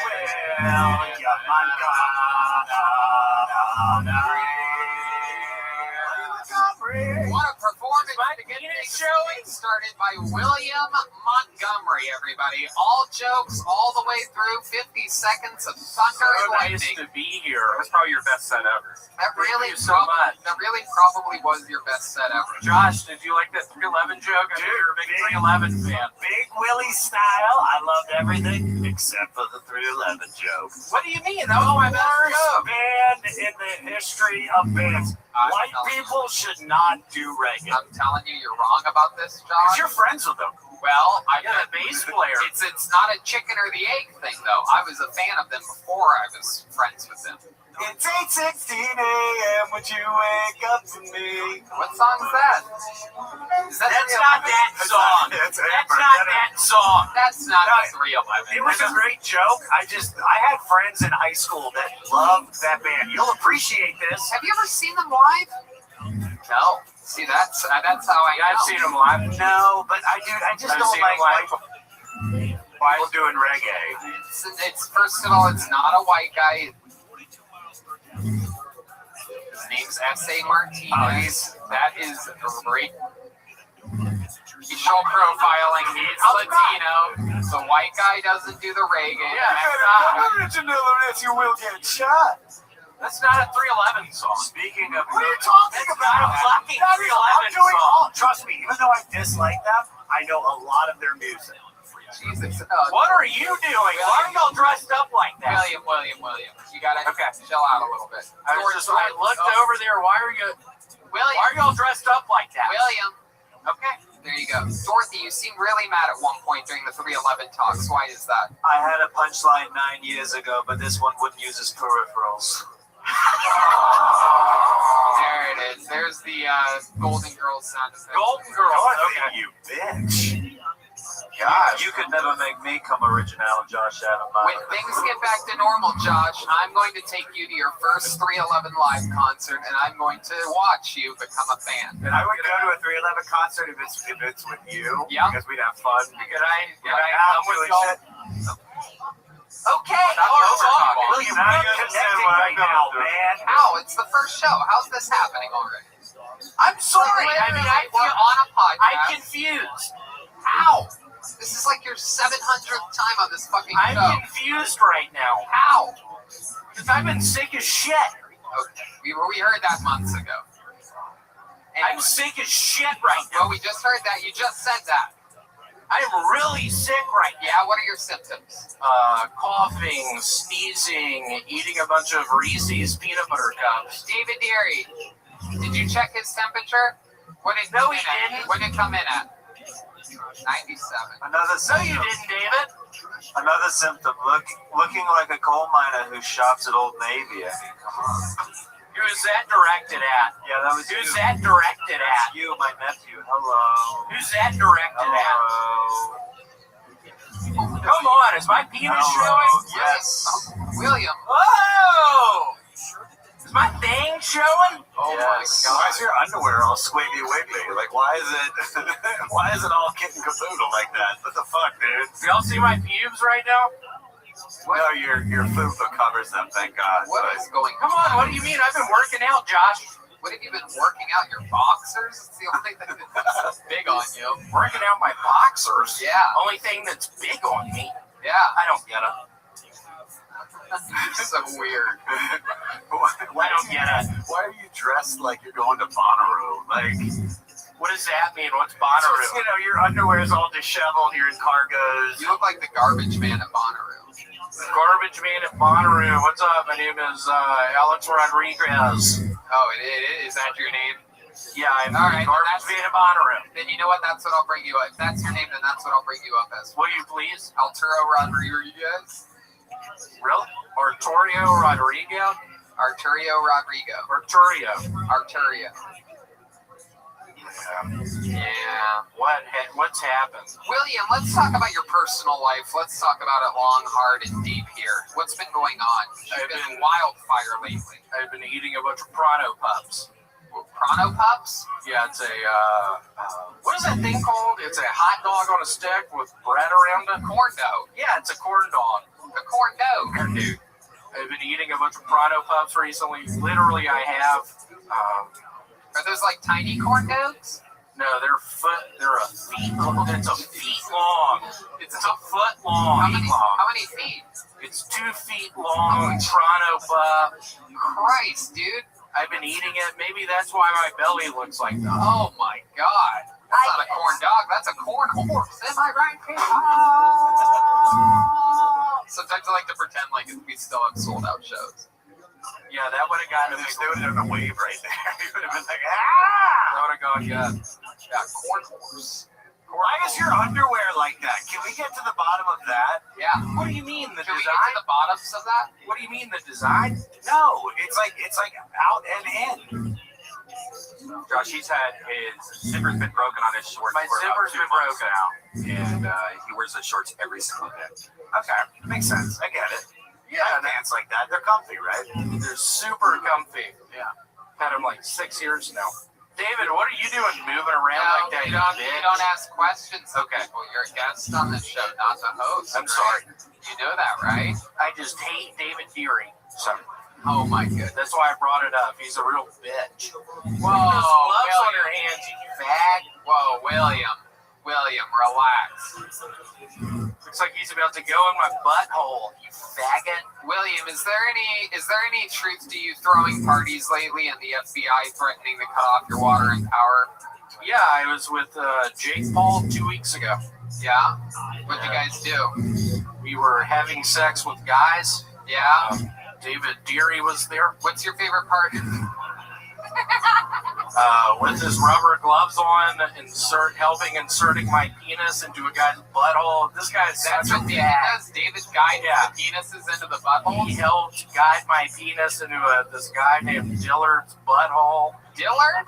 Yeah, a guy Dillard. I think he was from South Carolina. Dillard? Yes, Dillard. Like the department store.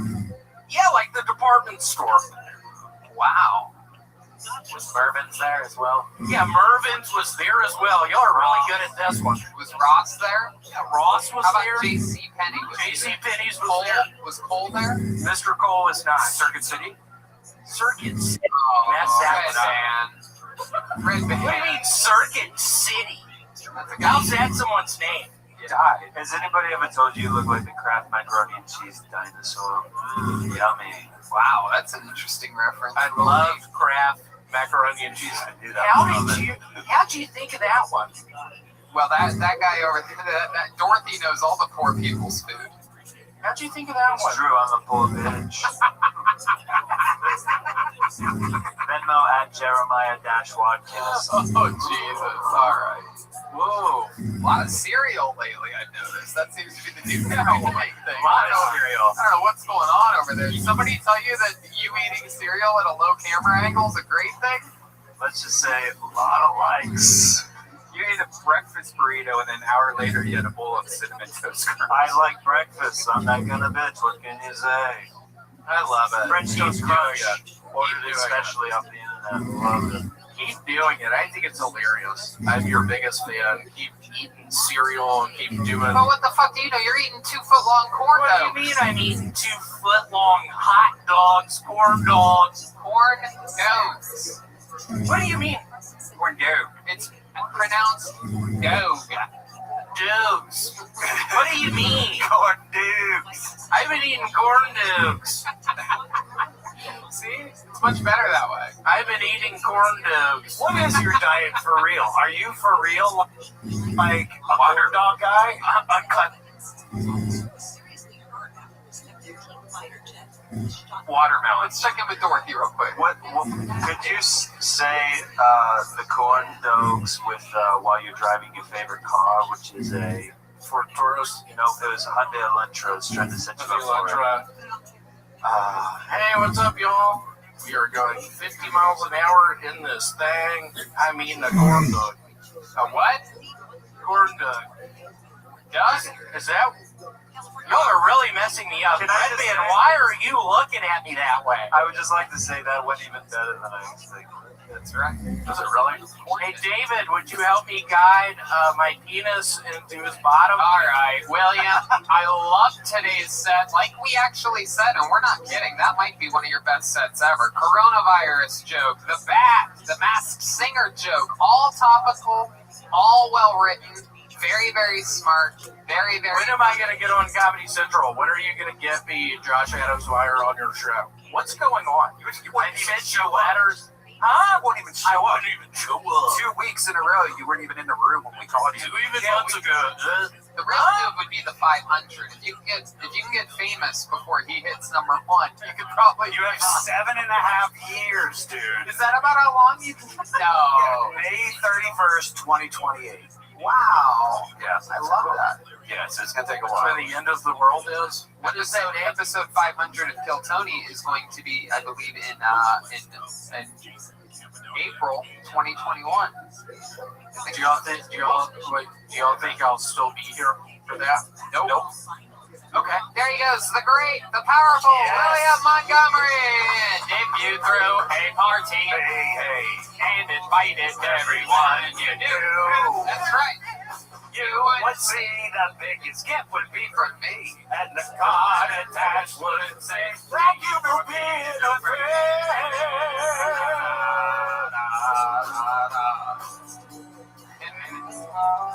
There you go. Might be the best TV theme song of all time. No doubt about it. Yeah, that's top 30. It's on my Spotify Three's Company, playlist that I'm talking to people about. People love it when it comes in out of nowhere. You'd be surprised. I would love you guys to play Three's Companies. That would be cool. Wow, yeah, play some of the songs from the 60s. Good 70s. All right, I pulled this guy's name out when we thought that our first comedian wouldn't be here. This is very, very exciting. This young man has been coming on and off the show for years. We have a lot to catch up with him about.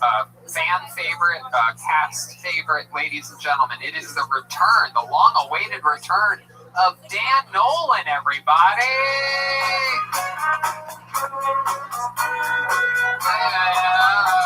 Friendship never ends. Here's Dan Nolan. That's great. I just got 5 years sober at the start of quarantine. It sucked. I wanted to go out and get fucked up to celebrate. I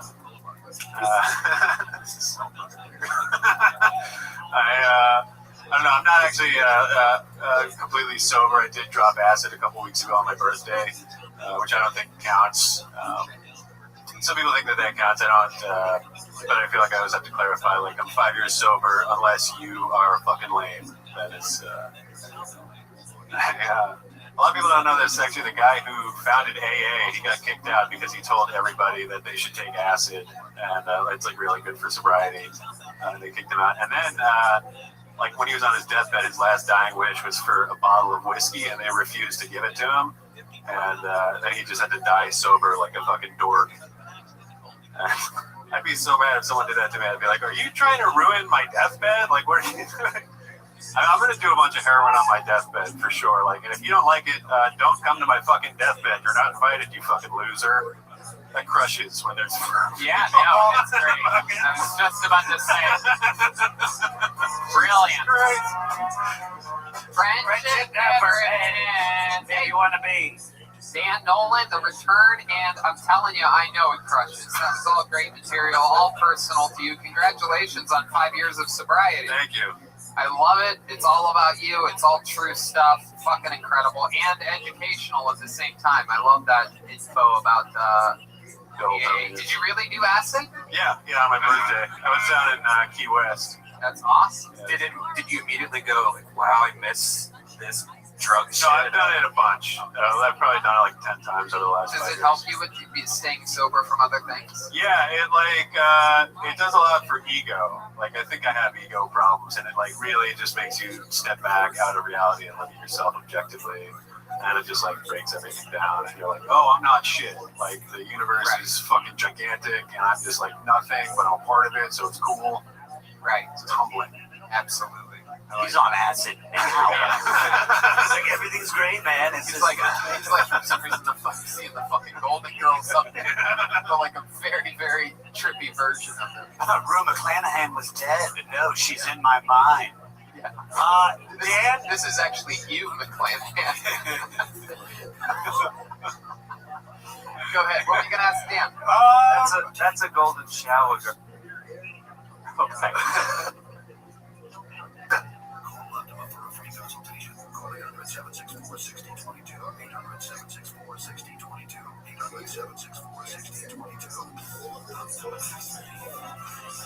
Some restrictions apply. For complete details, please visit OptimaTaxRelief.com. Please proudly creates the free closet. Let children 30 years. Oh, Jesus Christ. And with the shoes on, it's even more sexual for some reason. Like, it's just, Drew McManahans. I'm just about to throw my eggs, period. Your what? My eggs, they're spoiled. Look. And you don't have much left. This looks like Rue Ku Klux Klan. So Dan, tell us more about your life lately. It's been a long time since we've seen you. Last time we talked to you, I believe you said that you were going to go out on the road and just do this wild tour in a car, right? Yeah, you and I bumped into each other in New York at Skankfest. Yeah. It was great. I did 4 months and drove all around the country. It was dope. Do you have like a legit job also? Like you're making money? Yeah, now I do. Now I'm making even more money. It's crazy. Tell us about it. I worked at Bird Scooters, the fucking scooter company. I was like a systems administrator. You get any discounts on these scooters? I get free scooter rides still. Wait a second. Where do you work? I used to work at Bird Scooter. You're a scooter collector? Red Band has a scooter podcast that you should Yeah. He's into the e-bikes. Yeah. He's known for his cycling. A lot of people have been calling him Brendan Slav lately. That's what they call Brendan.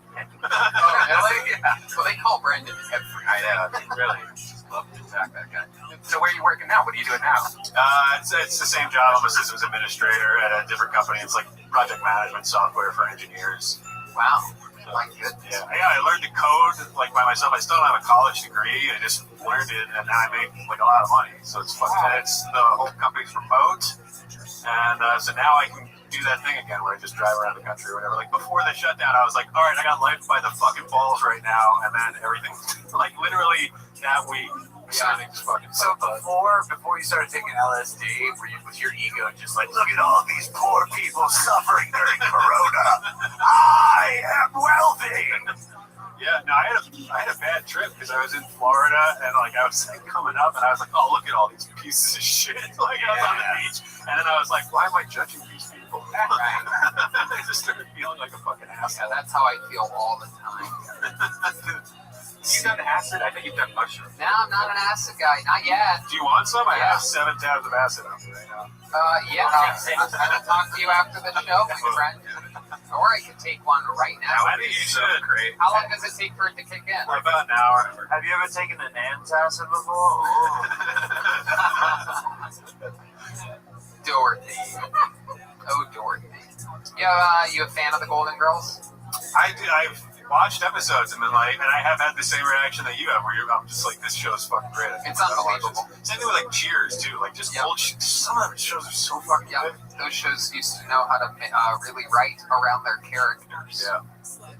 So, what's your love life like now, Dan? I've been with a girl for 2 years. We lived together. I just moved back here. I live down the street. Jesus, you know, when we met you 5+ years ago, you were the opposite of how you are now. You had like nothing together. Homeless. I literally still had scars on my eye, track marks. The first time I did this show, I was homeless. The first time I did it, I remember everything that I owned was in the belly room. I had 2 suitcases full of everything that I owned because I had a job interview here that day, and I had just moved out of a fucking motel I was living with some girl, and I had nowhere to put my stuff, so I just left it upstairs. Wow. And look at that. Now you have money. You're healthy. You have a good suntan. You're taking care of yourself. You have a great relationship. You're happy. And you're writing jokes about all this. You're turning it all into a positive thing, and that's also funny. Yeah, it's good. I wish I could do, I'm not doing a lot of material about drugs anymore. Like, I'm writing new stuff that's just about my actual life and being a person, but drugs used to be your life, and now it's not. But I was like, I don't know what's going to be a minute, so I didn't try to like cut anything down. Don't drop the fentanyl humor. That shit always works, dude. You always have a good fentanyl joke in your back pocket. Okay? Yeah, literally every time I hear the word fentanyl, I'm just like, oh yeah, it's just funny too.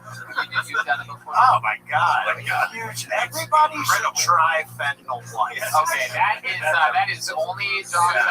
Those views do not represent the opinions of Kill Tony and the Comedy Store Incorporated. Really do it though? Yeah, I thought that was like. Oh yeah, Josh used to. I was when I sold the goddamn Comedy Jam. I was high on Oxycontin. Wow. Yeah, dude. I used to like go to downtown LA and like go to 5th and Broadway, which is Pill Alley. Let's check in with Rose. Yeah. I thought you only did fentanyl on accident. No, you can do it on purpose.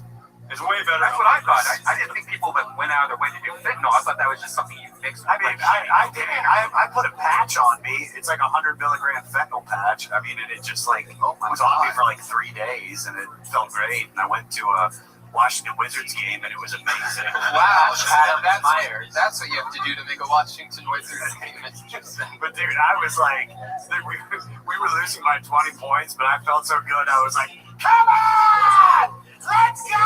You're in the jungle! Like, just kept saying shit like that. I love it, man.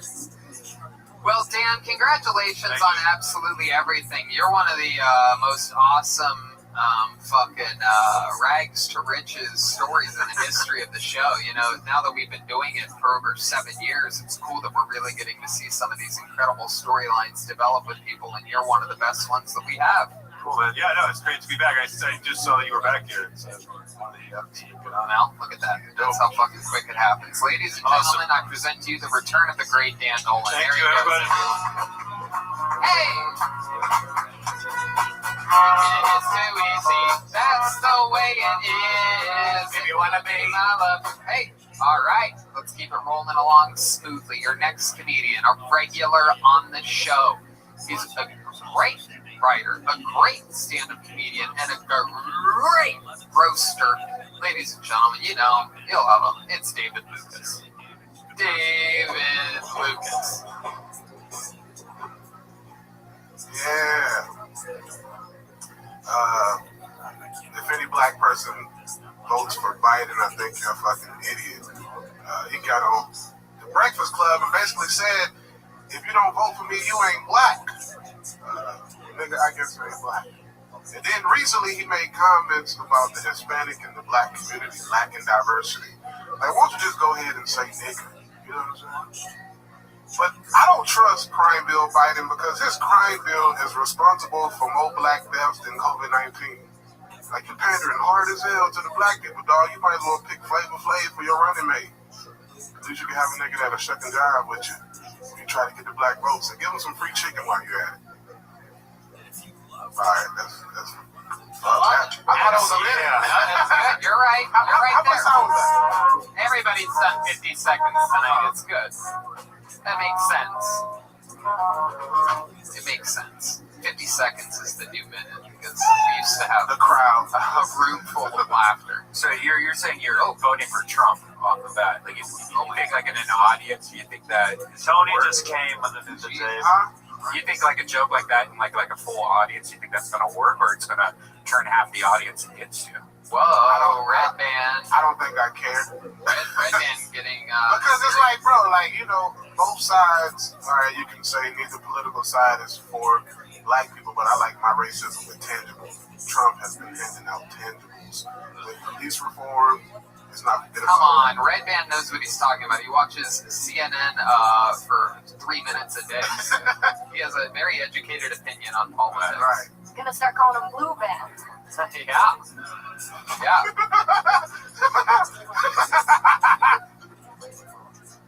The only thing he likes about the Republicans is the element. All I'm saying is that that's kind of like, you know, like an abortion joke almost, where... Or like a poop joke or a buffalo joke. No, I mean, like, that's going to get people angry against you. Yeah, but how can a presidential candidate come on TV and say, if you don't vote for me, you're not black?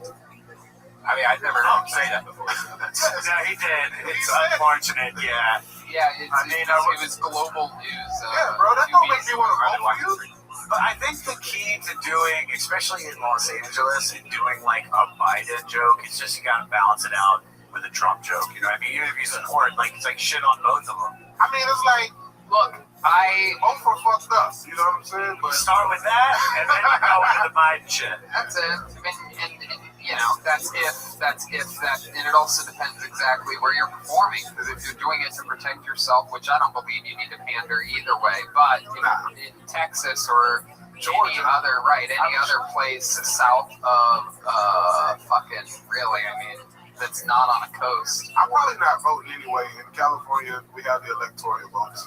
And look, the joke isn't even about Democrats, Republicans, liberals, or conservative. It's about race and him pandering to the black people. Exactly. Which is absolutely true, and it's something. Don't you think Trump panders to white people, though? Absolutely, yeah. Fucking Sophia with the truth bomb. Welcome to Hot Topics with my mom. That reminds me, I saw a panda at the zoo the other day. But I mean, like, wow. way to really. I didn't really want to come on here and talk about politics, but it's just like if you look at his executive orders, who have they helped the most? And that's what my point was. Like, even doing politics, and stand up, it's almost kind of like, why bother? Because you're just gonna fuck up. It's really not even to even make a political statement. It's just to stretch my muscle to write on some shit. It's great. It's absolutely great. It's very important to work muscles to write jokes about different things. And things that are happening. I'm trying to become a little bit more topical. Right. Just having jokes. You know what I'm saying? So absolutely. Yes. I got something. So you're like the black guy at a Trump rally that everyone else take a picture with just to prove. Nigga, I'm not going to a Trump rally. I'm not racist. My mate's black. Oh my god. But nigga, I have stayed at the Trump Towers before. Them shits is nice. It is the best golf course I've ever played. What? Played golf once. Are you just saying random things now? Didn't you say the Trump Tower is the hotel, right? Yeah. I said, so is Mandalay Bay. It's a nice hotel? Yeah. Have you stayed at Mandalay Bay? Many times. Really? Yeah. Because it's not that nice of a hotel. It used to be. Okay, wait. Now it smells a little weird. Oh, where do I get these problems? I was born in a circus because I'm a poor bitch. Circus. If people don't know, Circus is a broke ass hotel. Hey, Golden Girls, how do y'all feel about them removing your episode with Mud Mask saying that it was blackface? Golden Girls, how y'all feel? The travesty. Oh my goodness. It was mud, it wasn't blackface, honey. We love you. This shit's out of control. I'm just glad we all learned something today despite our differences and we're still best friends. What did we learn, Rose? We learned that we all think differently. I think Red Band just canceled Brothers in Person. It wouldn't be because of you, my friend. Oh, I know. I don't even know what's happening right now. I think we lost track of all of this. I heard Tony got a new movie coming out on Disney+. Oh, come on. What are you talking about? What's the movie? Beauty and the Beast. Oh. He played Booty. That's not true. It's a sequel to Up, my ass. It's a third one to sex toy story. Tony dressed like he sells dildo insurance. Oh, come on.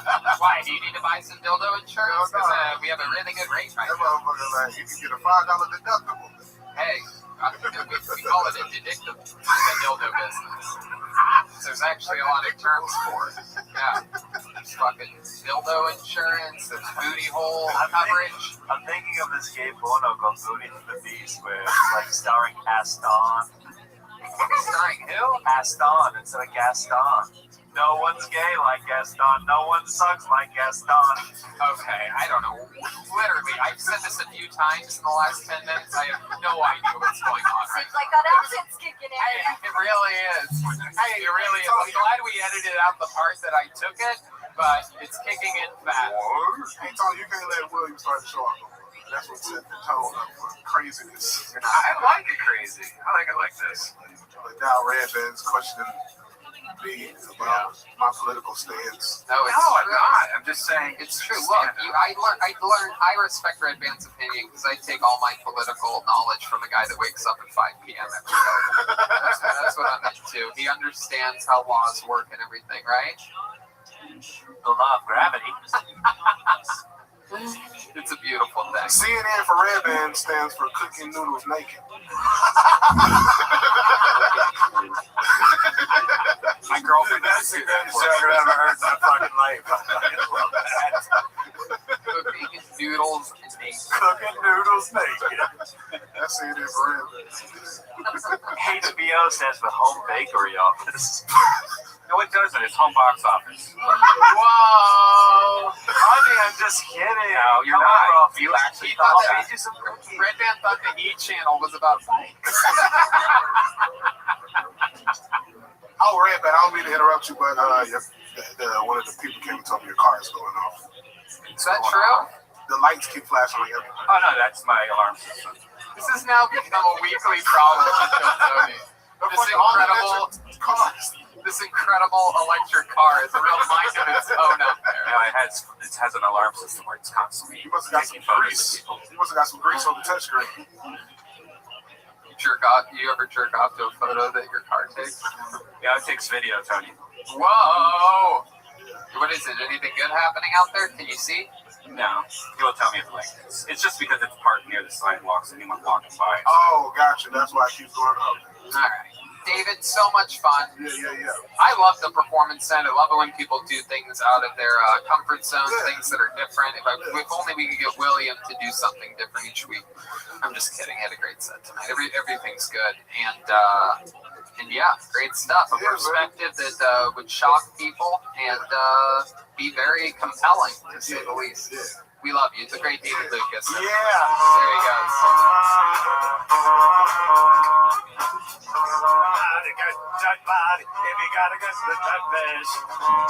Back to the bucket we go. Wow, we know this young man. He's made a couple appearances on the show in the past month. One of the great comedy veterans here at the Comedy Store, a future paid regular of the Comedy Store, current door guy. This is a cool guy to hang out with. A fucking fun guy on stage and off. Ladies and gentlemen, I present to you Mitch Burrow. Here we go. All right.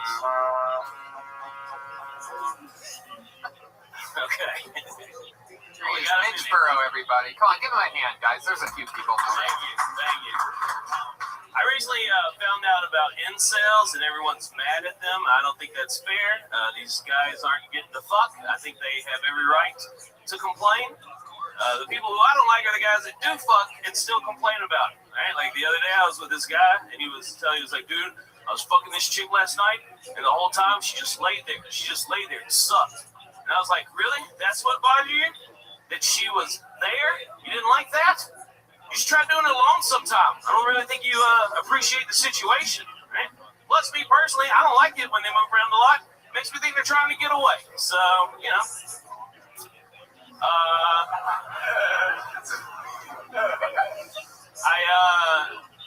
Having a southern accent, I get upset when people pick on accents. The other day, I heard these two guys behind me making fun of the Chinese accent, and I was like, not on my watch, that ain't gonna happen. So I turned around to let them know. I was like, hey, y'all need to cut that shit out. And it was just two Chinese dudes talking to each other. So I was like, my bad. I'm an idiot, but my heart's in the right place. Mitch Burrow.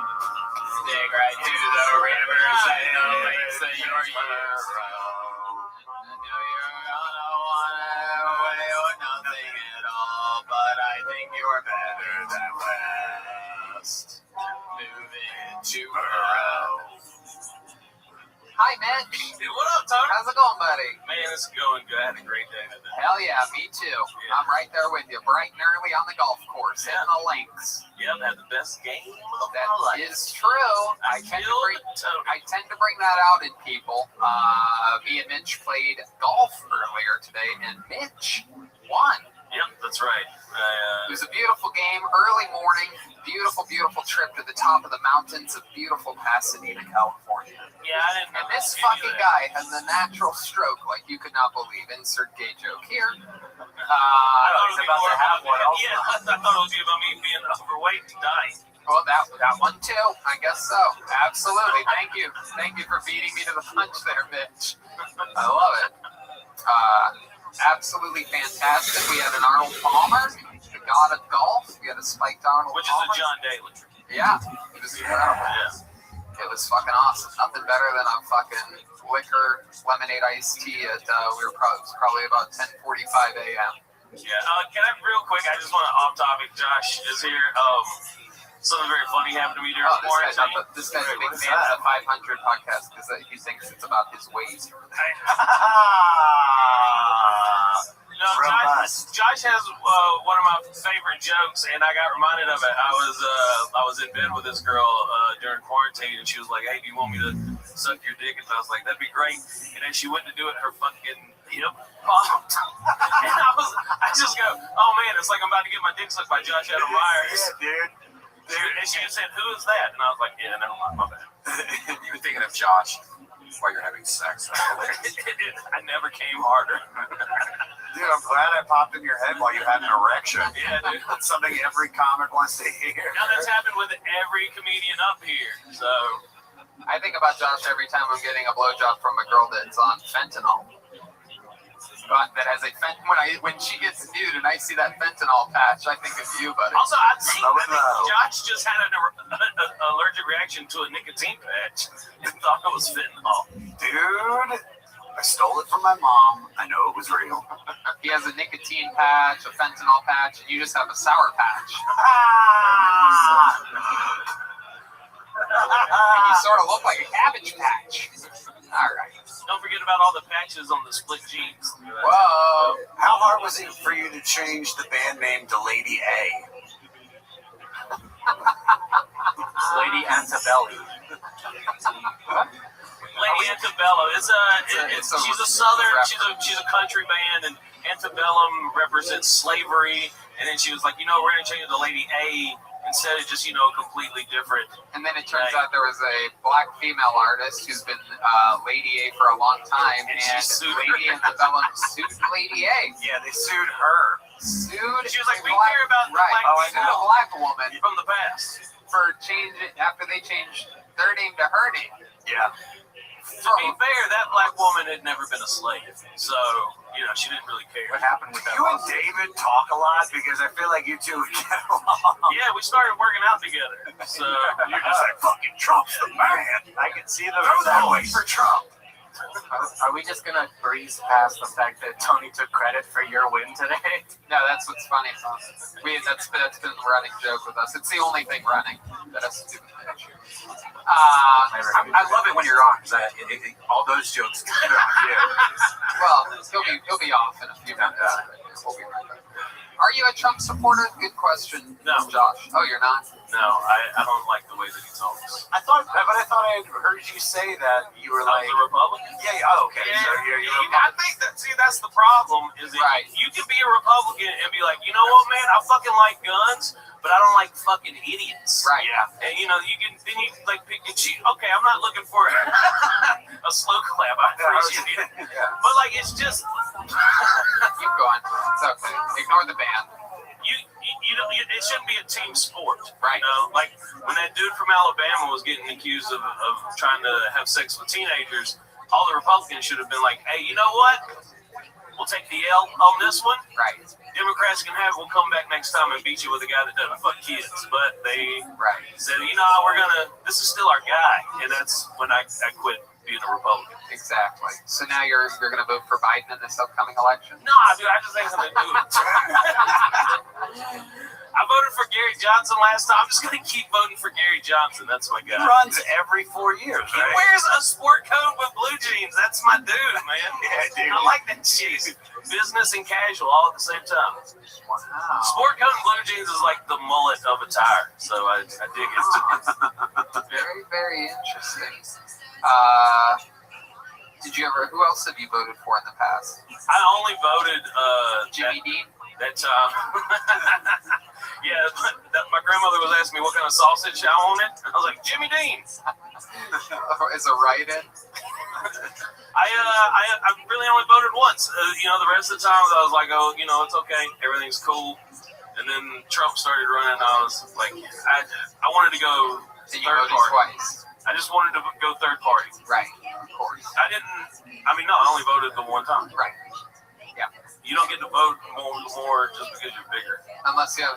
Right. I was thinking about your absentee ballot back in Georgia. No. I never did that. Even when I was in the Marine Corps, I never voted. Because I just figured everybody else would figure it out. People like me shouldn't be voting anyway. Right. You look at the ballot, you don't know half of the names on the list. Usually when you're voting, it's for New Mountain Dew flavor. That's not fair. Here's what happened. South Park did a thing about it with a fat guy and a Mountain Dew. Mountain Dew used to be... Did they? Yeah, but Mountain Dew used to be energy drinks. Right. It was the extreme people, motorcycles, fucking skydivers. Remember that? Yeah.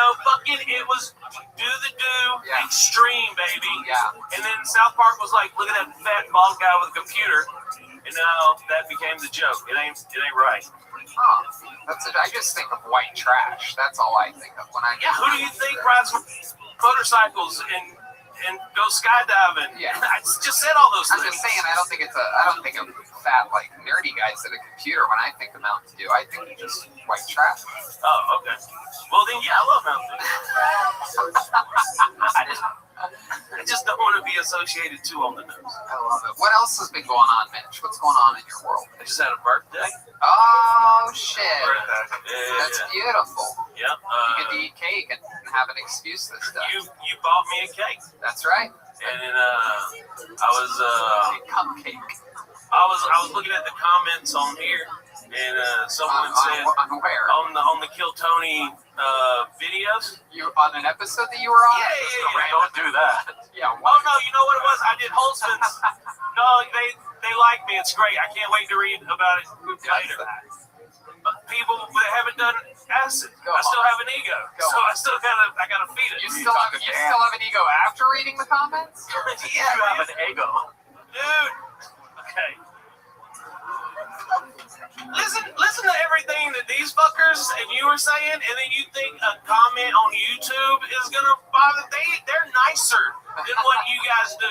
That's sweet. Thank you. Yeah, I have to go read the comments immediately after this just to feel, because you're like, Mitch, he really ain't that fat. Okay, so you read the comments and then what happened? And then, so it was on the Holtzman episode that I did on Dead Air. On Dead Squad. Yeah, so I did Dead Air, and someone said, I wonder if Kill Tony still has a dark soul from when I did the DMT. Mm-hmm. And I told him, I was like, Tony, actually, his soul is very bright and shiny now after I got that. You responded to a comment on YouTube? Yeah, I let him know. I ain't gonna let him talk about you like that, man. What the fuck is wrong with you?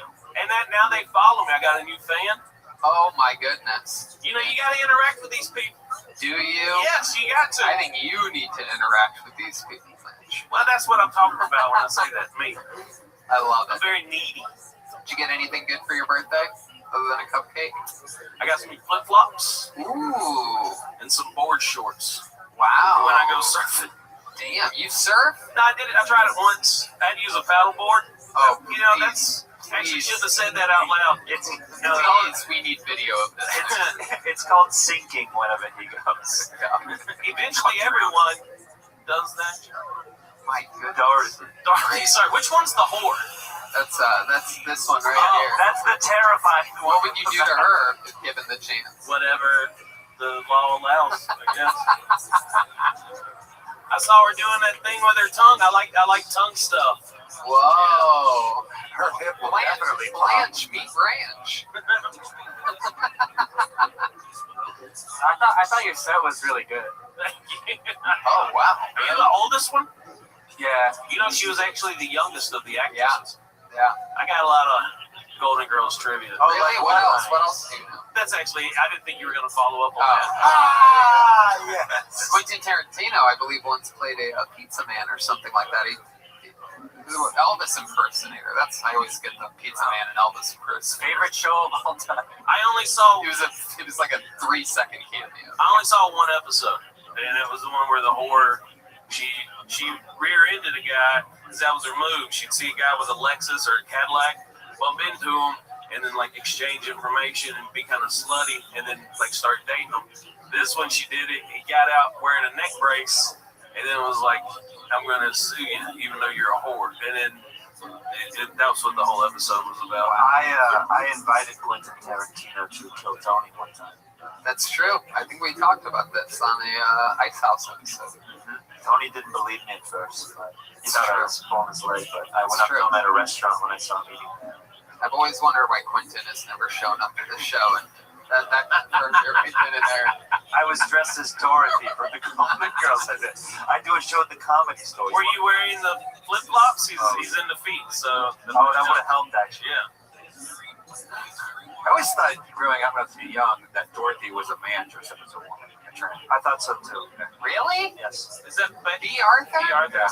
Jesus Christ. I mean, because I'd never heard a woman with that deep of a voice before. And she was tall and murky, kind of, you know. If you're going to have a voice that deep, you should be Arthur. Oh, my goodness. There you go. There he goes. Mitch Burrow, everybody.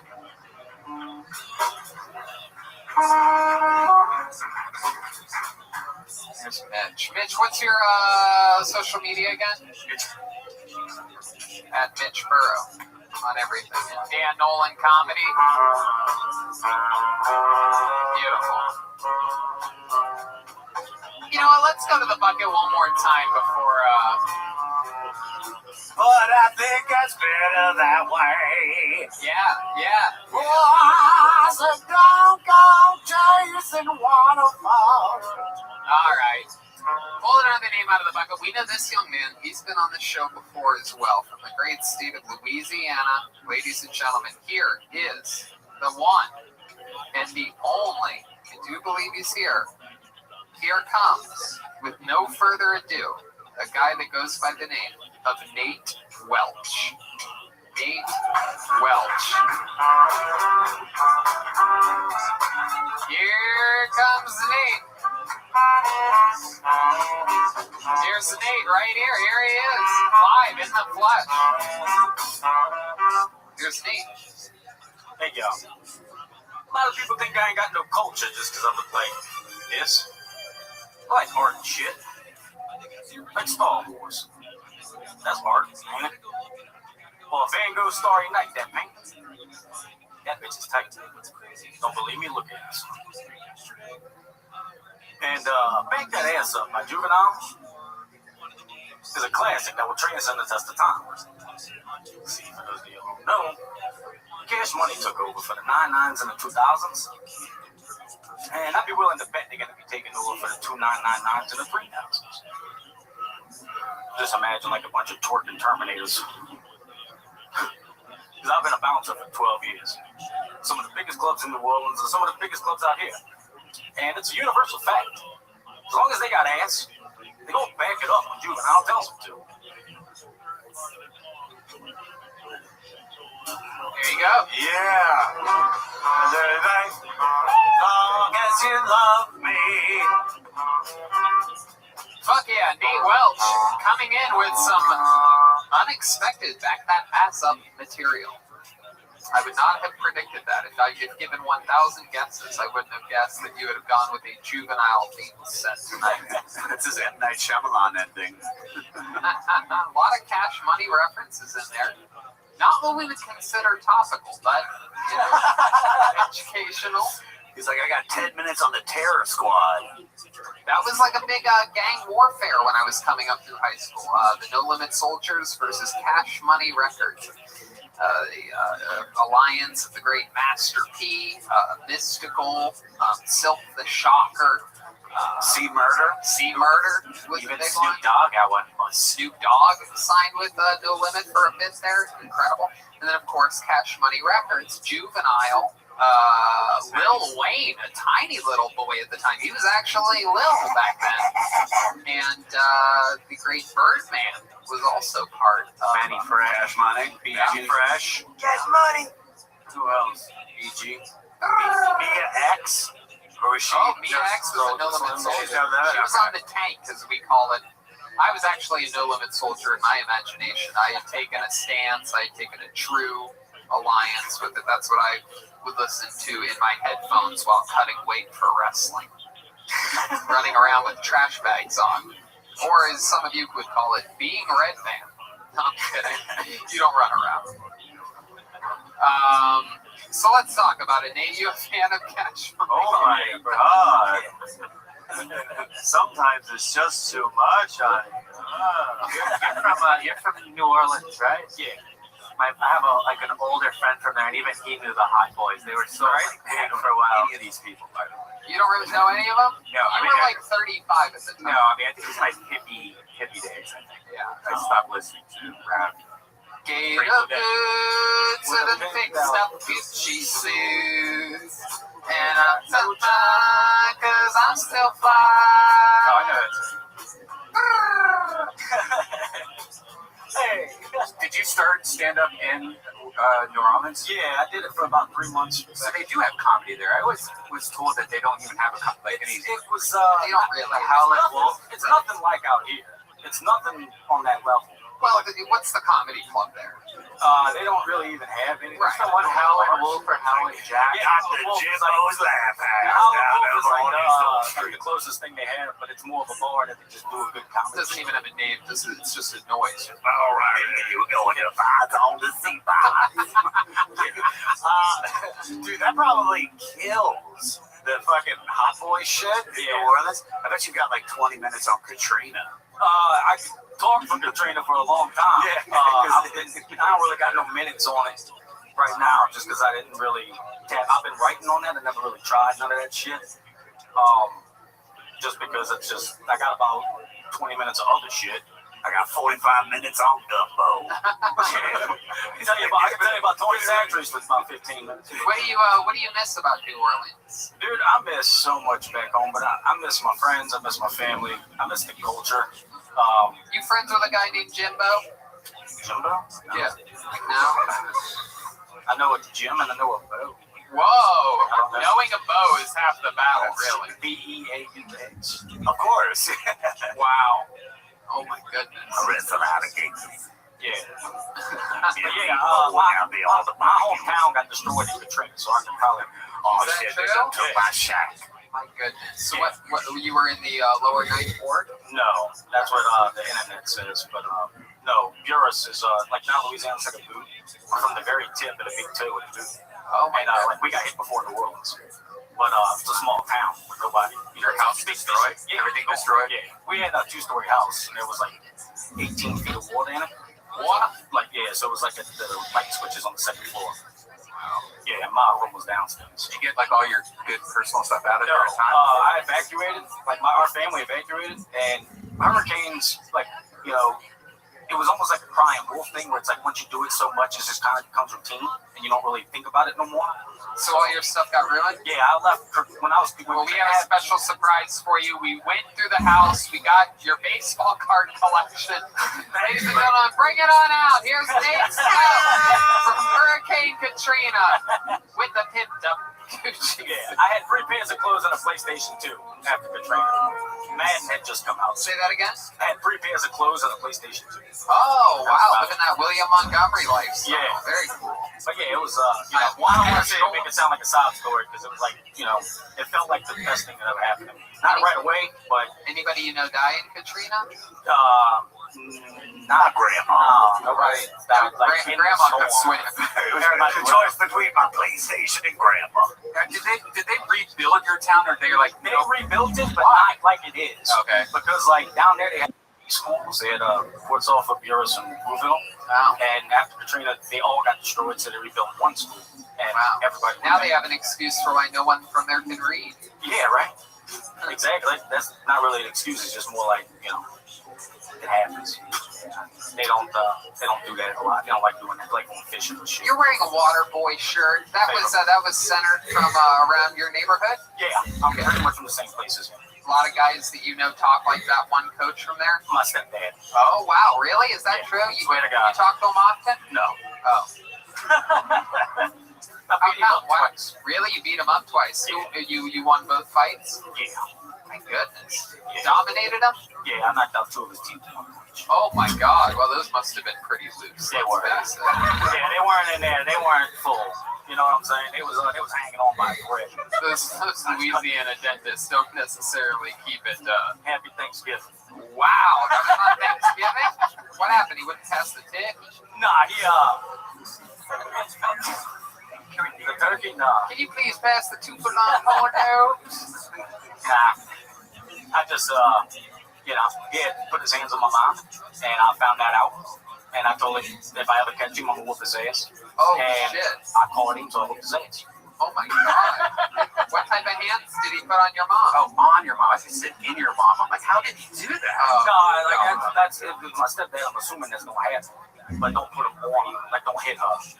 That's my mom. I'll defend the chick over there. I don't even know. Right. You know what I'm saying? You'll hit your mom before no, I was never. okay. I know some big bitches I could give $20. Well, what's the biggest argument you and your mom have ever gotten in? That's a good question. You're gonna go to church this Sunday night. No, I ain't that kind of people. Where the fuck do you think New Orleans is? He's like, a gentleman, come.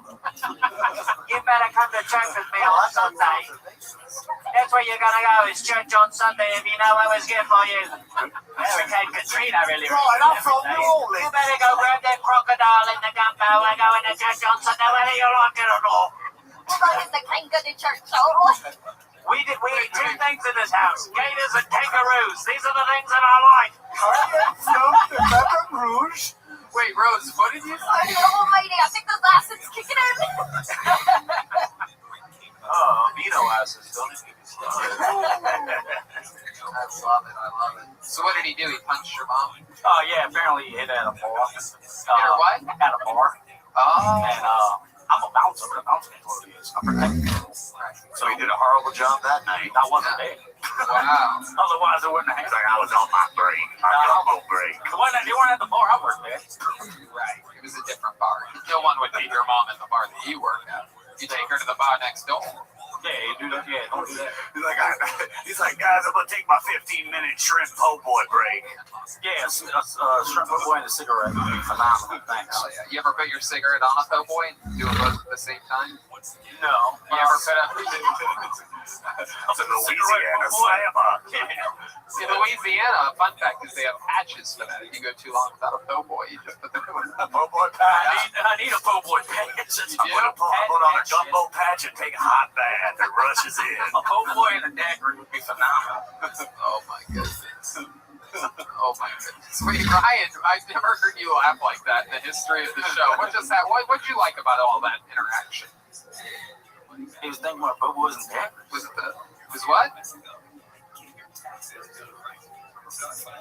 So much Louisiana references. So much Louisiana references. Do you like Louisiana hot sauce? Yeah. What else do you miss? I miss, like I said, I miss the culture. I miss my friends. You ever go to the Tabasco factory? No. His favorite singer, Praline Dion. Praline Dion. I'm gonna play my heart. Yeah, but pretty much just that's pretty much what I miss the most. That's it. They have good hearts down there. Yeah, they do. And they do here too, but I mean, just down there it's a little different. Yeah. Down there, it is a little different. It is. Down under, it's a little bit different down there. Hey, down there in Louisiana. You know, up from the Big Easy. Welcome to Louisiana. Good night, mate. This is what Louisiana's like. We got boomerangs and kangaroos. Have you ever been to Bourbon Street before? Yeah. This is a super inside. Bourbon Street, yeah. Oh, go ahead, Joel. Super inside. I always love it when you start a reference with "this is super inside," but go ahead. I'm letting you inside my mind for a second. When you were ever like when a guy had a girl when he grabbed her in a bar, did you ever say you better muffle let her go? Let her go, muffalata. Oh, okay, well, fuck it. Never mind. All right, we're gonna edit that part. Wow, this crowd is fucking awesome. I love it here. Good thing. Muffalata's a shit. I enjoy it. Thank you, my girls. I thought it was great. You guys have definitely traveled down the road and back again. And back again. That's my bro. Nick Welch, so much fun, such a great talk, so entertaining. Thank you so much. There goes Nick Welch. There he goes.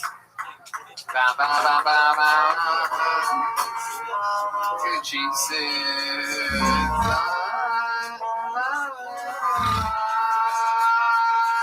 and pay my rent, cause all of my money's spent. But except it is that time of the night, ladies and gentlemen, where we bring up our regular Nick Schmegular. Ladies and gentlemen, this guy, a force of absolute nature. Every single episode, including the send-it video quarantine episodes, this guy always takes things to another level. Fresh off of having boiling water poured on him in a Rambo monologue battle. Ladies and gentlemen, I present to you the great Michael Lair, everybody. Here he is.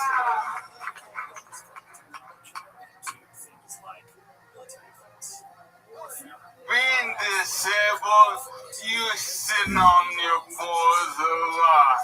All men do sometimes, but being disabled, you do all the time. When a man sits on his balls, he can quickly move off his balls. But when you're disabled, the word quick is no longer in your vocabulary, so you stay sat on your fucking balls like some Game of Thrones shit. If you have a pussy, you have no idea what I'm talking about. Sitting on your balls is like giving birth. I have caught my penis in my zipper. I burned it with cigarettes, not because I'm disabled, because that's what the men pay me for.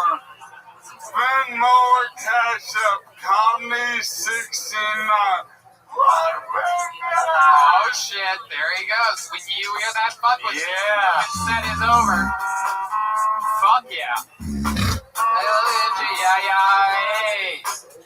Mocha chocolate. Have you? Real baby.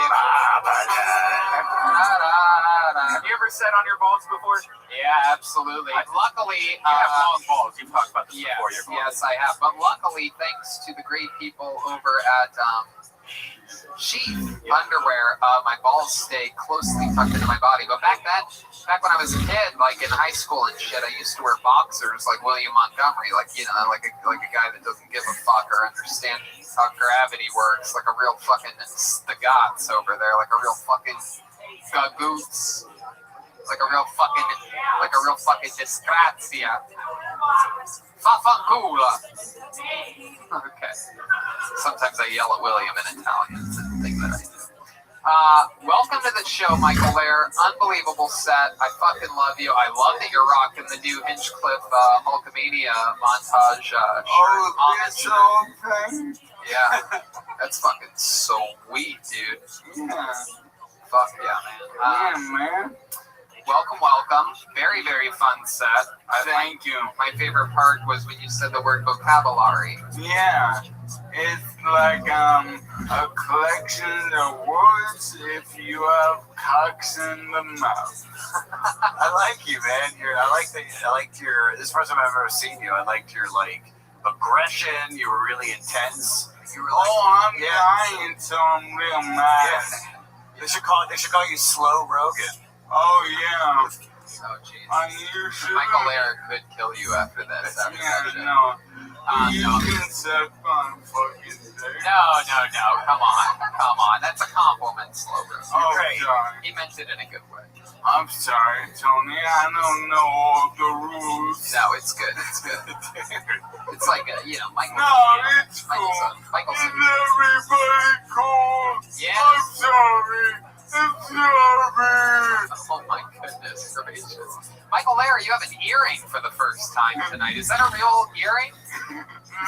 Is your ear pierced, or is that just a piece of your wheelchair hanging off your head? It's pierced. I got a piercing 7th grade at the Queen Center Mall. I was and ask I you put it in again. Because I'm more Hollywood and shit. And I'm looking good. I'm right the sun coming to president.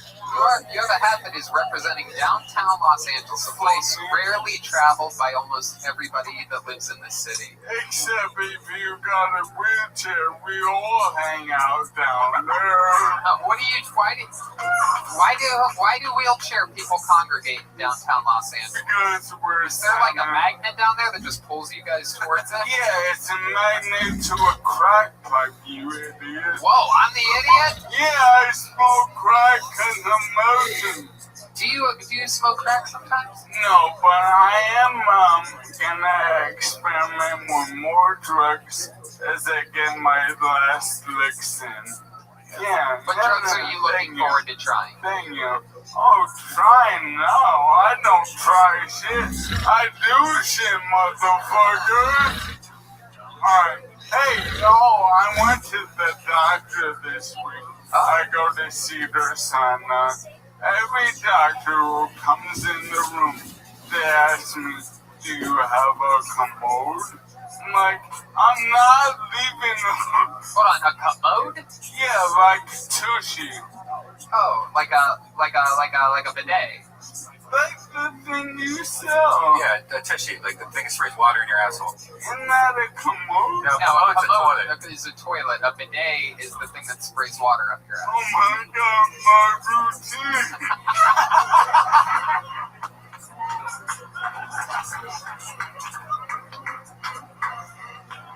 Hey, I want to say, Jesse. The good news is I saved you before you got to the punchline there. I cut you off, so now we can reset it. They ask you if you have a commode. And the fact that if this is true, the doctor's probably like, wow, he doesn't even have a toilet at his house. And why is he so defensive when we ask him? Yeah. You might not even have ALS. He might just be filled with shit. Yeah. It's full of shit, this guy.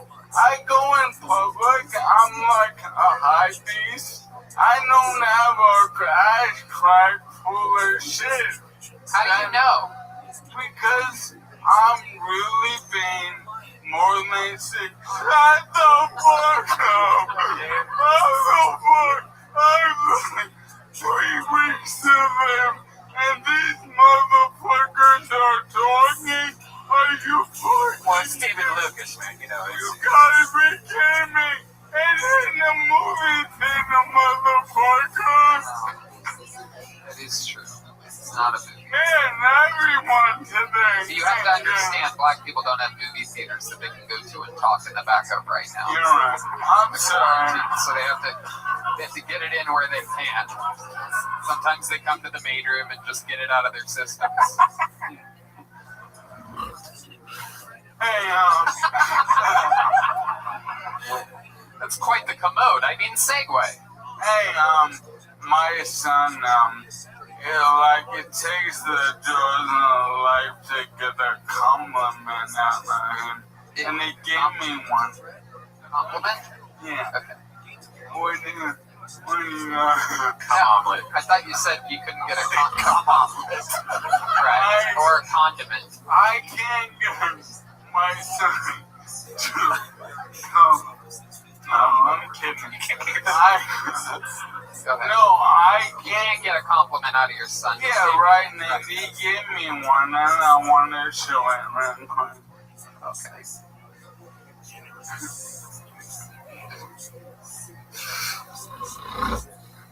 Whoa. That was cool. Come home, son. Come home. I won't try to wrestle you anymore. Come home.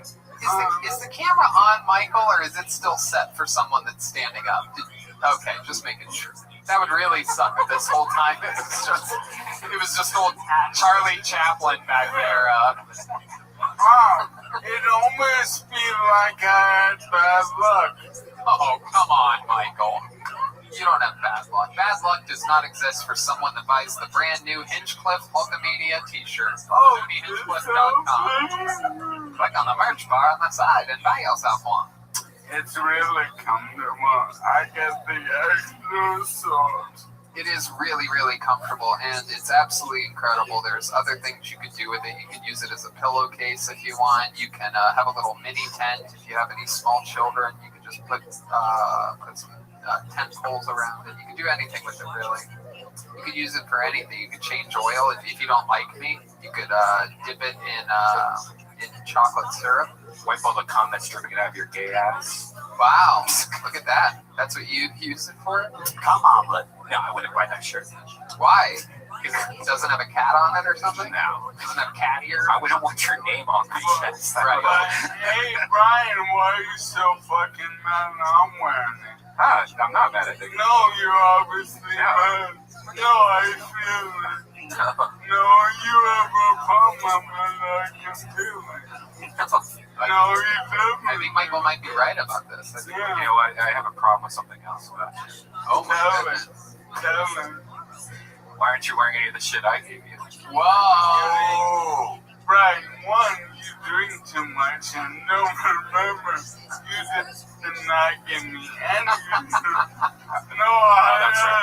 Well, for the small price of $30, he will give you a Death Squad shirt. I want the black plastic video one. I told you.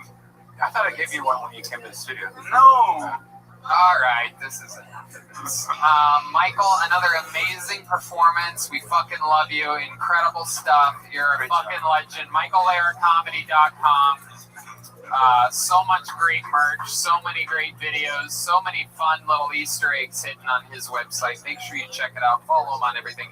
Here comes tonight's drawing from the great Ryan J. Ebelt. Look at that thing. Look at that. Just incredible. Some flags there. Michael Lair holding flags, and it's like a racing theme. Is that right? Is that what I'm seeing? I can't really see. I'm looking through the thing. We don't have a screen on the camera right now. It's what? Oh, everybody's fighting. Oh, I like that. That's fun. Very fitting. The great Josh Adam Myers was here, everybody. Yes, so much fun. Thank you, brother. Spotify, the 500 with Josh Adam Myers. So many fun episodes. You just recorded one with Harlan Williams live at the Comedy Store. Yeah, we're doing a couple more here. We've got Tom Murillo coming up, and we have Billy Gibbons doing a ZZ Top record. Oh my God. Yeah, it's going to be dope. That's fucking incredible. Yeah, it's going to be dope. Awesome stuff. I love it. And hopefully we'll be back to doing the Comedy Jam again soon. Get me up there doing Dude, in the Hall of Fame of the goddamn Comedy Jam, no one has elicited more of a response. Well, I have at Skankfest 2 years in a row. This quarantine has me all pent up with energies, and I have some special plans for this next one. So we'll talk about it when we cross that bridge. But I'm not gonna have a voice. Spoiler alert: I'm not gonna have a voice by the end of the song. Speaking of goddamn Comedy Jam, another one of the great members of it and elite forces with almost every great Los Angeles comedy show. It's the great Jeremiah Watkins. That was Dorothy the whole time, believe it or not. I know a lot of you are thinking, wow, is that the real B. Arthur? No, it's Jeremiah Watkins. He's got a brand new rap music video out with Eric Griffin. That's available on social media. I'm also headlining in Minneapolis, Minnesota at the end of the month. Come see me there at Acme. And Venmo at Jeremiah-Watkins. And look out for new episodes of Jeremiah Wonders on my YouTube, youtube.com/Jeremiah Watkins, at Jeremiah Stand Up on social. There you go. And where can people get their reimbursement for the tickets that they're going to buy for that live show that's going to inevitably be canceled?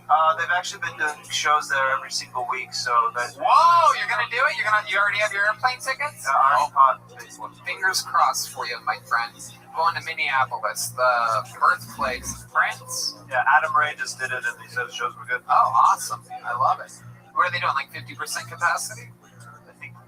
I think so. 35% of 50%. So maybe it'll be the first time I sell out. Beat you to it. Hello. Sat up? Oh, sell out. Yeah. Well, that's good. At least it's not 2% like the milk that you pour on your cereal. Whole milk, honey. Oh, shit. Speaking of whole milk, the great Rose was here. That was Jesse Johnson, everybody. Brum, brum, brum, brum, brum, brum. She's at Jetski Johnson on everything social media. What else, Jetski? Follow me on social media. Heck yeah, follow her. Go look at Squeak. Squeak. That's right. I always want to say squeegee. It's not squeegee. No. Squeak. Hey, Blanche. Oh, that's not Blanche. Hold on, that's Chroma Chris. Wait a second. The whole time it was me. What'd you think about tonight's episode? Oh, it was golden, Tony. Oh, I knew it. I always know what you're going to say. It's so crazy. I love it. Chroma Chris is at Chroma Chris on all social media. Correct. And Venmo. Oh, is that Chroma Chris on Venmo? Good to know. That's a new thing. And then, believe it or not, that wasn't Sophia. That wasn't E.T. dressed like a woman. That was Joel Jimenez the whole time, everyone. Yeah. What's going on, Joel? Oh, I'm at Mostly Sorry on Instagram.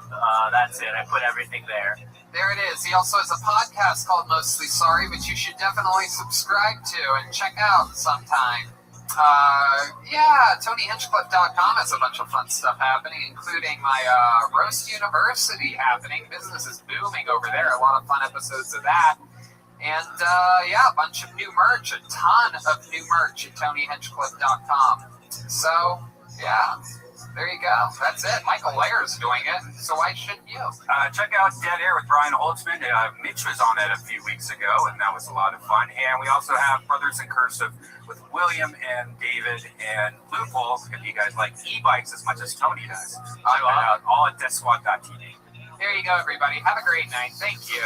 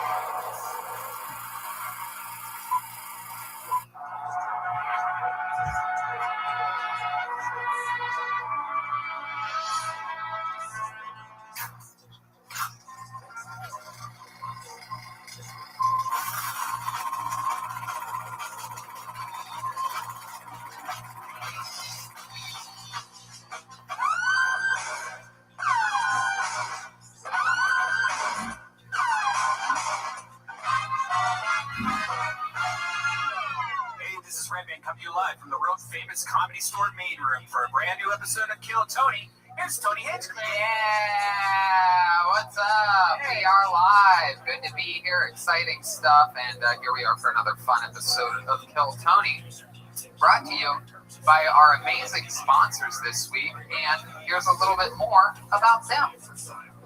Hey, we're all into creepy stuff. Maybe it's a type of porn. Maybe it's a type of video on the internet.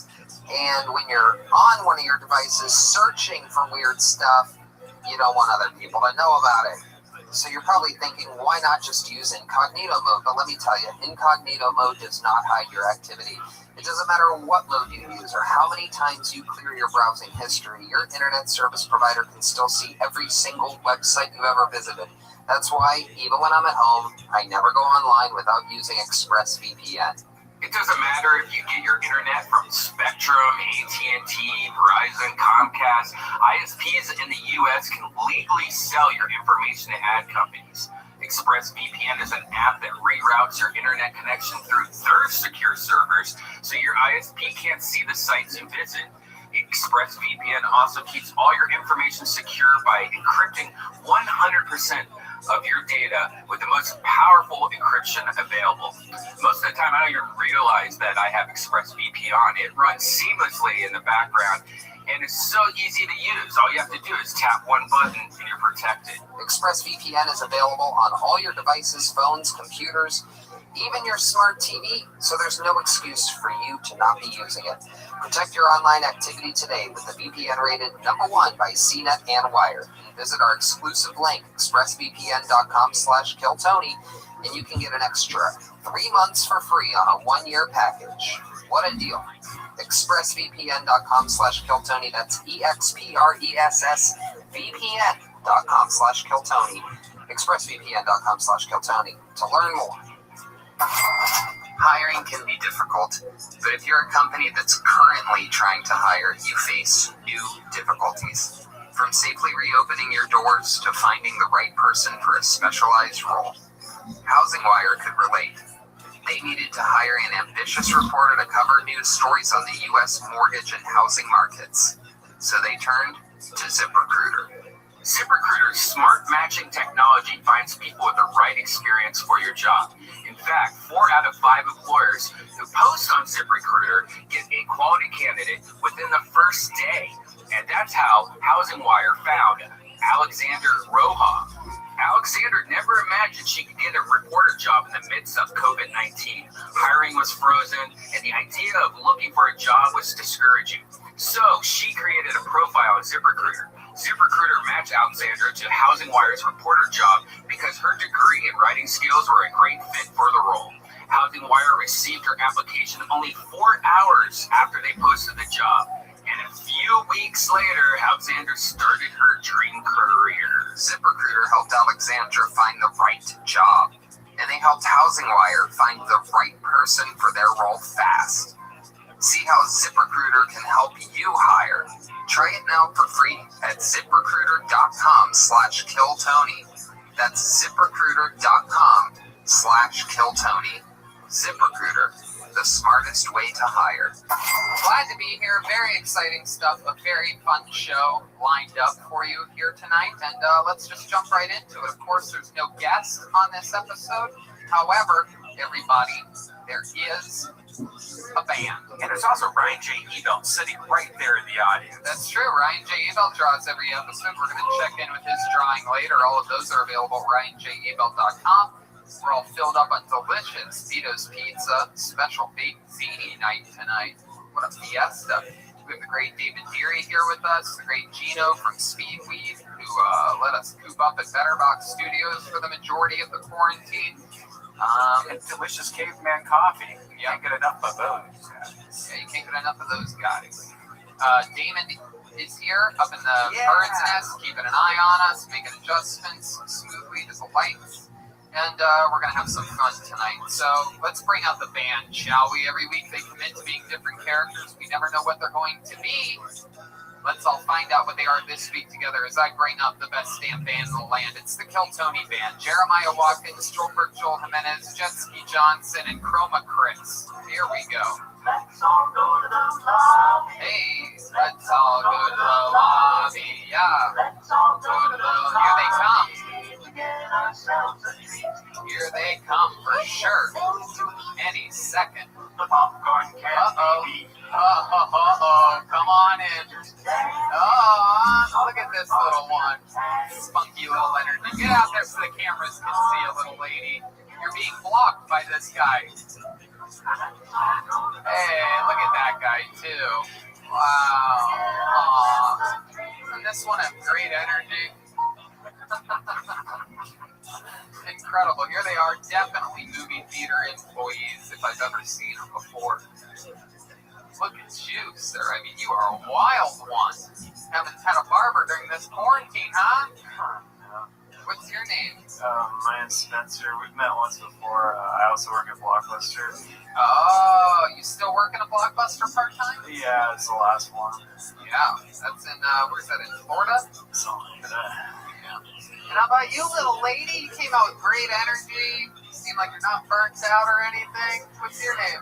My name is Jen. I'm 16 years old and I'm an aspiring actress. Jen, I can't believe you're 60. 16. Oh, 16. But I can play 16. Heard that. My goodness. 16. And what's this young magician's name back here? Hello, my name is Brent, and people say I'm the spitting image of Johnny Depp. Yes, they do. Definitely a spitting image of Johnny Depp. Maybe after he found poop in his bed from his ex-wife. And clearly back here we have what appears to be fucking Adolf Hitler's attention deficit nephew. I keep getting this Adolf guy. I don't know who this is, but my name is Snork. I just moved here from Eastern Europe, and I am 62. I get the only job I can at movie theater. Snork. Snork. I love this Snork. S-N-O-R-G. Yeah. Snorg. What part of Eastern Europe are you from? The east part. What country? East. It's been so long since I've gone. Doesn't seem like you've been gone long with that thick accent. I don't talk much. I work in a movie theater. What do? You tear tickets? I do it all. That's right. Okay. So we got Spencer, Jen, Brent, and Snork, movie theater employees, fully in uniform. Theaters got closed this week, even though they've been closed. Really, California didn't close really anything, just nail salons, massage parlors, and card rooms, for those of you that were going to card rooms a lot. They're all Hallmark, right? We've been hooking up N64s privately inside AMC and then just playing Mario Kart. It's pretty cool. Wow, just not even playing a new system, like the 15-year-old system. Well, let's just jump right into the show, shall we, everybody? Going first, yet again, a murder on this show. One of my favorite comedians on the planet. I love his style. I love everything about this man. One of my favorite people just in life and in the history of this show. I present to you to get things jolted right from the start before we go to the bucket with 4 pre-selected names in there. Make some noise for Michael Lehrer, everybody. Here he is. Here's Michael Lehrer. I'm not mad at China for creating Corona vibe. China taught me how delicious duck is. If you look in the window of a Chinese restaurant, no hours, no name, just 45 ducks. No one takes more pride in their work than the Chinese duck maker. They spent so much time coming to America just to say, I bet it all on ducks. Scream it to the gods, crispier, crispier. They don't even call them windows in China. They call them duck monsters. The duck monster is the mascot of the Peking Ducks baseball team. China might have ruined civilization by creating the coronavirus, but man, do they make a motherfucking duck.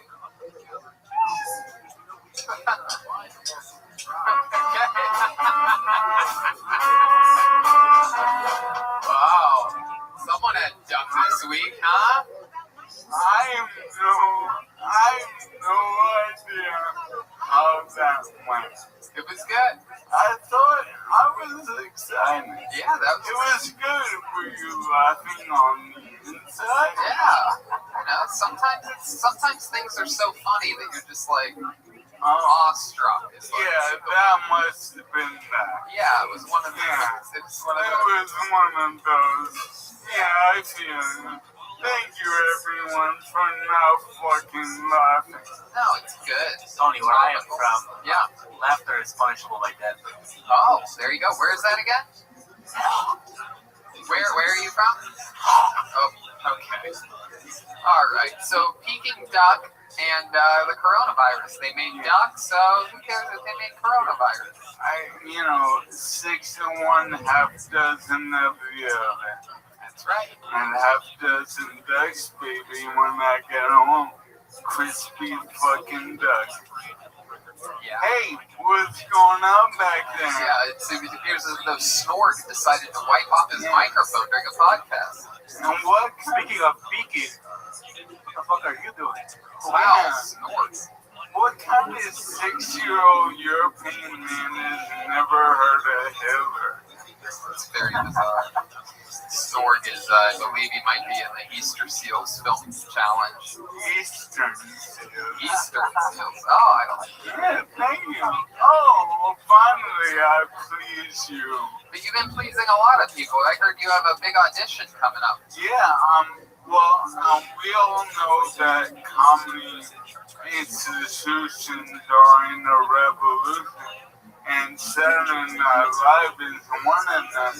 And by 2025, they have said that all their cast members will be in wheelchairs. So I'm working on a new audition, and I don't want to take advantage, but may I practice on it? I'd love to see this audition. All right.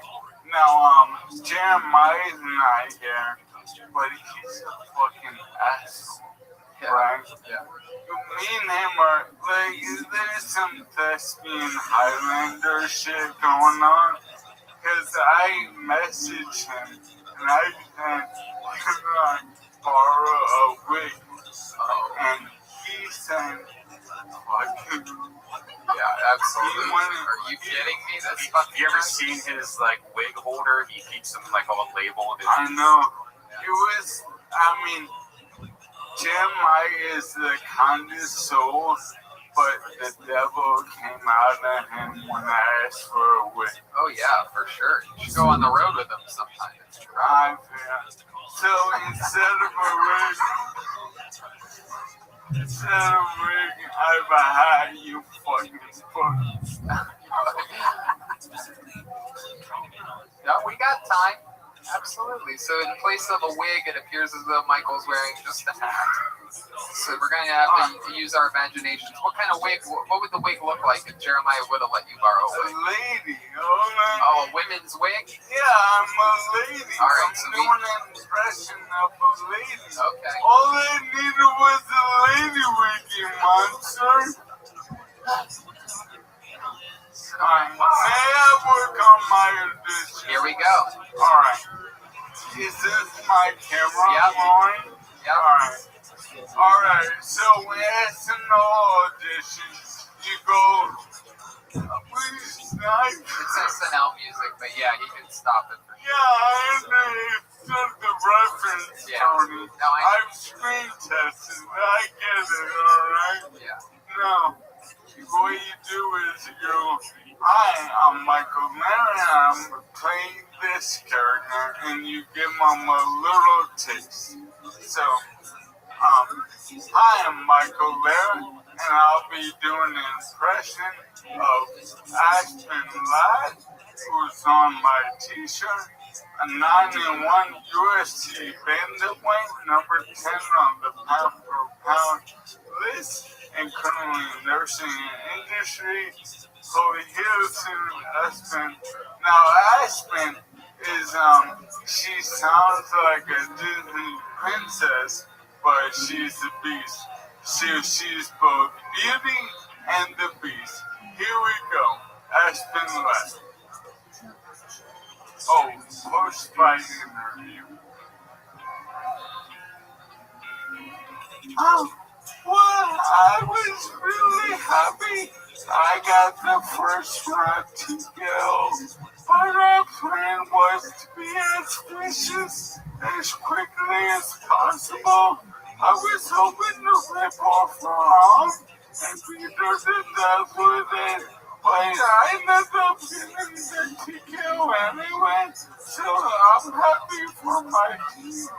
There was one point where I was in a position and I looked down at her teeth. I thought, man, I'd love to knock all this bitch's teeth out of her fucking mouth and make her choke on them. But you know what, in the end, I got the win anyway, and I'm just happy. At one point, I pushed her so hard. I thought I'd rip her beating hard out of her chest and hand it to her feet. But, you know, I got the win, and it's for my team. Thank you, Lauren Michael. Wow, that was impressive. Yeah. Heck yeah, that was definitely like Aspen Lad style, or as I call it, ALS. Oh my god. How do you come up with this shit so fast? Yeah, that was good. That was good. I've always wondered what Aspen Lad would sound like if she had Lou Gehrig's disease. That's incredible. Well, all those fighters are gonna find out. Oh yeah, they are. No doubt. Is that the only character you're submitting to Saturday Night Live? No, I got yours. I'm working on one at a time. Oh, okay. I mean, it's the only one I have tonight. I mean, so maybe we'll see more on other episodes coming Oh, up. definitely. And you come from your whole family, you come from a long family of comedians, right? Well, not necessarily online, but one thing I really wanted to share is my great-granduncle is a famous vaudevillian, or the Smith and Dale, who Neil Simon based the Sunshine Boys on. Two vaudeville groups, but one of them was Smith and Dale, and they were together for 70 years, and they were like an Abbott and Costello type, but they grew up and met in the Jewish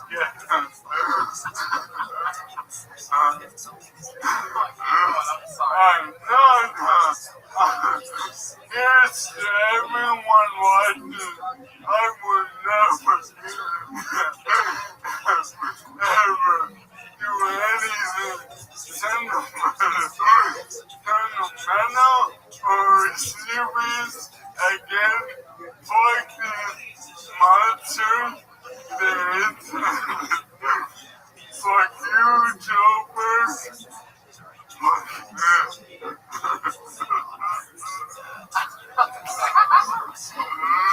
love it, man. Yeah, but I have relatives who are famous vaudevillians, but they live in the Jewish ghettos of New York with George Burns and Gracie Allen. So it goes real far back to those pictures I gave you. Oh yeah, I did. You did hand me a folder of pictures. Should we go over some of these pictures? I don't know. Is this really your? Yeah, no, it's not a bit. That's my great-granduncle. That's your great The granduncle. one with Jeremiah nose. Oh wow, this one sort of looks like this one here sort of looks like a Snort. Look at that. Is that your Snort? It's me. Snort's grandfather. I'm a word German. And we have these guys from Zero's days. Yeah, real move. Wow. Enthralling. Really riveting shit here. Yeah, we're gonna Really, you know, if you were we're gonna put these on the YouTube and show the people. This is who, your grandfather, your great grandfather? my grandma's uncle. Oh, your grandma's uncle. All right, it's a little bit more distant of a relative than I was. Fuck you. Fuck you. Who's in your family? I don't know if you know this, but my grandfather built the Pennsylvania Railroad. Really? Yeah. He was the designer of it. Oh, what about the B&O monopoly?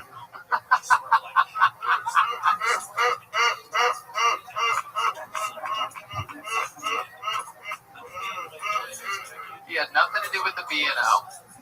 But the Pennsylvania Railroad, a big deal. Nice. Red Band just dipped some of these old pictures of some of the mashed potatoes.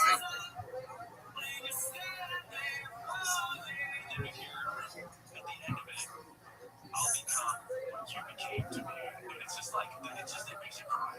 It's really beautiful. The lyrics are pretty awesome. He's that old, you have to go back and listen. You can just read the lyrics. From the party. Yeah, for sure.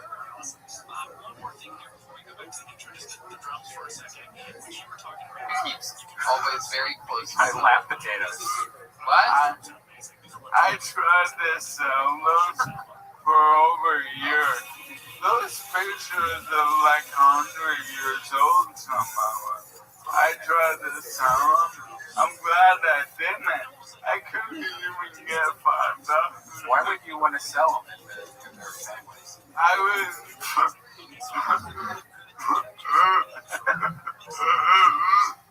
I mean, when you were a drug addict. Yeah, okay, for weed money. It's just fucking pictures.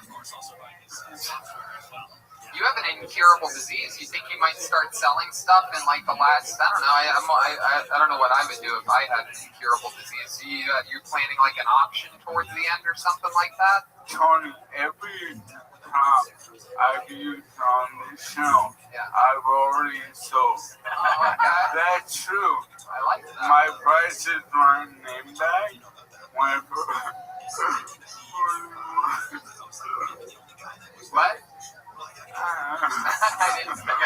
He sold like a bike chain for like $800. Yeah, but I sold my price in my name badge for $40, and I'm gonna sell my Superman outfit because let's play that. You should sell that magic trick that you did on last week's episode. Oh, I won 30 of them. Oh, good. Good. Why'd you play 30? Gotta make sure they're gonna work. They don't come in back. They don't come in a one pack. 30 every time. Tricks on you. Love it. Hey, by the way, magicians, horrible at customer service. Oh, yeah. Yeah. Oh my, it was a nightmare getting that magic trick. Yeah, you went to a magician's store or online? Well, the magicians, they'll handcraft them and the trick and making it sell it off their site. Right. Right. Yeah. It's not easy. It's not easy communicating with magicians. For real, how was my Chinese mom? It was good, man. You know, Peking, duck, China, coronavirus, duck, Peking duck. And we do. Speaking of ducks, you ever play Duck Duck Goose? Oh yeah, not anymore, yeah. So you always win. Yeah. I mean, you can still play it as long as the person just says duck. Yeah, as long as I'm always the person, not the goose. Yeah. Yeah. I don't know. No, it's good. You nailed it. Well, it's a dichotomy because if I played, I'd be always the person standing. I'm still picturing you wearing a women's wig right now. Oh, I lost that image because Jeremiah said a fucking monster. It has to be like 20 ways. Yeah. Anything you're ever going to ask Jeremiah for, you can just ask one of us. We'll help you out. We like it when everybody does good around. And if you need us to put money in your parking meter, put a couple quarters in there, just walk out front for you. I'm surprised he didn't ask you yesterday to go and do that for him. Oh, dude. I mean, last week. Yeah. When my handicap tag, I could park on your mother and I wouldn't get a ticket. Okay. Yeah, David. All right, Michael Lehrer, everybody, getting things started tonight. We love you, Michael. The great Michael Lehrer, everybody. Hey.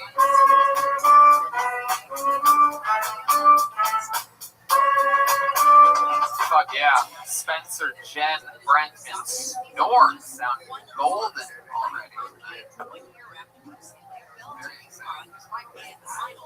Oh, okay. Joel. Joel, come on, Joel. A lot of noises back there, Snort.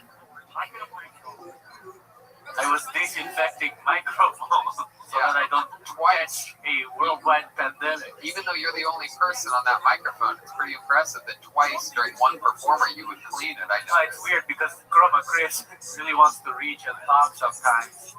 And it's kind of freaking me out with his Johnny Depp looks right now. Okay. Well, if he does, you can unplug it and then clean it and then plug it back in.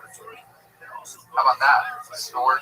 Sounds great. That's how things work here in the United States. Thank you. Wow, wonderful country. Great to be here. All right, we have some people in the bucket. Let's see what happens here tonight. I'm going to reach my hand in there, and we are going to meet a stranger.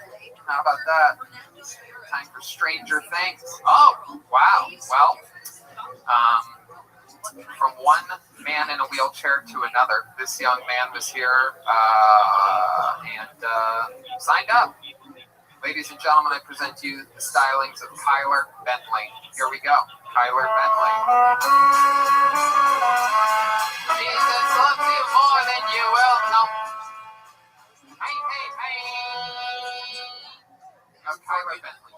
I fucking knew that shit was gonna happen. That bucket is rigged. God, I can't even remember my set now. Fucking Michael Lehrer killed it. I do remember the last thing I said to my dad before I got paralyzed, though. I said, are you still holding the ladder? Yeah. This is fucking awesome, man. I haven't done stand-up in 14 years. Stood up 14. God, it's hard right now. Everything's such a blur. Goddamn coronavirus. I'm sick of worrying about it. I want to go out and actually just quit worrying about it. The problem is people with coronavirus, they're stingy. Yeah, holed up in quarantine, Bogart and all the corona. It's like, pass the Dutchie. Kyler Bentley, everybody. Hell yeah. There you go.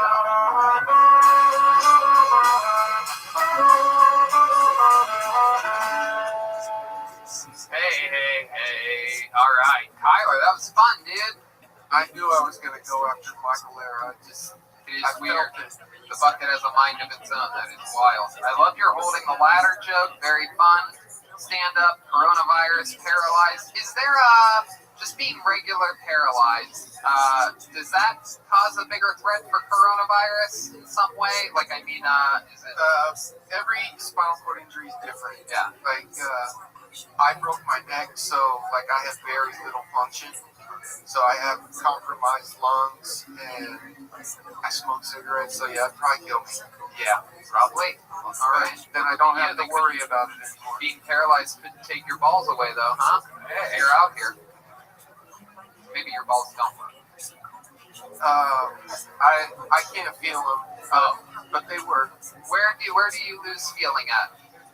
Below my, like right below my chest. Damn. And how did that happen again?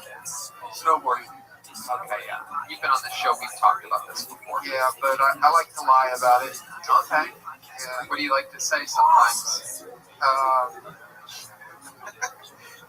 My favorite is I dated a bodybuilder girl, and I was performing cunnilingus. She squeezed my neck so hard it broke. Cunnilingus. Cunnilingus. That's my favorite. I love that. And that was 14 years ago, the snowboarding accident? Yes. Were you doing like some wild trick or something like that, or did you just go too fast? Too fast off the jump. Damn. Just trying to do a regular old jump, no like flips or anything? No, I wasn't that good. Right, obviously. Shit, right? Okay, well that's fun. So what have you been doing during this quarantine? What have you been Watching movies, Netflix. What's your favorite stuff that you've caught during this? I watched a good one last night, Son of a Gun. What's that? Gold heist movie. Ewan McGregor. Robbery movie. I don't know. I watch so much shit, it just all blurs together literally. Like, every day feels like the same day. Yeah. Anyone watch that new Tom Hanks movie? That was amazing. What is it? No, what's that on? What is it, Ryan? Greyhound? Greyhound. Ryan's talking with his head in his what's that called? Drawing thing. Greyhound? Greyhound, yes. I love it. This time he said Greyhound again with his head down and then lifted up his head like I'm the asshole. Trolls 2 is now showing. Have you seen Greyhound? Any of the movie theater people? Oh, no, I haven't watched it. My country just got Forrest Gump. How about you, Jen? Have you seen Greyhound? Greyhound, because lots of poverty. Oh, shit. So what else, other than watching movies? What do you do for food? Do you cook yourself or you Postmates? I got food stamps. How would he cook himself? What, Snort? Yeah, you put yourself in a boiling pot of water and you're like, ow, and then you add some salt and you're like, it's done. Bon appetit. Yeah, cook on high heat so that it's over, ready real quick. What the fuck did you say, Snort? Earlier? What did you say? You asked him to cook. If he cooks himself. Now showing Tony's anger. He said, why would he cook himself? And then Chroma Chris said, because he has no feeling.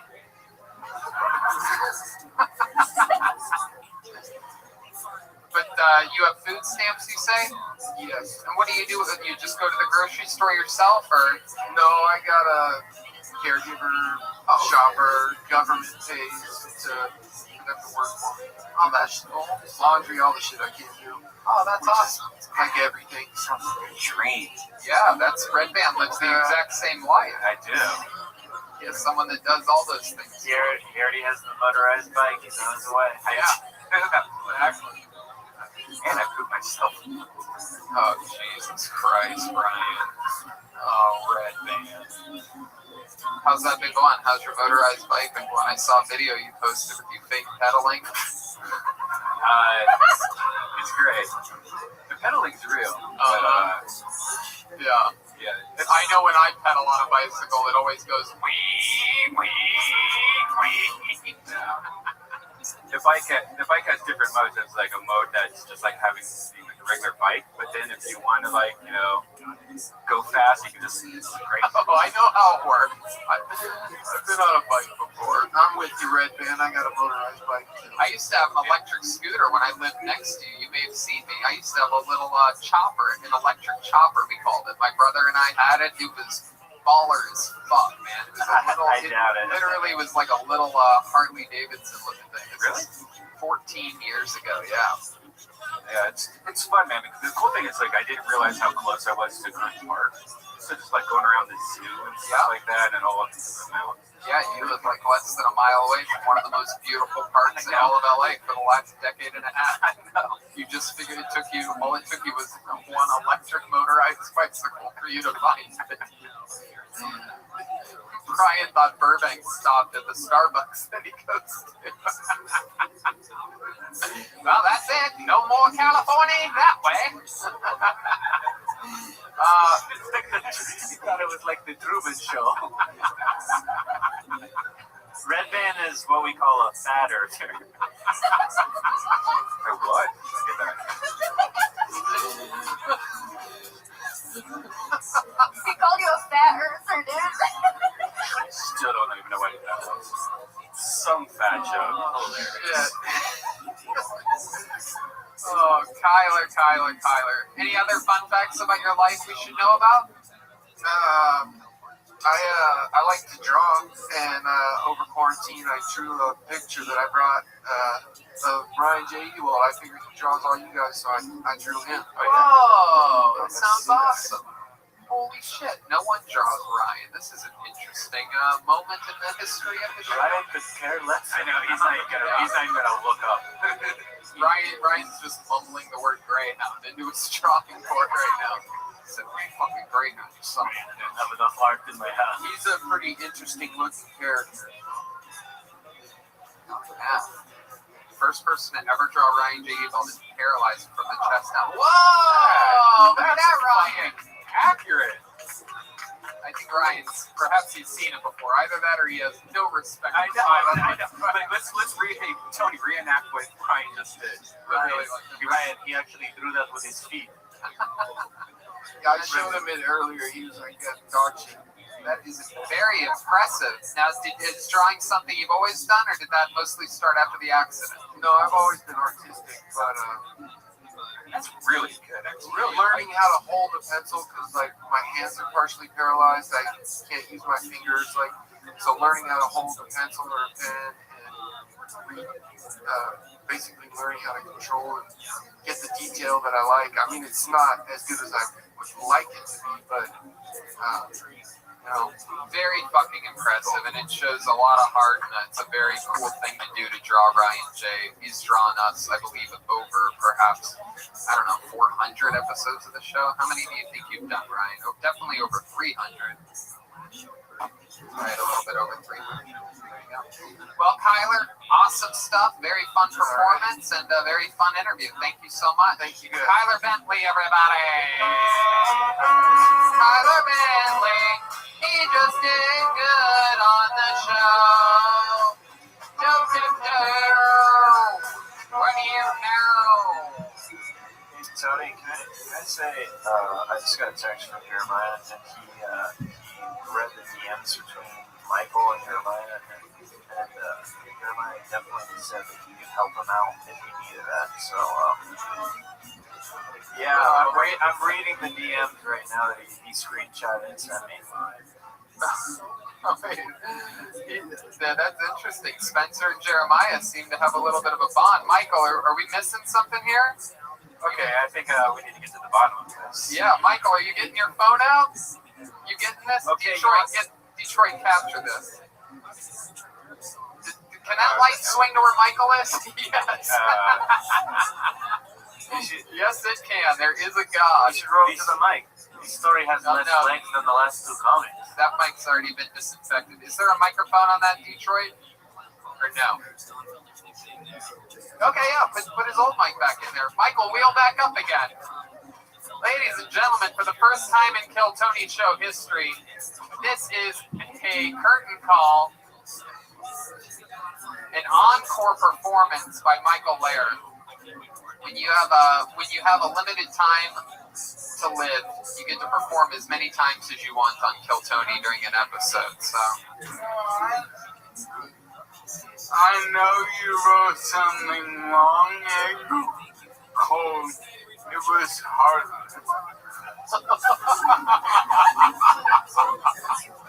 Hold on. In the meantime, I talked to Jessie, and she thought it was really weird that you didn't ask her for women's wigs.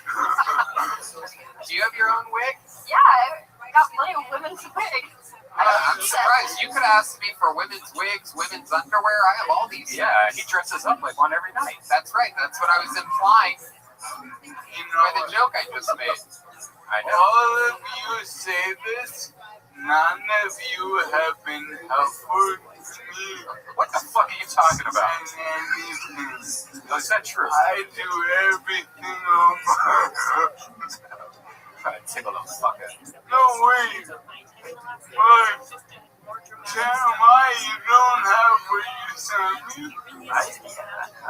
Jeremiah screenshotted the DM. What does it say?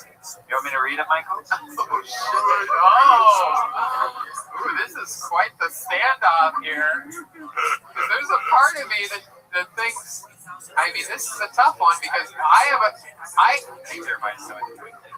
a feeling that Jeremiah may have wanted to help you on this one, but now you're getting called on your bluff. But at the same time, I could also see Jeremiah not want to share wigs with you. He's very... About your characters. Jeremiah has been quoted as saying only Black Lives Matter. So I'll paraphrase. Black Lives there you Matter. go. You just said Jeremiah, I'll paraphrase. You're not allowed to paraphrase. Then you read it. Oh, from my paraphrase. This is my favorite part of the last 15 episodes of the show. Do you want me to read word for word? No, yeah.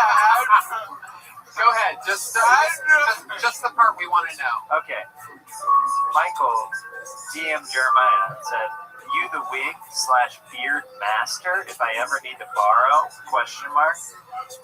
Jeremiah said, "I usually don't lend stuff out because I have them organized for specific characters, but if you're in need of something specific, I can probably help." That is heartless and cold. That's basically like you can go fuck yourself, be a professional, and get your own wig. I feel you, bro, especially in the age of Corona. Respect. I'm straight. Now you're calling me out like a bitch on the show? Let's go, Lara, right now, right here. Thespians do not stage, bitch. Wow, you guys should have a fist fight. I got my money on Michael Lecker. Oh, look out. Here's the problem. Look how fast I can punch. For real. Let's see it.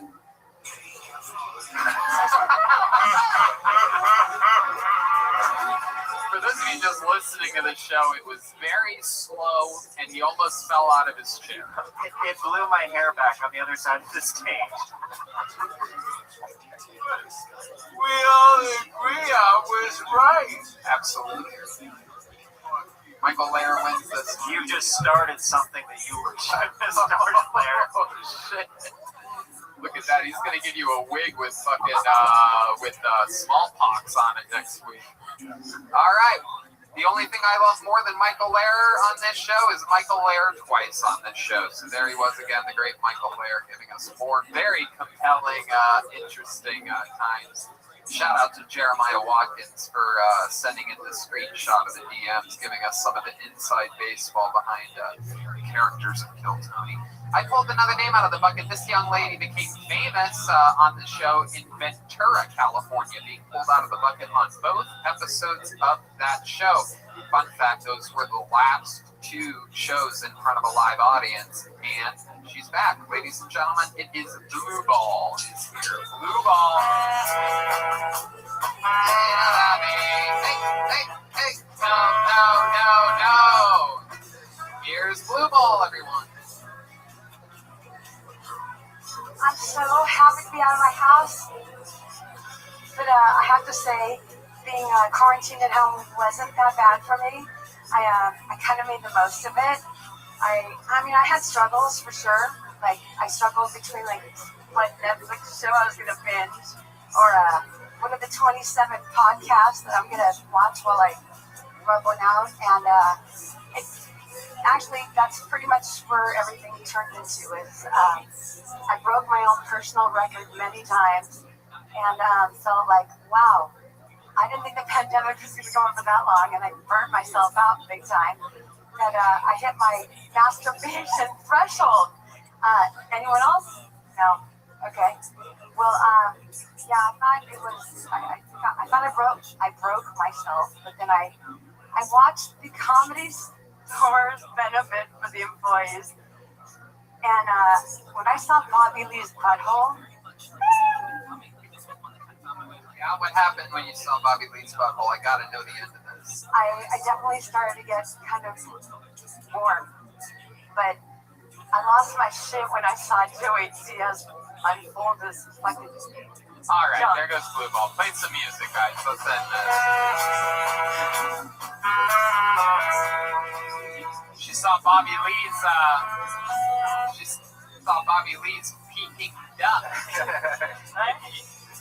You know, this is what your 4th or 5th time on the show, and I think every single time you've talked about your bubble. Not every time. Not every time. I mean, I don't know. It might be every time. But you're very sexual on stage. I am who I am. Yeah, you're a sexual woman. Now, is that true that you I can only get laid, though. Is it true that you masturbated a lot during the quarantine? Yeah.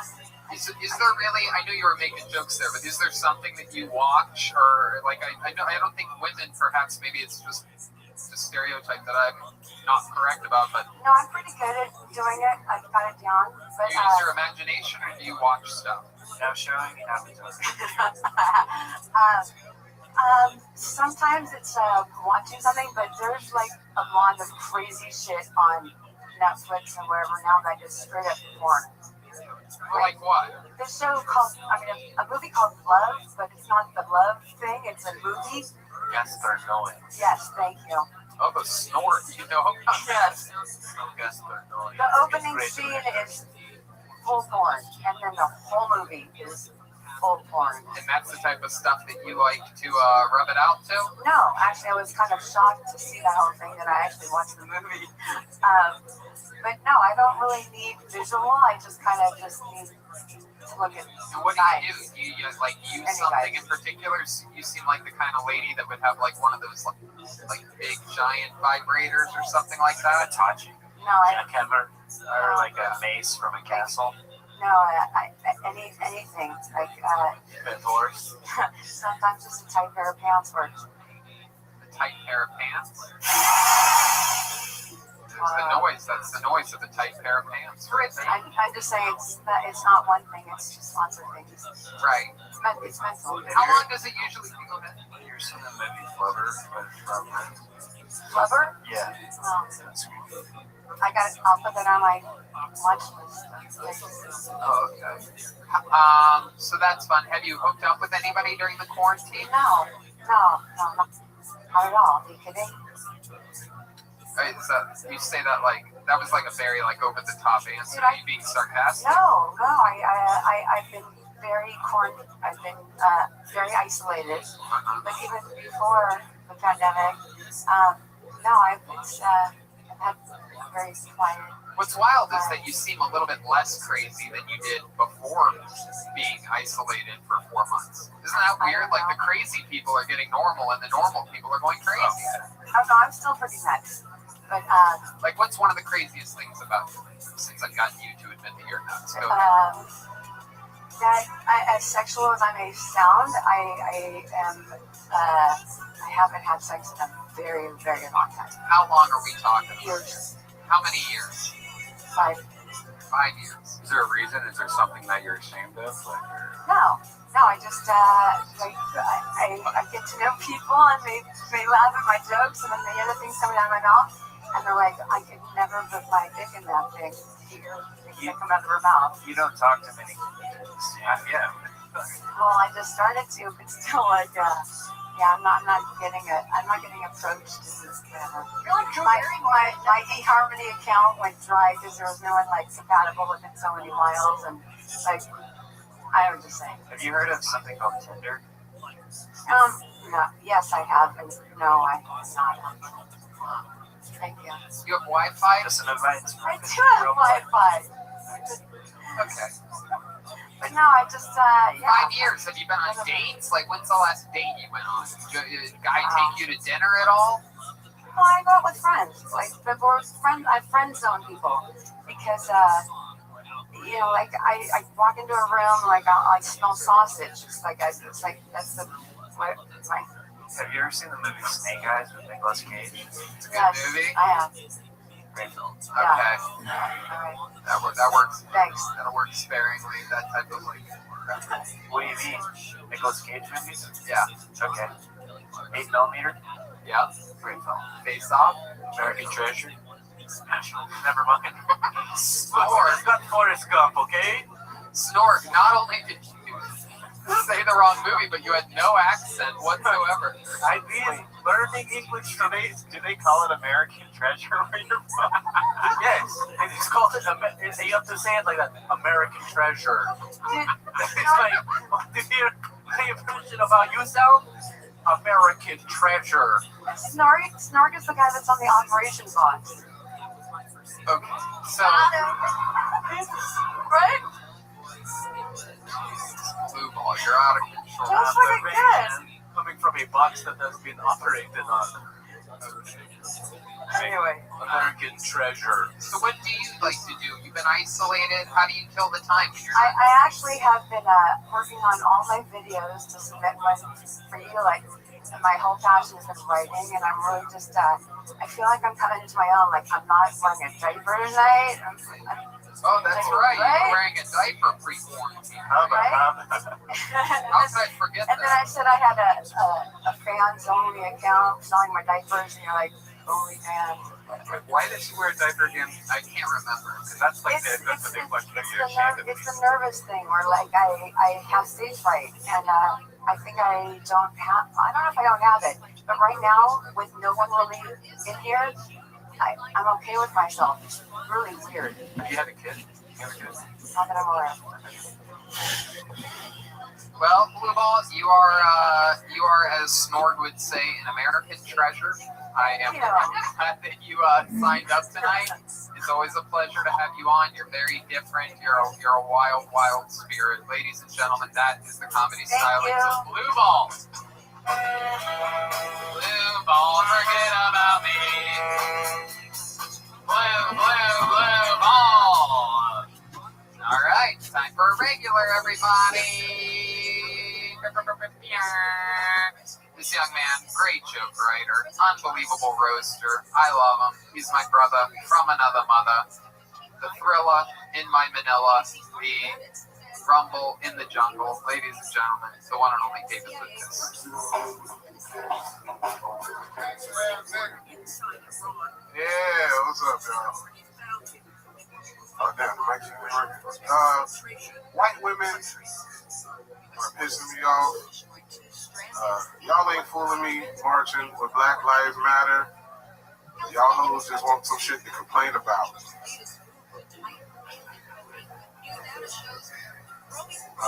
White women are saying that calling them Karen is the same thing as calling them a nigga. Like, bitch, get the fuck out of here. Did somebody spray you with a fire hose while yelling Karen? Did a nigga chase you down the street with a German Shepherd while yelling Karen? I protested in one protest during the Black Lives Matter. I didn't protest like in the hoods and shit. Like, I protested in the suburbs with some niggas that had shit to lose. Like, I protested with some doctors and lawyers. I was like, oh yeah, y'all got jobs. I can protest with y'all. But I saw a white girl so thick during the Black Lives Matter protest that I started chanting all lives matter. Man, this bitch fine as fuck. Hell yeah, David Lucas, I love it. David Lucas. Yeah. Play that funky music, white boys. I love it. White women, Black Lives Matter. White women, Karen, Edward. Those are my notes from that. So. Yeah. I'm about to fucking make that shit 5-6 minutes. Hell yeah. Stretch it out just like you would a white woman. Hey, you already know, Tony. Because you're a white woman. That's right. That's me. That's actually the white woman that... After 12 o'clock, Tony loses facial hair. Y'all niggas just don't know. That's true. That's absolutely true. A lot of people don't know this, but David Lucas actually looted my home. I stole a dildo and a cape. I seriously want that cape back. Tony's car smelled like rubber bands. Why would my car smell like rubber bands? It's latex. Oh yeah. No, that's true. Gay Arctic fox looking motherfucker. That's me. I'm a gay Arctic fox, and you are a straight giant black man. You look like a mechanic that only work on Priuses. That's actually that's actually one of the things that I've been doing to supplement my income. Like electric car specialist. Yeah, I also work on electric motorcycles. I give a Red Band a little tune-up. No, bro, that shit, nigga, when I see Red, because I saw Red Band post that he rode like 15 miles, And then today when I saw that shit was electric, nigga, I was laughing so hard. Oh, I know, trust me. I don't know why you guys think I'm like trying to pull a fast one on. It's so From funny. day one, I've said I'm getting an e-bike. It's fucking cool. I saw that too, Brian, if it makes you feel better. I haven't joked about it, but I did screenshot it when you posted your trail of electric bicycling, like you're actually exercising. You guys just need to come over and fucking get on. That's like It's me. just about having fun. I don't know why you That's guys like me tracking where I went in my Corvette and being like, went for a 20-mile jog today in my Corvette. Red man bicycle cut off when he go up hills. Wow, Tony ran 130 miles an hour down the 10 freeway. Red man, you should get a dirt bike, bro. That's more manly. It's not more manly. My shit's faster than that. Every bike with Red Band on it's a dirt bike. It has instant torque. You know, it doesn't have like the gears. Like, it's like a Tesla. You just want to have a reason to plug some shit up so you can go get some food. He has instant torque to get his instant fork. That's hilarious. You ever ride an electric bicycle? No, nigga, I'm straight. No, come on. That's not a game. You make everything gay. Everything I do is gas until they run out of fossil fuels. Wow. I lied. I did used to have a hybrid i3 BMW. Oh, okay. But the motherfucker only went like 110 miles. So it was a great car, a lot of room. That's the one that has like the weird wood. Yeah. I think it sucks. Do cars go slower because you're in them? Like they can't hit the max speed because you have the weight of like a small family. Oh, okay. A small Mexican family. You make dogs start urinating. I make dogs urinate. Yeah, when you walk in the house. This is what it's going to do. This is why you don't see another show where the same two people roast each other for 74 episodes in a row. You make dogs urinate. This would literally be the final episode of Roast Battle. This was that show. They'd be like, well, that's it. The exec would be like, oh, they've run out. David Lucas said, Tony makes dogs urinate. That's funny though, bro. No, it's actually true. I actually go to the dog park sometimes. I'm like the dog. You've heard of the dog whisperer? I'm the dog kisper. You're the dog tickler. Yeah, I go up and I start tickling the dogs. You do look like you can communicate with squirrels. I do. We both love putting nuts in our mouth. So. For the winter time. Yeah. We both love climbing trees and staring at guys from above. See, I can make gay jokes about me too. That motherfucker's defense is 100. That's it. I'm like, go joking when he give you the joke. That's it. I'm like the Tennessee Titans on Madden, except the only Titan on me is my butthole. It's Titan. Titan. We all know that. That motherfucker's loosey goosey. That's right. So David, what else has been happening? What do you got going on? That shit happened since last week, dog. Same old slow motion. I went to the beach today to fucking write, dog. That shit was. Okay, you washed up on shore? If you don't get your starfish booty hole looking at us about here, bro. So you went to the beach to go right. So what did you do? Did you walk on the sand? Yeah. Was it quicksand? You start sinking like the horse in the Never-Ending Story, Southport. Oh, that's really nice. Carla said nothing's quick with him. Hey man, if you don't get your deceased Chris Cornell looking ass up out of here, bro. People often tell me I look like deceased Chris Cornell. Anyway, but you know a lot about Black Hole Suns. That's actually one of my favorite songs, bro. Really? Okay. So you went to the beach. What happened at the beach? I just chilled, sunbathe, get a tan. Trying to get darker. It wrote, right? Does that work? Black people? Yeah. I don't sunburn, so I just get dark. I didn't think you got get darker. I thought it would just. If you suntan, that shit gonna smell like turkey bacon. Get your ass up out of here, bro. Fucking veggie patty smelling ass nigga. Jesus. That would be the only sunbathing, it's the only kind of bathing that Red Band does. That motherfucker call his dick the Impossible Burger. Oh my God. What the fuck's that even mean? Because it's not real meat, but it tastes like real meat. How do you know how my dick tastes like? Well, okay, Red. Chicks be telling me. Oh! That girl over there? They be like, you taste better than Red Band. Oh, shit. An Asian girl. Oh, fuck, man. man. This is wild. There's a lot of drama. I like this. Tonight's episode of Kill Tony. It's a lot of inside information. I love your Asian impression, by the way. Can I hear that one more time? You taste better than Redback. Oh my God. Wow. Redback have spring roll. Black guys are allowed to do any kind of impression they want, by the way. If I do that, it's racist. If I go, oh, your beat tastes better than Redback. Like, I'm like, canceled. They can't cancel a podcast. They can't cancel a nigga. Right. That's what I was going to say. If I was allowed to say whatever I wanted, that's what I would have said. You can say it. I'll just say it. No, I can't say it. But I will say this, is that you're always fun. We always have a blast. Always fun conversations and great jokes. Ladies and gentlemen, David Lucas. Yes, sir. There he goes. On to the next one we go.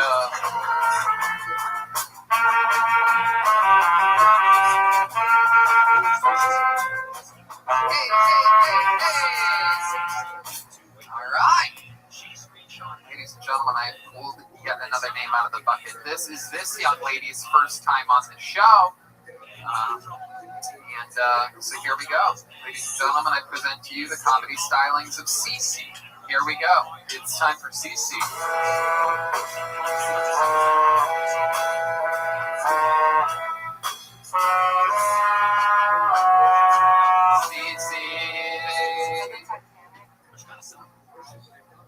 Alright, hi guys, my name's Pam.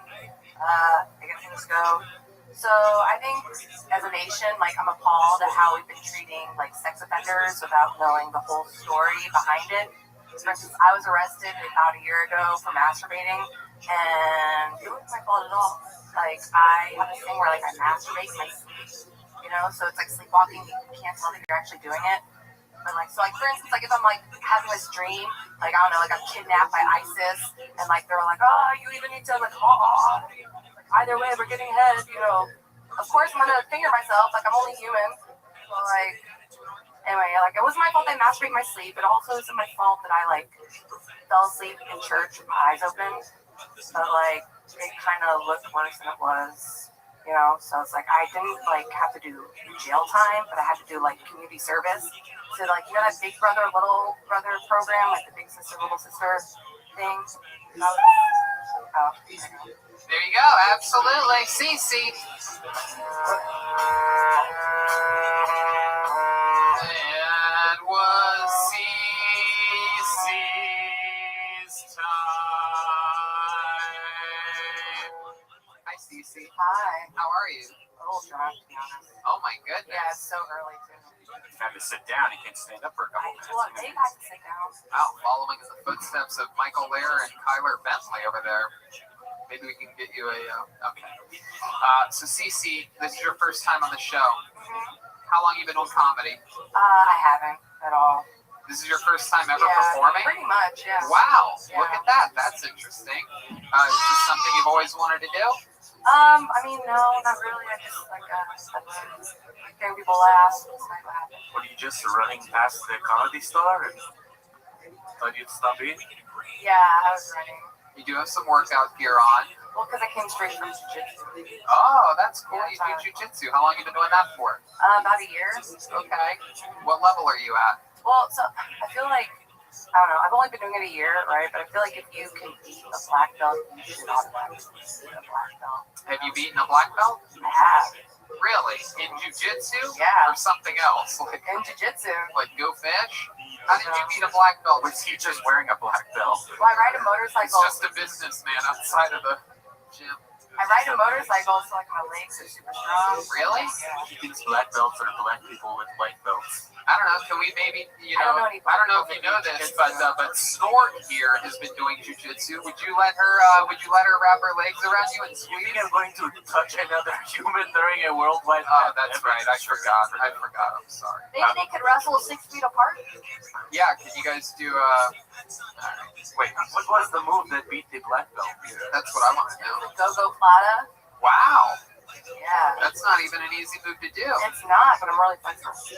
It's incredible. And was everybody really impressed at the gym when you did that? Kind of. They all went, whoa. Wow. I mean, it is kind of crazy. And you made the person tap? My goodness gracious, that is very impressive. What else do you do? What else are you into? I ride motorcycles. Okay. They're called electric bikes. I mean, mine's an actual motorcycle. Right. Yeah. How long you been riding motorcycles for? Also about a year. Do you ever take the area that you traveled and post it online like you exercised? No, I don't. Yeah. Again, I did not post it like, hey, I exercised today. I said I went on a fun bike ride today. I know, but that's what people do on their bicycles. Like you have to say, I went on a fun electric bike ride. I did. I even posted the link to the motorcycle or the e-bike. Jesus. It's just funny, man. It really isn't. I mean, what's funny is if I was going, hey, I went on, worked out hard today. Look at where I worked out today. I just picture Regan sitting at home with his VR set on a chair. Is this how funny it is when I get mad on the show? Yeah. You're finally seeing it after hundreds of episodes. No, I know. That's why I continue. What is the name of the jiu-jitsu school that you go to? 10th Planet. Oh shit! Wow. Wait, did you beat Eddie Bravo and did you have a boner? No, but honestly, like that is kind of like what gives me advantage. Like Go ahead. when they get a boner, like they start to be like all like nervous and they start to make mistakes, and I'm like and then they just Wow. Can you feel them get boners sometimes?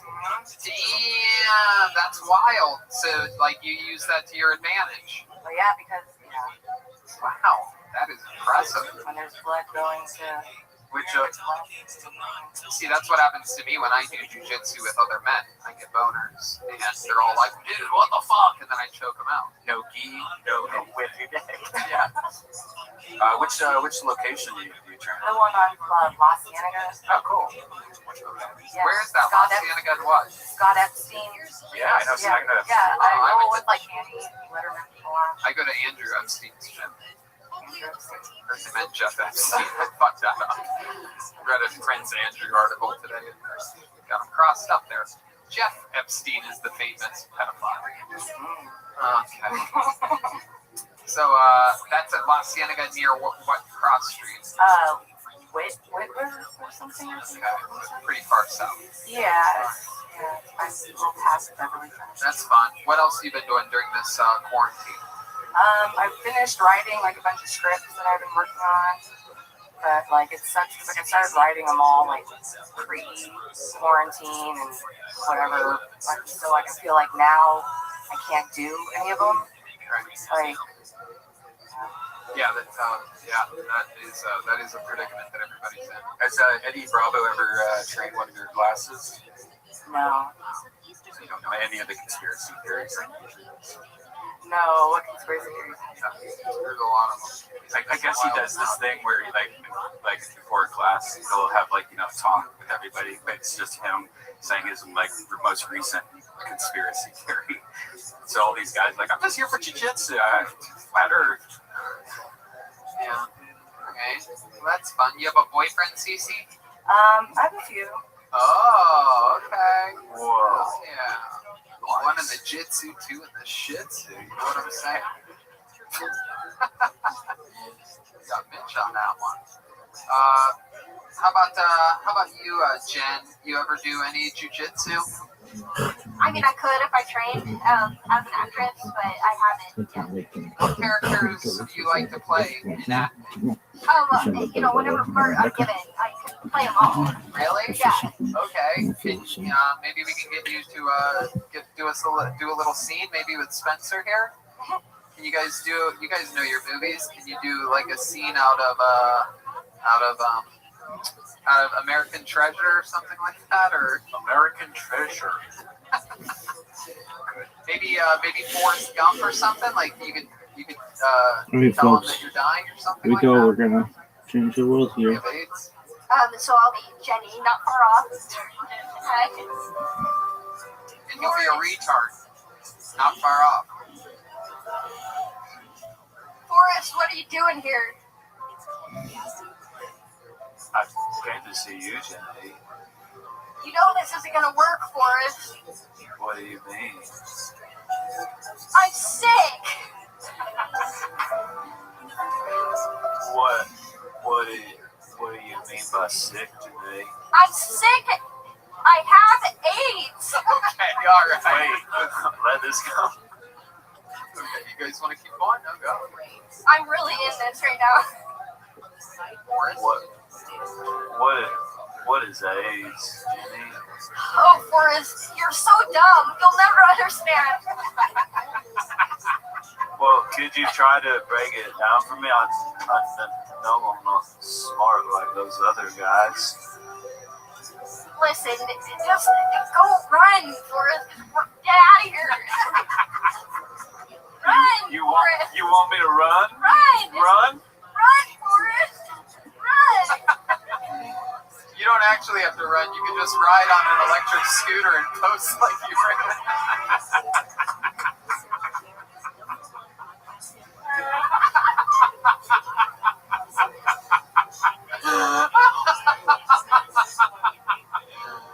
Okay.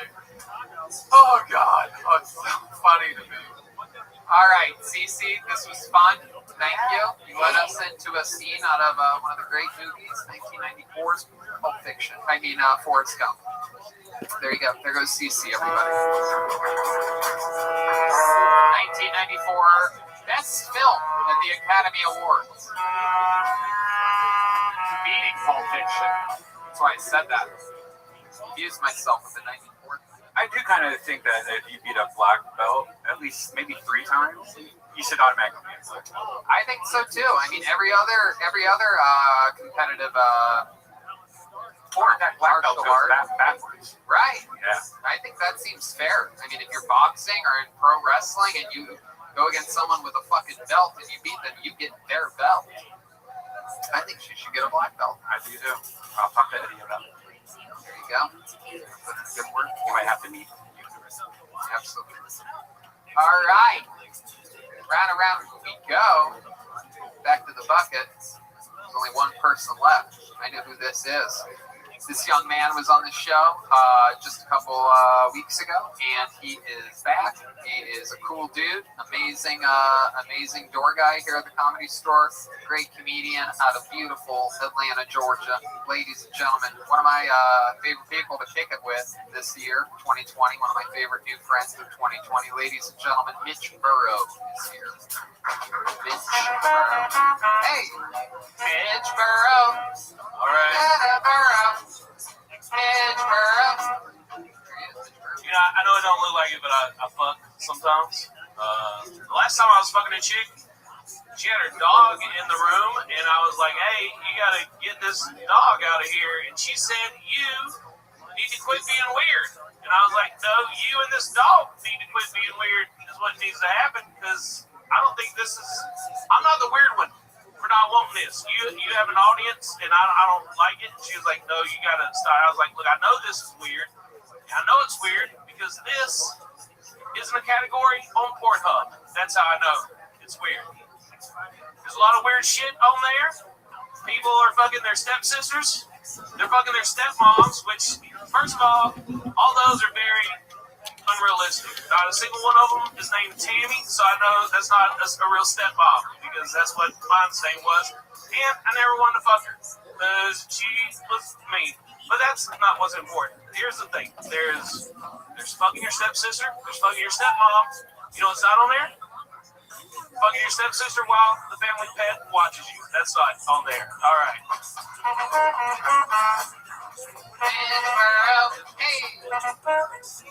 Hey, can I just say something real quick? Absolutely. Jenny, when you're playing Jenny, and you go, Forrest, what are you doing here? Bitch, you invited him to tell him that he's got a son. Did you ever watch the fucking movie? It was a character choice, Nick. I'm glad you didn't die, by the way. I found out later that I heard a rumor that she didn't even have AIDS, that she had something else. It's hepatitis. Is that true? Yeah, because this is the 70s. They didn't get AIDS in the 70s. I thought it was... Also, she wasn't a gay man, so, it wasn't, at that time, that's all she was a heroin addict. Yeah, and they were just trying to scare her with the dirty needle. It didn't get over there at that point yet. This is still very early in the AIDS Craig with hepatitis. Where I am from, we still haven't gotten AIDS. Is that true? Yes, as far as I know. Frogtown? It's just crazy, dog. Never a case of AIDS in Frogtown. You been to Frogtown before, Snort? Once or twice. I would say that it is an American treasure. Frogtown, baby. Oh yeah. You go to Frogtown a lot? Oh yeah, dude. I love fucking drugs and shit. That's right. When you're not in Hogtown, you go to Frogtown. Mexican skateboarders. That's what they got in Frogtown. I know one of them. Yeah. People in Frogtown are very proud to be from Frogtown. It's one of those places with a lot of pride. It's like the South. You know, they shouldn't be, but they are. Right. Yeah. People from Young. Do you guys have a Confederate flag in Frogtown? Do you, Snort? I've been there once or twice or 30 times. You seem I very don't know if this is the right time to say, but you seem mad about it. I have AIDS. Oh yeah. Actually, it's just hepatitis. Mitch, is that true that you had sex with a girl and her dog was in the room? What kind of dog? What part of that don't you believe, Tony? No, I believe it. I believe it. Yeah. But I also believe the kind of girls you have sex with, they probably only have one room. I feel like this was probably a studio apartment. And she's like, what room would you like the dog to go into? It was a shared apartment. She had a roommate, and I was like, put it in the roommate's room. Right. Something. It was like a little retarded dog. Oh. What kind of... Well, I mean, it was blind. I don't really know if that's retarded. It was blind? But what does that word mean? Oh, it's still forest over here. Just, you know, not right. Special. So when you see that dog, you go, oh, bless its heart. You know, it's like one of them kind of dogs. Oh, that dog's special. Should bless its eyes. Ugly, fucking dumbass dog. I hate it. Someone said that if the dog was blind, why get it out of the room? Yeah. What are you afraid it's going to see? Because its sense of smell is way stronger. Mitch is afraid that blind dog's going to find his fucking little duty hole, huh? You know, you swooped Jenny up at the right time. She and I were about to start a real big podcast together. Oh, she was going to go from Forrest Gump to Forrest Gump. How long were you sitting on that night? That was pretty good. You really believe that life is like a box of chocolates? You want to eat it up? Everything that it has to offer. Yeah. Except for the running part, you have nothing in common with Forrest on that. I ran today. Yeah. Yeah, I raced an 11-year-old. Really? And I won the first half, but he got me on the way back. Wow. Was he blind too? No, he just wasn't fat, and it really worked in his favor. Damn. An 11-year-old. Well, how'd you race an 11-year-old? How does that even begin? Another door guy, he used to be a door guy here, Funk Chow. Yeah. His son is visiting. Okay. And I was hanging out with him at the beach today, completely unrelated to David Lucas. Wow, all the door guys were at the beach today. They didn't even do it. I like to go on Tuesdays because the Meteorological Society is out there checking the tide, so I just run out there and I fuck it up for them. Wow. Yeah, when you hear that the meteorologist is out there, you think that's the guy that specializes in meat. See, I tried to beat you to a fat joke, and you just jumped on me. No, he has tons and tons of them. Yeah, just like you do. Just like you. So yeah, well, I challenged you to a race. That's great. And it was just too far. And just like your alcohol problem, he caught up with you eventually. I don't have an alcohol problem. What are you talking about? I love it, Mitch. That's great. You're hanging out with Funk Chow. He's a legend. He's been on the show numerous times. Good guy. Chinese warrior. I did a weekend with him in La Jolla as everything closed down. Got to make fun of him. He taught me how to say "I miss you" in Chinese. Oh yeah? Well, how does that? What is that? Oh shit! I think Brad just reversed the tape. That's real. I believe that. Damn. Oh my goodness. Every time you do that, there's a gong. Do you guys remember that movie, the one with what's the happening hot stuff? 16 Candles. That does not hold up very well. I just watched it the other day, and there's a part where You're like, who's that creepy person at her house? We need to wash the sheets after he sleeps there. Yeah, he's just talking about the Chinese.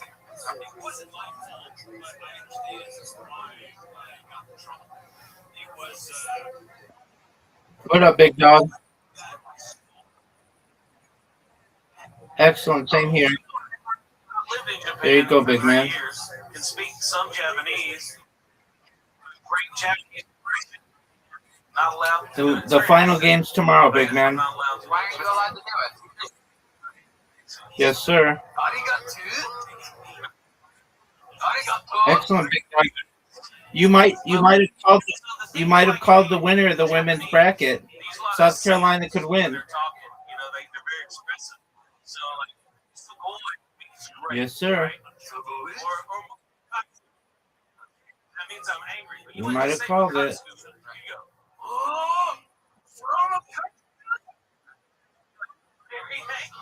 Yes, sir.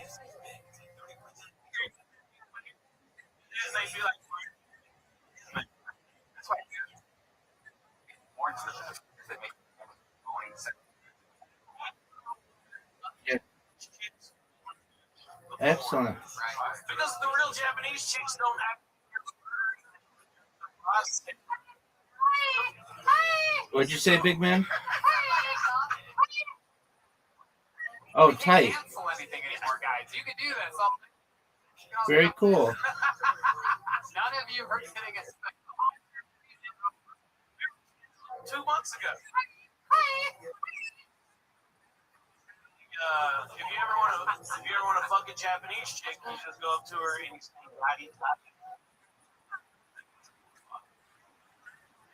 Don't do that, Rabbi. Cool. Up a little bit, We all have a thing. that means you're very beautiful.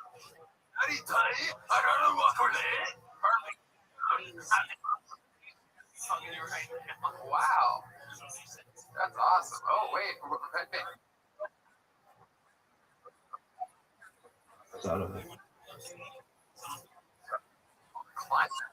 The episode. Mitch, fun in your world this week? That happened. What went wrong there? Just exceeded the weight too fast. Oh, you son of a bitch. No, it's overeating or something. I like it's overeating. That's crazy. I need it's overeating. I got bye. I mean, I can't. What you talking about?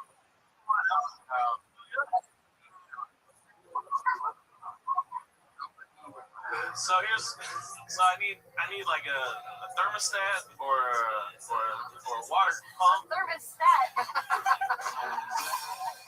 I need a thermostat, preferably with gravy in it. There's got to be a part on the cheap that I can name it. What was the other thing? A thermostat or a what? A water pump. A water pump? Or a fucking starter. I don't know. I just name parts of the engine. Starters, appetizers. Hey, I'll do it. Joe Bird! Joe Bird! Joe! I love that was a good one. Yeah. Fix your car. Did you think about using the defibrillators that you have on the back seat? That's not how you jump it off. Clear. No, but I'm probably going to work on it tomorrow. That's not how you jump either. All right. People can subscribe to my YouTube channel to see me work on a Jeep. Okay. What's your YouTube channel? It's just Mitch Burrow. Okay. Yeah. MITCHBUROW. Yeah, that's it. And on social media, you are? Everything, Mitch Burrow. Everything's all one word, Mitch Burrow. TikTok, I'll give you a personalized horoscope reading. So, follow me on there. I'm the redneck astrologist. Hell yeah. Absolutely. Go on his TikTok. Yeah, that's a successful thing of going on the redneck astrology. It's pretty good, yeah. It's doing all right. Absolutely. All right, man. Well, fun times, Mitch. Always a pleasure. I'm sorry, I'm just very distracted by Joel. I know. I feel like, were you just sitting on something? What? Did you have another way to call me fat? I feel like there was another. Yeah, but let's just move on. You're an American treasure. Come on, Snort. Do it. I want to hear it. Honestly, I had nothing. What kind of Jeep do you have? A Wrangler? Yeah, it's a 1998 TJ. Oh, okay. It's the last model that had the 4.06 liter. It's the best one, as long as it's running. Okay. What does TJ stand for? The Jeep? Oh, that's it? I don't know. Grandma said Trader Joe's. So you had to see it. You think I go to Trader Joe's? You have the jacket. You have the jacket of the president of Trader Joe's. Yes. I was really hoping you could make it the whole time without not only the president, I'm also a member. 4,400 have been injured due to Israeli airstrikes and ground operations. President Trump says U.S. Secretary sent weapons to Iranian protesters earlier this year, but claims many of those guns never reached them. Trump told the Fox News weapons were routed to Kurdish forces and suggested the Kurds kept much of what was sent. Remarks appear to be the first following direct U.S. involvement trying to aid the anti-Iranian protests against Iran. I was going to give you some real Jeep knowledge. The first Jeep after the military was called the CJ, which stood for Civilian Jeep. Then you had a YJ, people didn't like it. Then they moved to the TJ, and then they just keep adding letters. And now you love the PB and J, right?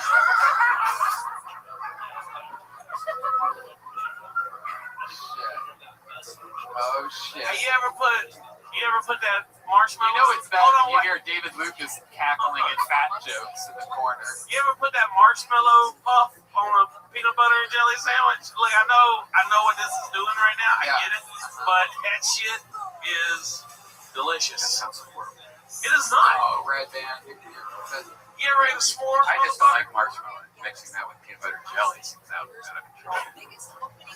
It feels like I'm eating myself.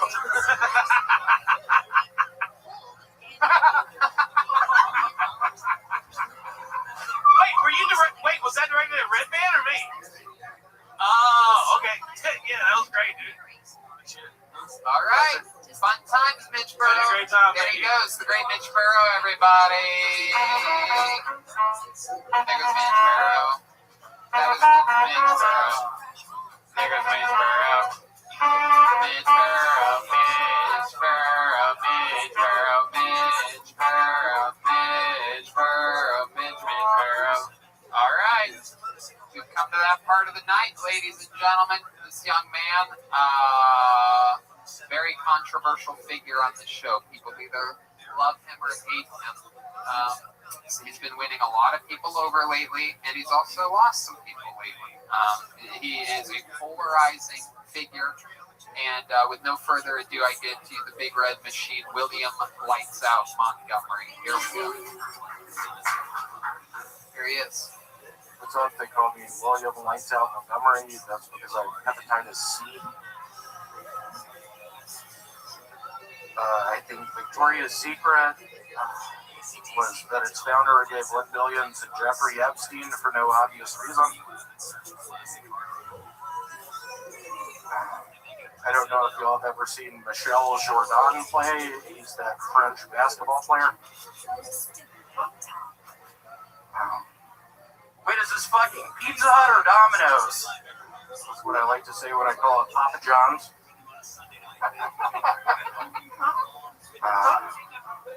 I only watch porn for the nostalgia.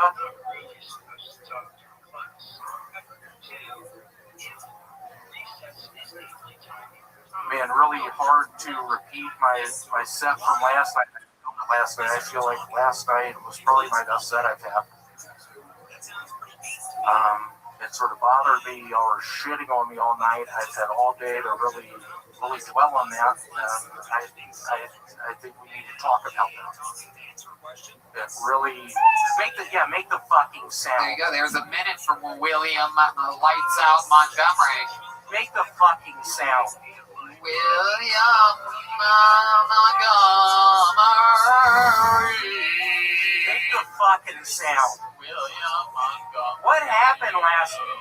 Oh, the elephant noise. Last week, William, is what you're talking about. You keep saying last night. You mean last week. Last week. Yep.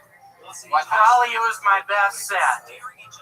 Well, you were on quadruple Kill Tony probation for the first time ever with the management, the cast, the crew, who you have been both physically and You didn't tell me it was the crew as well. Yeah, David Deary. What do you mean the crew? David Deary, I hate that fucking pussy. Why? Why do you hate him? He's a nice guy. I tried to kiss him the other night and he didn't reciprocate. I know, you're not supposed to do things like that during this global pandemic. I love that guy. Y'all seen David Deary recently? Look at his fucking pussy ass. His actual problem. Look at how he's fucking sitting, just like a bitch. Oh my You god. would set like that, David Deary. You piece of shit. David is, Why didn't you kiss me last week? no one wants to be near you. Dude, I'm sick, okay? We get it. Everybody gets it. Y'all are in for a treat. The cameraman, this is my showtime at the Apollo. The set to get on showtime at the Apollo. Really excited to be here. Thanks for having me. Your pizza at Domino's Papa John's joke was great. Is that true? Do you do that sometimes? It is. I hate the new Shack pizza. He claims it's an extra large. It happens to be just a large. Same amount of pepperonis, same amount of cheese. $1 goes to some bullshit charity for black kids. I'm not buying it. But I am calling up Papa John's, asking, hey, what is this, Pizza Hut? Or Domino's? Have y'all had the cheese bread from Domino's? That is to die for. Jeremiah, looks like you have. What's up with your hair tonight, dude? Spencer, what's up? What's up with your hair? Just been growing it out. It's kind of Love it. It looks pretty. Red Band, what's up with the hood over your head? What's going on? Because you fucked up last night on the AV? Last week on the AV? Why isn't it on YouTube? That was my best set. It is on YouTube now. Is it? Yeah, last week's episode is now on YouTube. Cool, perfect. Another fun fact about last week's episode is that afterwards on that Monday night, my sleep schedule's actually evolved. Hey, Michael, quit laughing like that. You know I hate your girlfriend. William, over here. So my sleep schedule's evolved a little bit during this pandemic, and I was actually asleep by about just a touch before 1 a.m. last Monday. And I called you. And you didn't answer. And yeah, that is true. My phone, I forgot to turn the ringer off. Very rarely do I. What is your ringer, by the way? It's the song "Money" from Pink Floyd. I love that. I thought that was Joe Walsh. It's Pink Floyd. Oh, Jesus. Okay. I thought that was a Joe Walsh song. Anyway, why were you calling me last week at 1:57 a.m.? By the way, I wanted to tell you this has been such a nice ride, but after y'all paraded, yeah, thanks, Redman. That really adds to it. Keep going. I just wanted to, if I could have got you on the phone, I would have said, Tony, this has been so sweet, so nice. But after tonight, I've had enough to some extent. Yeah, that's perfect. That's exactly why I ignored the call. Look at you now. You're back like just a little bitch. And my eyes are yellow. You do have some Michael Jordan-esque eyes. Have you seen a doctor about this? Jeremiah told me to say that one. Jeremiah, that went well. Thank you. Spencer, that was... You told me, you were like, hey, tell everybody your eyes are yellow. These guys all work at movie theaters, William. You ever do anything weird when you go to movie theaters? You ever sneak any food in there yourself? I made out with a black chick in one. Oh, yeah? What movie did you do that at? Anaconda. Whoa. All right. You know, I actually talked to him last week after the show about 2 a.m. Oh, really? He called you? No, I was playing virtual reality, and somehow he entered my... Yeah, if y'all haven't watched Redman's virtual reality, start watching it. It's to die for. It is. It's a wonderful thing to watch. Redman, what are you doing on there, dude? Virtual reality? What do you talk about on that thing? Get off of it. Get off of it. People are tired of it. I, for one, am tired of it. Get off of VR. Are you fucking with me? That is the weirdest mask. I know, it's like in his mouth. It really moves. When you move your mouth, it moves too. Yeah, thanks. It cost $100. Where'd you buy it from? Kmart. Why? What do you mean? There's one left. I support small businesses. Why have you been so angry lately? Like the last couple of months, like your whole set, everything has been just. You're really gonna call me out on that? I told you what happened. Yeah? What happened? My dog died 2 weeks ago. How did it die? His name was Scooby-Doo. I accidentally fed him poison. What kind of poison? I injected a T-bone steak with a bunch of Clorox bleach. Why'd you do that? I was looking up YouTube videos and I did it and I left it on the floor. Well, what kind of YouTube video suggested that you put Clorox bleach into a T-bone and feed it to your dog? What was the video? There was a video. Spencer, get my back on this. You want Spencer to get your back? Get my back on this one. Spencer? Do you know William? Yeah, he sometimes goes to my blockbuster. Oh. I love it at your blockbuster. Yeah. Do you remember what we discussed 2 weeks ago? Do you remember that, Spencer? I mean, off the security camera and off the record. Yeah. Off the record. Yeah. If you guys kiss, that's fucked up, because Spencer's 15. Whoa, William, another fucking comedian.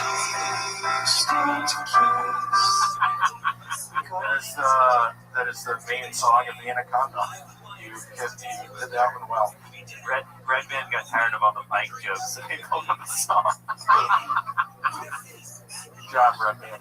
Do I have your attention? Okay, all right, everybody. Everybody relax. William, your big soundboard, man. Chill out. Okay, guys, settle down over here. Yeah, stop. Go from misses to misses. All right. She's a breaker, drowning slowly. Keep going. Nothing's about nowhere. She's a breaker, drowning slowly. Sing some of the song. Day after Christmas. Yeah, that's a sad deal. It's not enough work. Is it? Yeah, it is. Really? That's a sad deal. So, are you going to get how was your test? Am I going to get a tattoo?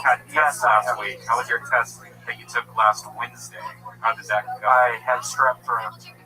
Oh, that's good. It's a good time to have strep throat, actually. Much better to have strep throat. Luckily, I don't have adenoids anymore. How's the spot on your belly? Can we get an update on that? Can we see what's going on there? Let's see. It's being blocked by a shadow right now. Can you?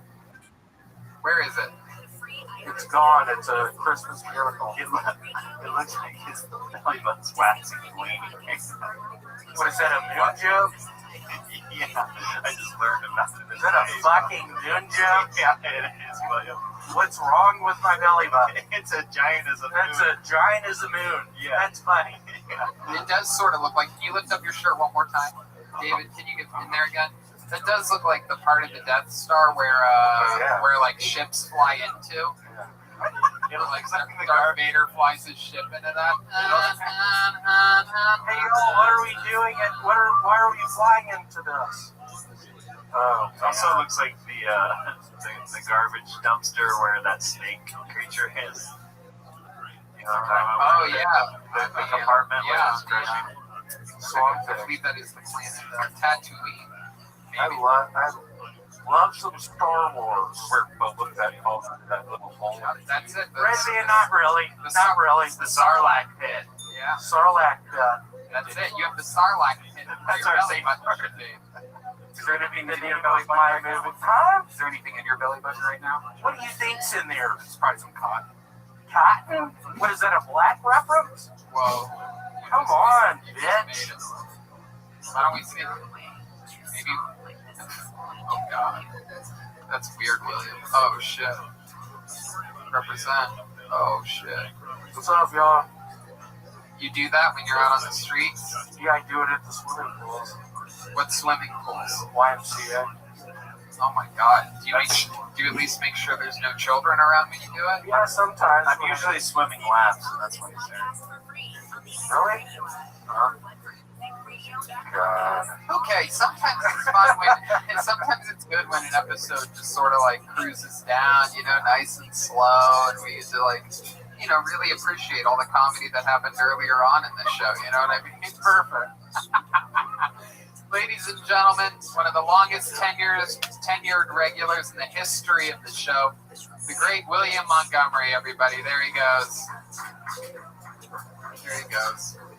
This was another episode of the show. We did it again. Fun stuff happening all around the world. Let's check out the drawing from Ryan J. Efeld. Let's see what happened here tonight with the movie theater crew. That sometimes works at a Blockbuster. There we go. Get on up in there, Ryan. Oh, look at that. Oh, it's another movie theater type homage thing. Am I right? Yep, there's the concession stand. I see me. I see William with horns. We have the great fire-breathing. Is that Snort? Oh yeah, that's David Lucas. Yep, that makes sense. Cool cat. Everybody, Michael Laird on the tank. I love it. What a crew. Snorg and Jen down below. Spencer up top, slinging concessions. Chroma eating the nacho cheese out of the dispenser. Go to RyanJEvelt.com. Grab a crank. He also has a lot of auctions. I just saw a really cool auction of you, the Joker. He has going on right now. Where you can get it. Everything's at RyanJEvelt.com. Go eat a Vito's Pizza. Get your coffee from CavemanCoffeeCo.com. Get your underwear over at Sheath. Hire someone at ZipRecruiter. A bunch of fun things you can do to show support for the show. Your lozenges for nicotine over at Lucy.co. So good. So good. So good. I like the cinnamon. Red Band likes the wintergreen. And a bunch of other fun stuff happening. I have a roast master class on my Patreon, Everything Roasting, that you might want to know. Actual tons of content, man. Interviewing Jesse Joyce this week. Just interviewed Sarah Tiana, Benji Aflalo, David Lucas, Donnell Rawlings, Jeff Ross. Fun times. We just talk about making fun of people, so that's exciting. Red Band? Check out my virtual Red Band, and also Brian Holtzman, Dead Air, and Fourth Brothers in Person. Are we doing one last week? Okay, check that out. Oh yeah, I have a whole new merch store as well, attached to my website, TonyHinchcliffe.com. Brand new shirts, drawn up by the McVader. Those are mostly Roastmaster class made. There's also a cute little Hinchcliffe Red 2020 shirt. I like it. It says Jeremiah Wonders, I'm sure of that. Tell me about it. It has Dr. Phil and Starbucks assistant manager Aubrey on that episode. I thought that was last week's episode. Thanks. That was last week. What else, Jeremiah? Anything else? Jeremiah Watkins on Venmo. Thanks for the support, guys. If you're in the Tempe, Arizona area at the end of the month, I'll be doing some shows there the last weekend of the month on Thursday and Friday. There you go. Tempe, Arizona. Yeah, and if you're on YouTube right now, head over to youtube.com/Jeremiah Watkins and hit that subscribe button. There you go. Also hit subscribe for this show if you haven't yet. Jen is actually Jet Ski Jesse Johnson. Quadruple J's tonight. You are Jet Ski Johnson. All platforms. What else, Jen?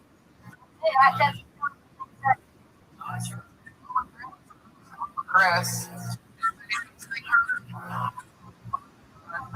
Check me out. Baby Boys.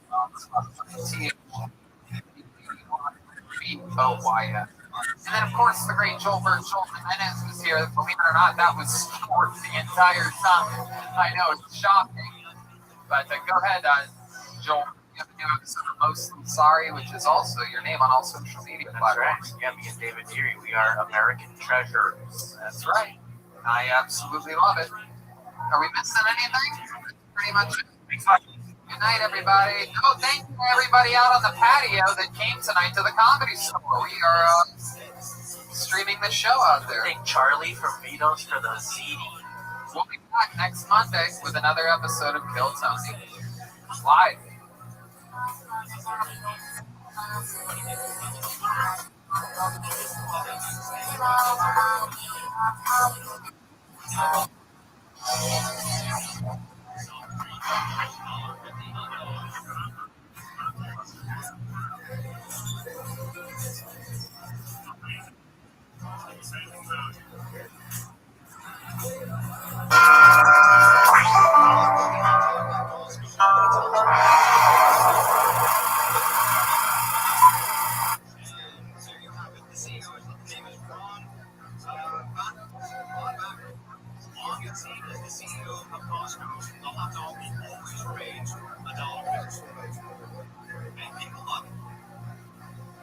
Problem is, he didn't have any toppings on the hot dog. Did you see that video? Jesse, there's no mustard, no ketchup, no onions, no...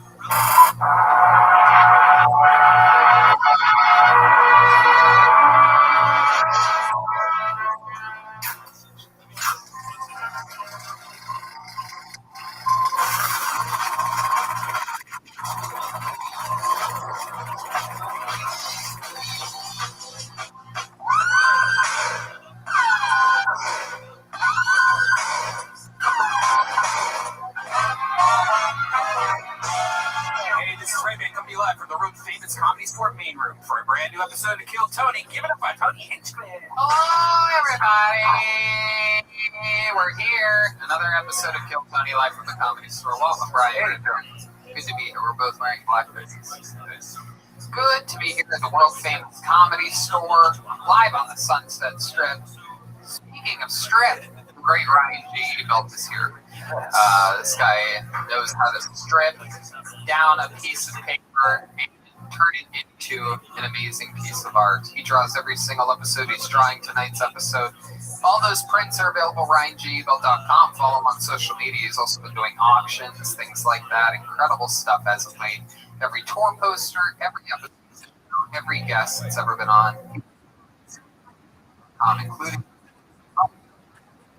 shirts over to RyanJebel.com. We're at the Comedy Store. Things are happening here. They're doing shows out the window, on the patio. Things are happening. The momentum is once again rebuilding at the store. Excited for a big up-and-coming return here and other big things happening. But you know what? Before we start tonight's episode, let's get a word. You know, you love the show, and the only way to support us is by supporting our amazing sponsors. And here's a little bit more about tonight's incredible, lovely sponsor. Things are challenging these days. Seeing a doctor shouldn't be. That's why I use PlushCare. PlushCare provides primary and urgent health care through virtual appointments. And scheduling an appointment, even for the same day, is really easy. I just pick a slot that works for me and book online. So I don't waste time on hold or sitting in crowded waiting rooms. With my PlushCare membership, I can see my doctor from the comfort of my own home, even in my PJs. I can get diagnosed, treated, and even have a prescription sent to my local pharmacy if needed, all within minutes.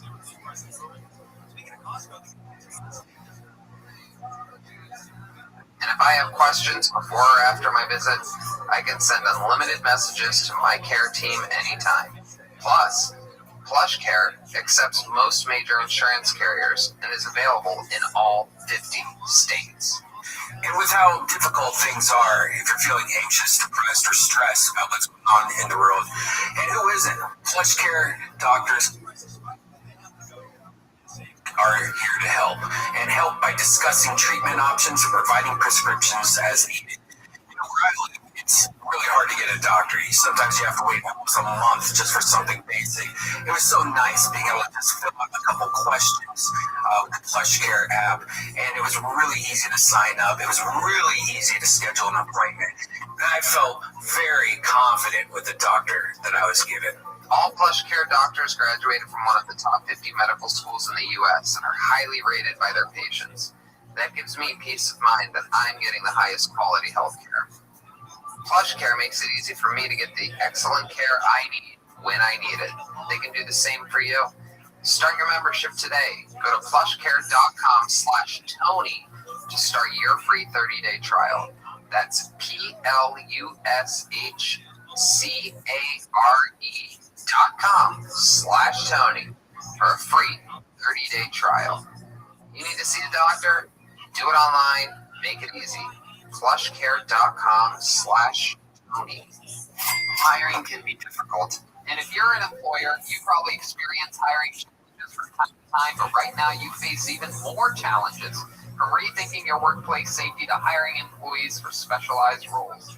Matson Resources could relate. They needed to hire a seasoned senior Citrix administrator to provide IT support. Not an easy job to fill, so they turned to ZipRecruiter. ZipRecruiter's powerful matching technology finds people with the right skills and experience for your job. In fact, 4 out of 5 employers who post on ZipRecruiter get a quality candidate within the first day. That's how Matson Resources found Peter Alcantar Jr.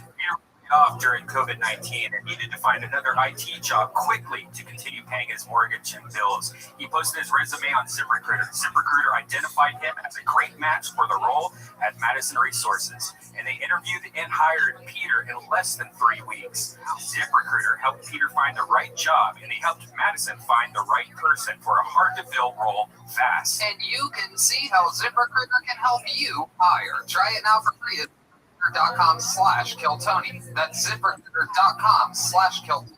ZipRecruiter, the smartest way to hire.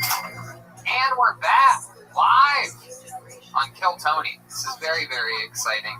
I'm especially excited about tonight's show because we do have a guest. This young man's been on the show many times. This is truly, just like me, one of the top young rising comedians in the world. Multiple specials, multiple albums. He's a freak of nature, another comedian that I started with and I can't wait to hang out with. Here tonight on the show, once again, it's the return of the great Jamar Neighbors, everybody. Yeah! Absolutely. One of my favorites on the planet, Jamar Neighbors. Hi, guys. Hello, Jamar. Thank you for having me back, Tony. Indeed, I'm glad you're back. You and I just had fun the other day. We were performing in the window here at the Comedy Store. The people out on the patio, packed patio. Mm-hmm. We did a little fucking duo. Yeah, we got it in real tough. We were like Neil Brennan and Dave Chappelle at the same time if Neil Brennan was funny. Oh! I'm just kidding, Neil. Everybody knows Neil. Yes, everybody knows Neil. Everyone knows Neil wrote all the good stuff on that show. Oh, yeah. Anyway, I'm glad you're here. We're going to have so much fun. What else? Red Man. Hi, how you doing? You guys were awesome the other night. Whatever that was. Thank you, man. I like your microphone, man. Oh, thanks, man. Yeah, made for me and Tony. Some My Little Pony shit, man. That's right. Yeah. That's my we're going to have fun tonight, Jamar. I'm sure you remember. It's been a little while, but you remember there's a band on this show? Right.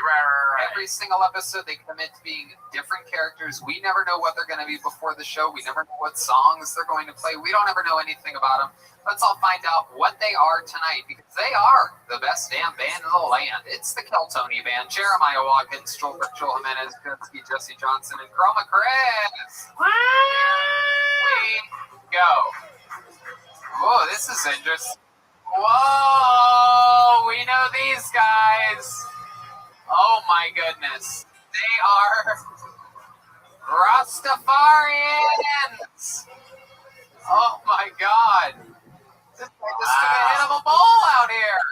This is incredible. Wow. We have the rope snake guy. Very, very famous character in the show's past. How are you, rope snake guy? It's Skeeter from the island. Catalina Island. You're from Catalina Island? Yeah, man. That's normally we're very rich. Do you have rich parents? Yeah, man. What do they do? They own banks. Oh, wow. Okay. How'd you end up like this? They didn't give you a lot of attention as a kid? No, I appropriate other people's culture. Wow. Very interesting. What'd you have for breakfast today? French toast crunch. Beautiful, beautiful. And behind you, we have the former leader of the NAACP, Rachel Dolezal. Rachel Dolezal. That's right. How are you, Rachel? Nah, man, my name is Kelsey with an I. Wow, you don't even have a Rastafarian accent at all. No, man. You're just... I'm just high as fuck. I love it. You're high, huh? How much weed did you smoke today? I don't even know, man. I don't know numbers anymore. Very exciting. And then clearly next to you, there is a white man wearing a Rastafarian hat with a wig attached. No, I also have an accent, man. Oh, wow. What's your name? Name's Rocco. Why? Rocco from the streets, man. Okay, Rocco. And then here we have another beautiful girl. This is a beautiful. What's your name, young lady? My name's Ethan, man. Oh, wow. Oh, Ethan. I'm sorry. And I think it's actually CBD, but don't tell anybody. I'm trying to be cool, man. Wow, what does CBD stand for? Can't be done. Wow, very good, Ethan. Can't be done. I'm excited that the Rastafarians are here. We're going to have that drum beat. The old Rastafarian rim shot tonight. I'm sure we're going to hear that a lot. I'm excited. Let's just jump right into it. We have a bucket filled with comedians' names. Well, it's not really filled. I mean, let's face it, there's a very limited amount of entrants tonight. But before we go to the bucket, why don't we get things kick-started with an absolute icon here on Kill Tony, a guy that everybody knows, a guy that everybody loves, and also some people hate. But I love him, and I refuse to let the naysayers say that he shouldn't be part of the show any longer. I will always fight for what I believe in, and I fight for this man. Ladies and gentlemen, it's known other than the Big Red Machine, the Tennessee Strangler, the King of the Koalas, the William Montgomery. Jamara, they call me the Tennessee Stranglers.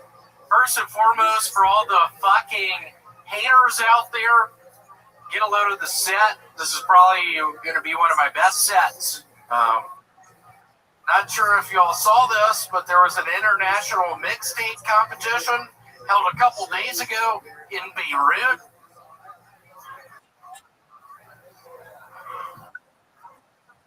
The social car industry Eat dinner, big dog. was watching American Pie 2 the other day, and apparently there's a deleted scene where they all get AIDS. When the credits roll, the first 24 names are Jewish. Director, producer, writer, hairdresser, dog handler, the dog.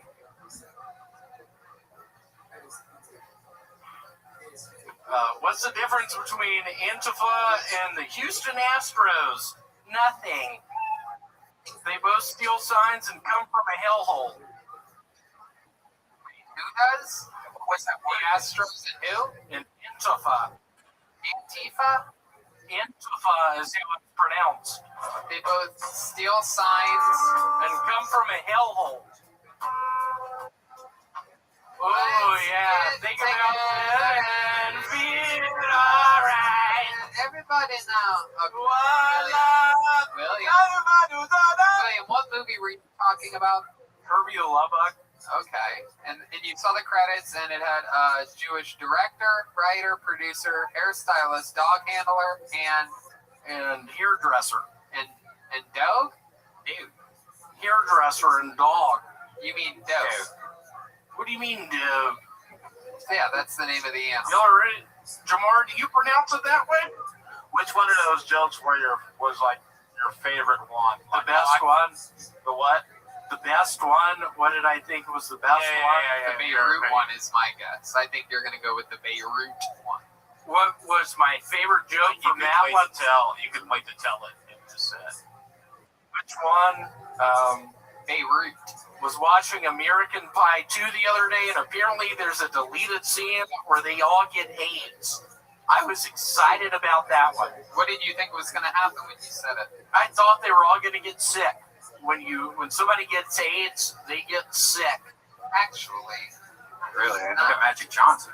yeah. What do you mean Magic Johnson? Who's Magic Johnson? People throw that name around. Basketball. Who is that? He was the first. No, seriously, who's Magic Johnson, Red Ben? He used to be a basketball player. Now he's Now he's what? Now he's a face of AIDS? Actually, mosquito was the face of AIDS. He's the second face of AIDS. Tell me about it. Mosquitoes, man. Those things have killed more people than anything else. Like what? Malaria. They carry malaria. What else do they carry? They carry your bags if you're a light traveler. They carry your bags if you're a light traveler. I don't get that one. That was a lot. You want to explain that one? No, shut up. You want to explain that one? Oh, you're very angry. Yeah, I'm angry tonight. Why are you telling me to shut up? Good vibes only. Oh, Rabbi. What'd you say? Oh, Rabbi. Rhubarb. Oh, Rabbi. Oh, wow. Oh, they called it Rega. Tony, Beirut is actually my favorite baseball player. Beirut? What do you mean? Babe Ruth. Babe Ruth? Do you want to take that again, you bitch? I'm not lying. I would fuck you up. If you look at the video again after this airs, there was a mosquito that landed on William while he was talking. I know, I saw that. You saw that? It landed on your beard. That's fucked up, man. What do you mean it landed on my beard? Oh, shit. Hold on. Put your head back. Forehead. Go tilt your head to the right. Go to the right. Right. You're on the right. Wait, go back. That's Hold on. Stop moving. Y'all see that shit? William, move slower. It's right next to your eye, man. Stop. Stop. There it is. There it is. What is that? A mosquito soul. There's something like on the light or something. No, it's a mosquito. What do you mean something on the light? Is something wrong with my face? Stay right there. Don't move a little bit towards Ryan. Listen to my direction. Move your head a little bit towards Ryan. No, don't look at Ryan. Move your head towards Ryan. No. Move your body. My eyes? Here, let's try this. My body. Move your body towards. Nope, not that What way. do you mean? Like, go that way. Nope, watch me. Don't turn. Just there. It's right there. Don't move. Don't move. Yeah. Do you see it? What the fuck is that? Do y'all see that? Damon. Do you see that? Nope. William, what did I tell you? Don't move. Stay right there. Put your chin down. Jamar, get my back on this. Where I would be. William, Jamar, get my back on this. What are they talking about? it's on. That mosquito soul. Mosquito soul. Damon, is that in the It's like a lights? silhouette of a mosquito. Yeah, fix your lights, you bitch. No, you're not allowed to call staff members that name. Sorry. Okay, well, he tripped me last night. He didn't trip you. Yeah, he tripped me last Is there a bug night. on the lights, or is that on his head? Yeah, what's going on with the lights up there? That's hilarious. Whose sweet little voice was that? It's flying in the beams. What bitch just said that? Well, you can't just call random. I'm on edge, Tony. I'm sick, man. You know I'm sick right now. I got 104. I got 104. I'm an asymptomatic character, and I've been kissing people. Yeah, who have you kissed lately? David Deary, he's a known faggot. Oh my God, William! Look at him. Look at his fingers by his penis. That guy knows what's up. I'm gonna be kissing him tonight. No, don't walk that way. All right. Well, William, what's been going on in your personal life? How's your relationship with the girl that hits you? Last night she called me her brother, and I started calling her my older sister. Yeah, what's that noise? Was that supposed to help right there? Cool, that was fun.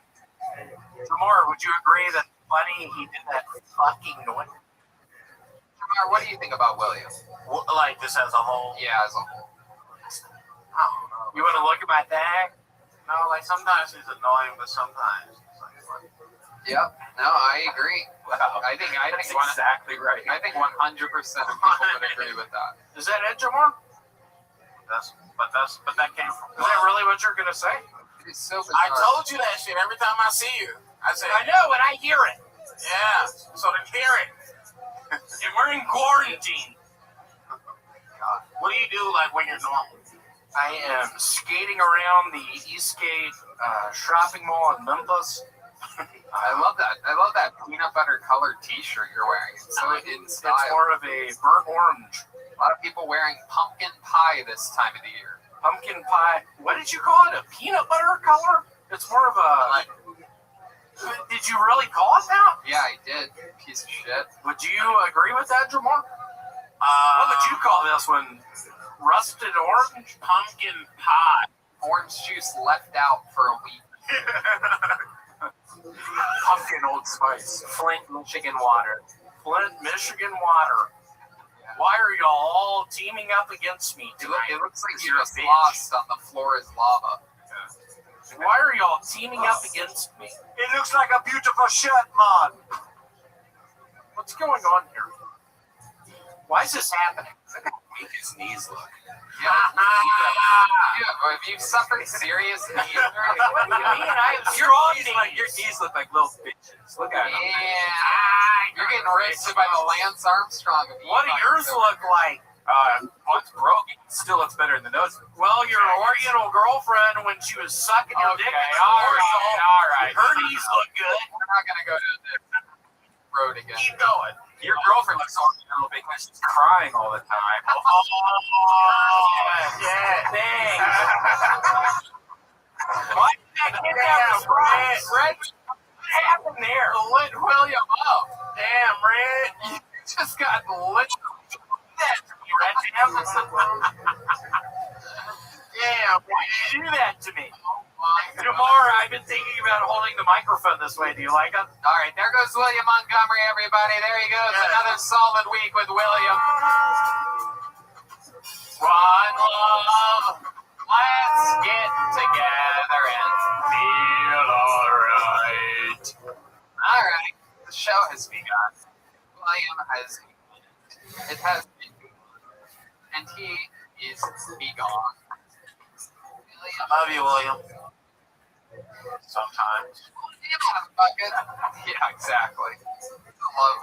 Love Hayes. He actually called me the other night and kept me on the phone for about 30 minutes. If you're wondering how many people call me the blue, I believe it was about 11:30 at night. Did you answer that? I don't know. I feel sometimes I get a call from someone like that, and I'm like, okay, well, maybe they're about to kill themselves, and if so, I'm going to. Again, why wouldn't you? I'm going to save them if she's going to kill them. William. No, this is. I don't think so, but I also think that maybe he needed to get bailed out of prison. Like, there's a lot of things. He's got a wild. He's a real rock star. Like what you see with William is what you get.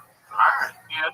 He's an accidental overdose candidate for sure. Yeah. 30 minutes, highs and lows in the conversation. He's making me laugh a lot. I'm infuriated at some points, explaining to him some rules at the Comedy Store that he's been breaking lately. Other times he's cracking me up. I mean, extreme highs and lows in this phone call. I can't stand being on the phone, especially at 11:30 at night.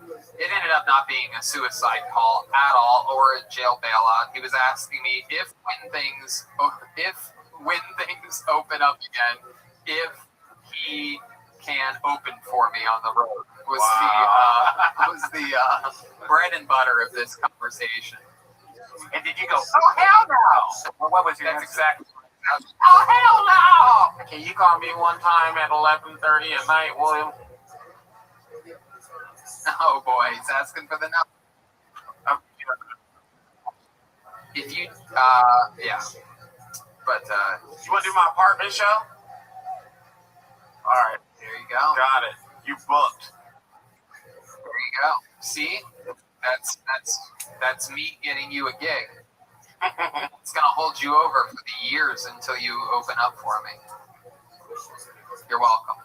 I pulled a name out of the bucket. This should be exciting. I believe this young man's been on the show before. Make some noise for Brandon Biederstadt, everybody. Here we go. Brandon Biederstadt. What's up, everybody? So I was at the grocery store earlier today, and I was buying condoms, and I noticed that there were some sheepskin condoms. I started thinking, The guy who invented sheepskin condoms might have been a pervert. Like, what was that business meeting like? Oh, latex is not going well. People are complaining. It doesn't feel good. Does anyone have any ideas? Well, sheepskin feels pretty fucking good. Hey, Bill, I gotta ask, how the you know that? So I've been pretty into this Black Lives Matter thing. I'm learning a lot. I think mainly I've learned that white people suck. Here's just a couple reasons that what I think white people suck. White people suck because they put more effort into contacting aliens than learning Spanish. You know how many white dudes speak Klingon? That's a made-up language to speak to only other white dudes. White people suck because they get more mad when you misgender their dog than a trans person. He's a good boy. Apologize to Cooper.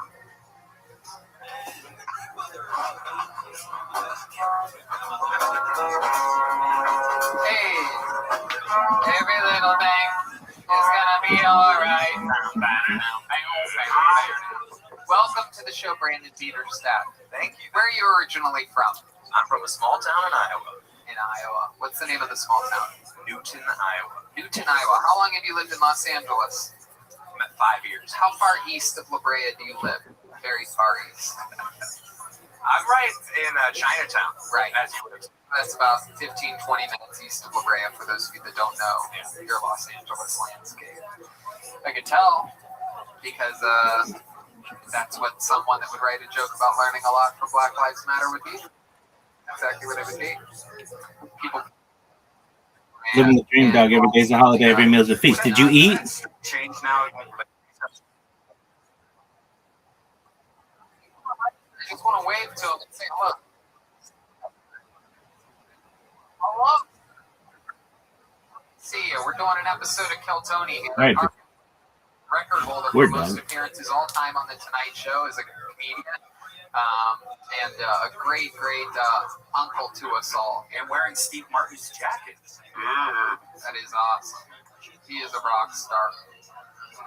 It's not dirty, no nothing. He ain't spilled no spaghetti sauce on it. Nope, he keeps it clean. Thank you so much, Argus. I love it. Just performed through the glass. That's it. I love it. We're doing it. Hey, whatever it takes for us to. That's crazy, right? I know. That's why I've just been blowing dudes to get by for money. We love you, Argus. Thank you. Follow him on social media. Some say that jacket's actually black, and that's just a bunch of cocaine. Okay, Red Van. This is going well. What's his name? Peter Snap? Peter Stack. Peter, what'd you say about white people be doing what? White people put more effort into contacting aliens than learning Spanish. And is that because you do these things, and then so like does that go for you too? Oh, that's a great point. I am a white person.